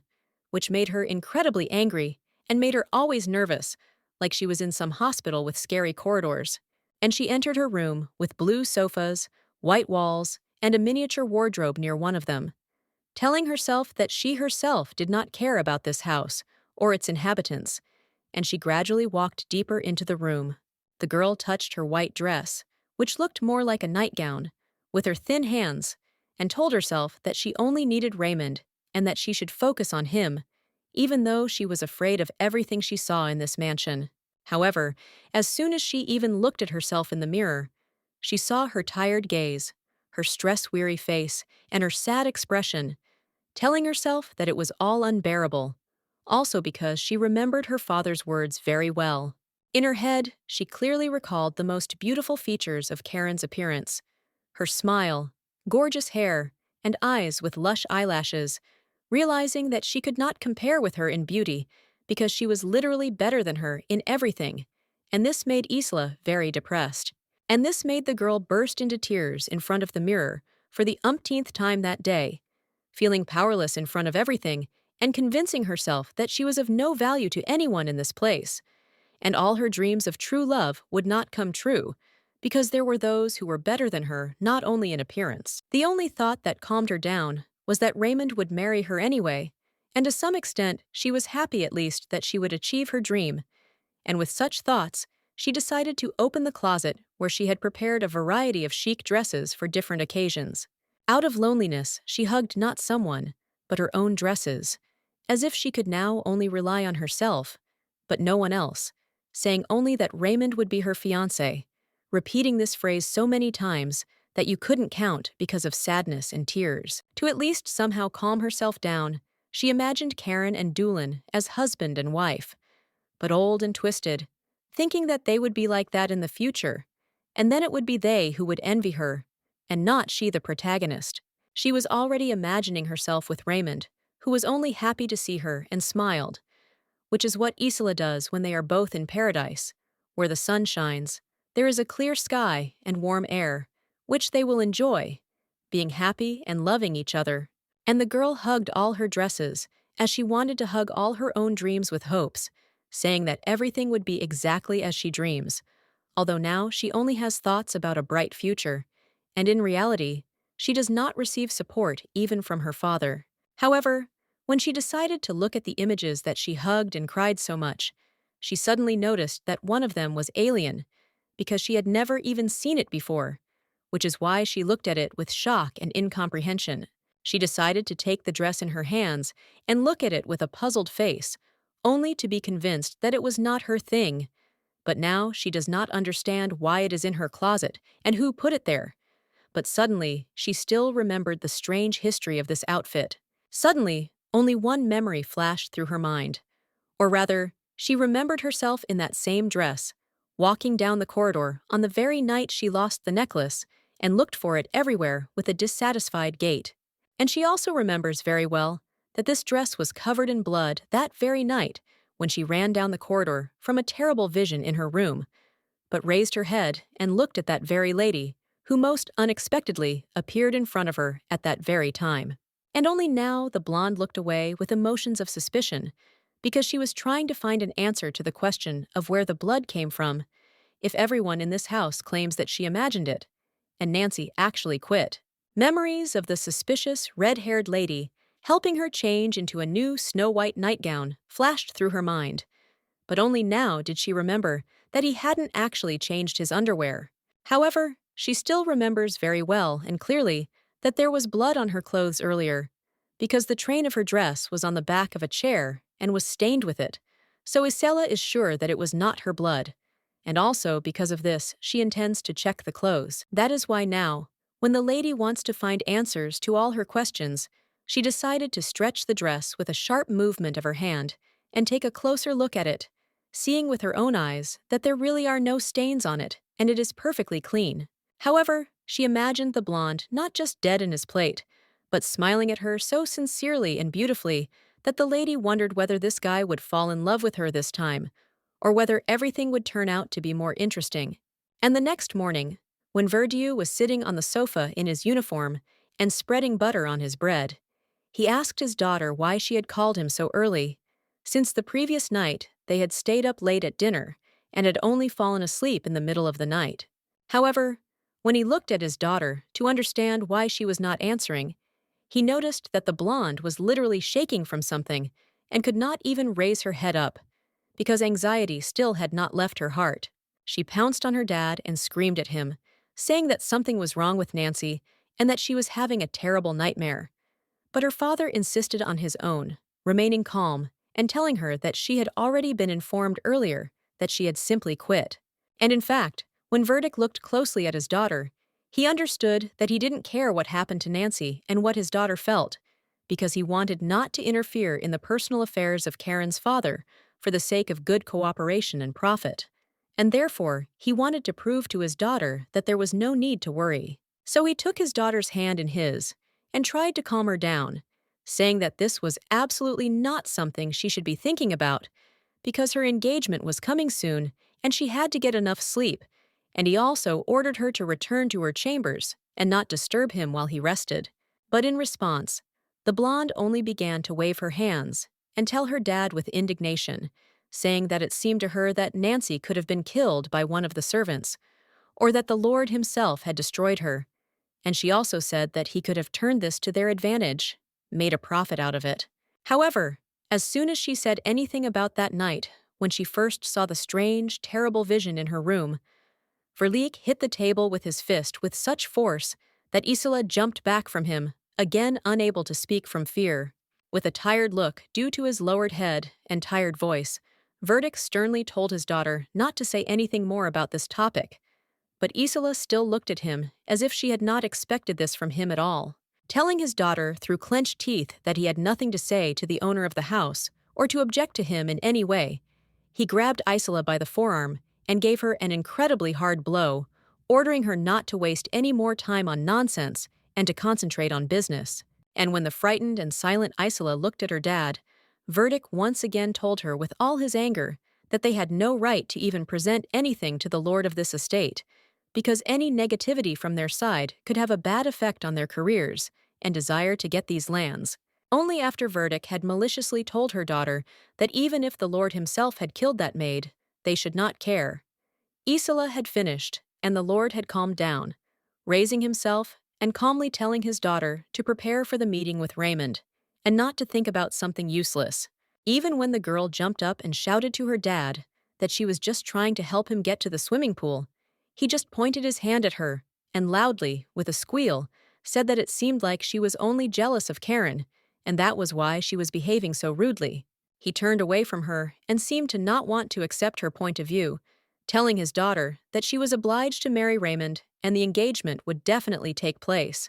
and its failure would threaten everyone with a big scandal, which, according to Verdict, no one needed. And the girl had to just lower her eyes and quietly agree with her dad, because she realized that he wouldn't even want to listen to her opinion, and that he was only interested in the engagement and business development using his daughter's marriage. He even turned to her and said that she shouldn't jump above her head, hinting that she didn't understand anything about adult affairs and therefore didn't need to speak out. She should just do what her parents, or rather her father, said. Verdict closed his eyes and sighed wearily, explaining to his daughter that one should demonstrate knowledge when necessary,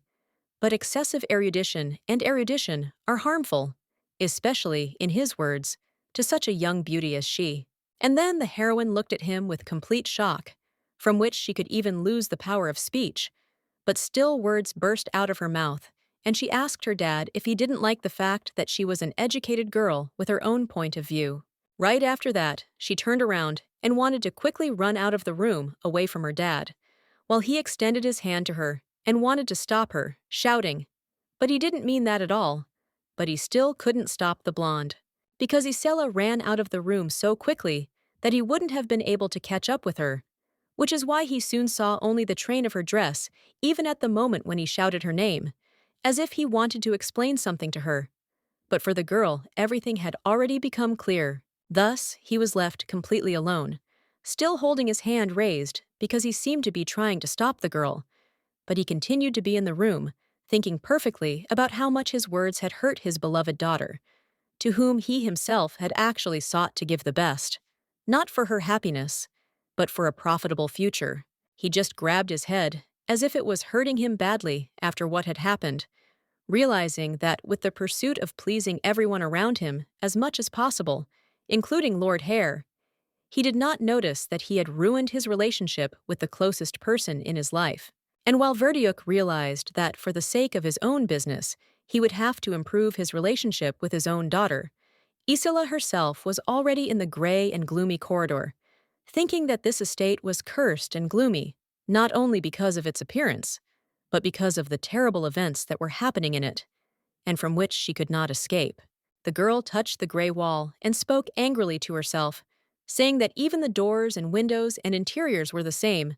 which made her incredibly angry and made her always nervous, like she was in some hospital with scary corridors. And she entered her room with blue sofas, white walls, and a miniature wardrobe near one of them, telling herself that she herself did not care about this house or its inhabitants, and she gradually walked deeper into the room. The girl touched her white dress, which looked more like a nightgown, with her thin hands, and told herself that she only needed Raymond and that she should focus on him, even though she was afraid of everything she saw in this mansion. However, as soon as she even looked at herself in the mirror, she saw her tired gaze, her stress-weary face, and her sad expression, telling herself that it was all unbearable, also because she remembered her father's words very well. In her head, she clearly recalled the most beautiful features of Karen's appearance: her smile, gorgeous hair, and eyes with lush eyelashes, realizing that she could not compare with her in beauty because she was literally better than her in everything, and this made Isla very depressed. And this made the girl burst into tears in front of the mirror for the umpteenth time that day,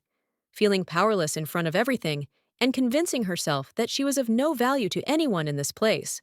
and all her dreams of true love would not come true, because there were those who were better than her not only in appearance. The only thought that calmed her down was that Raymond would marry her anyway, and to some extent she was happy at least that she would achieve her dream,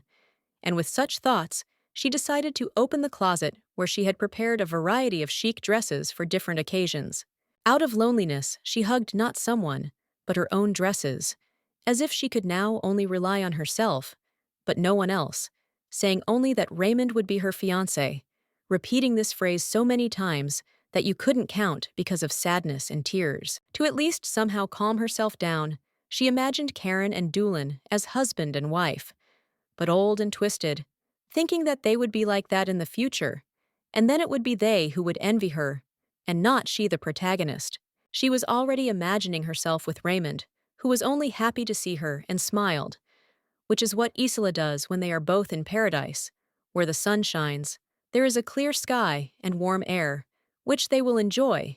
being happy and loving each other. And the girl hugged all her dresses, as she wanted to hug all her own dreams with hopes, saying that everything would be exactly as she dreams,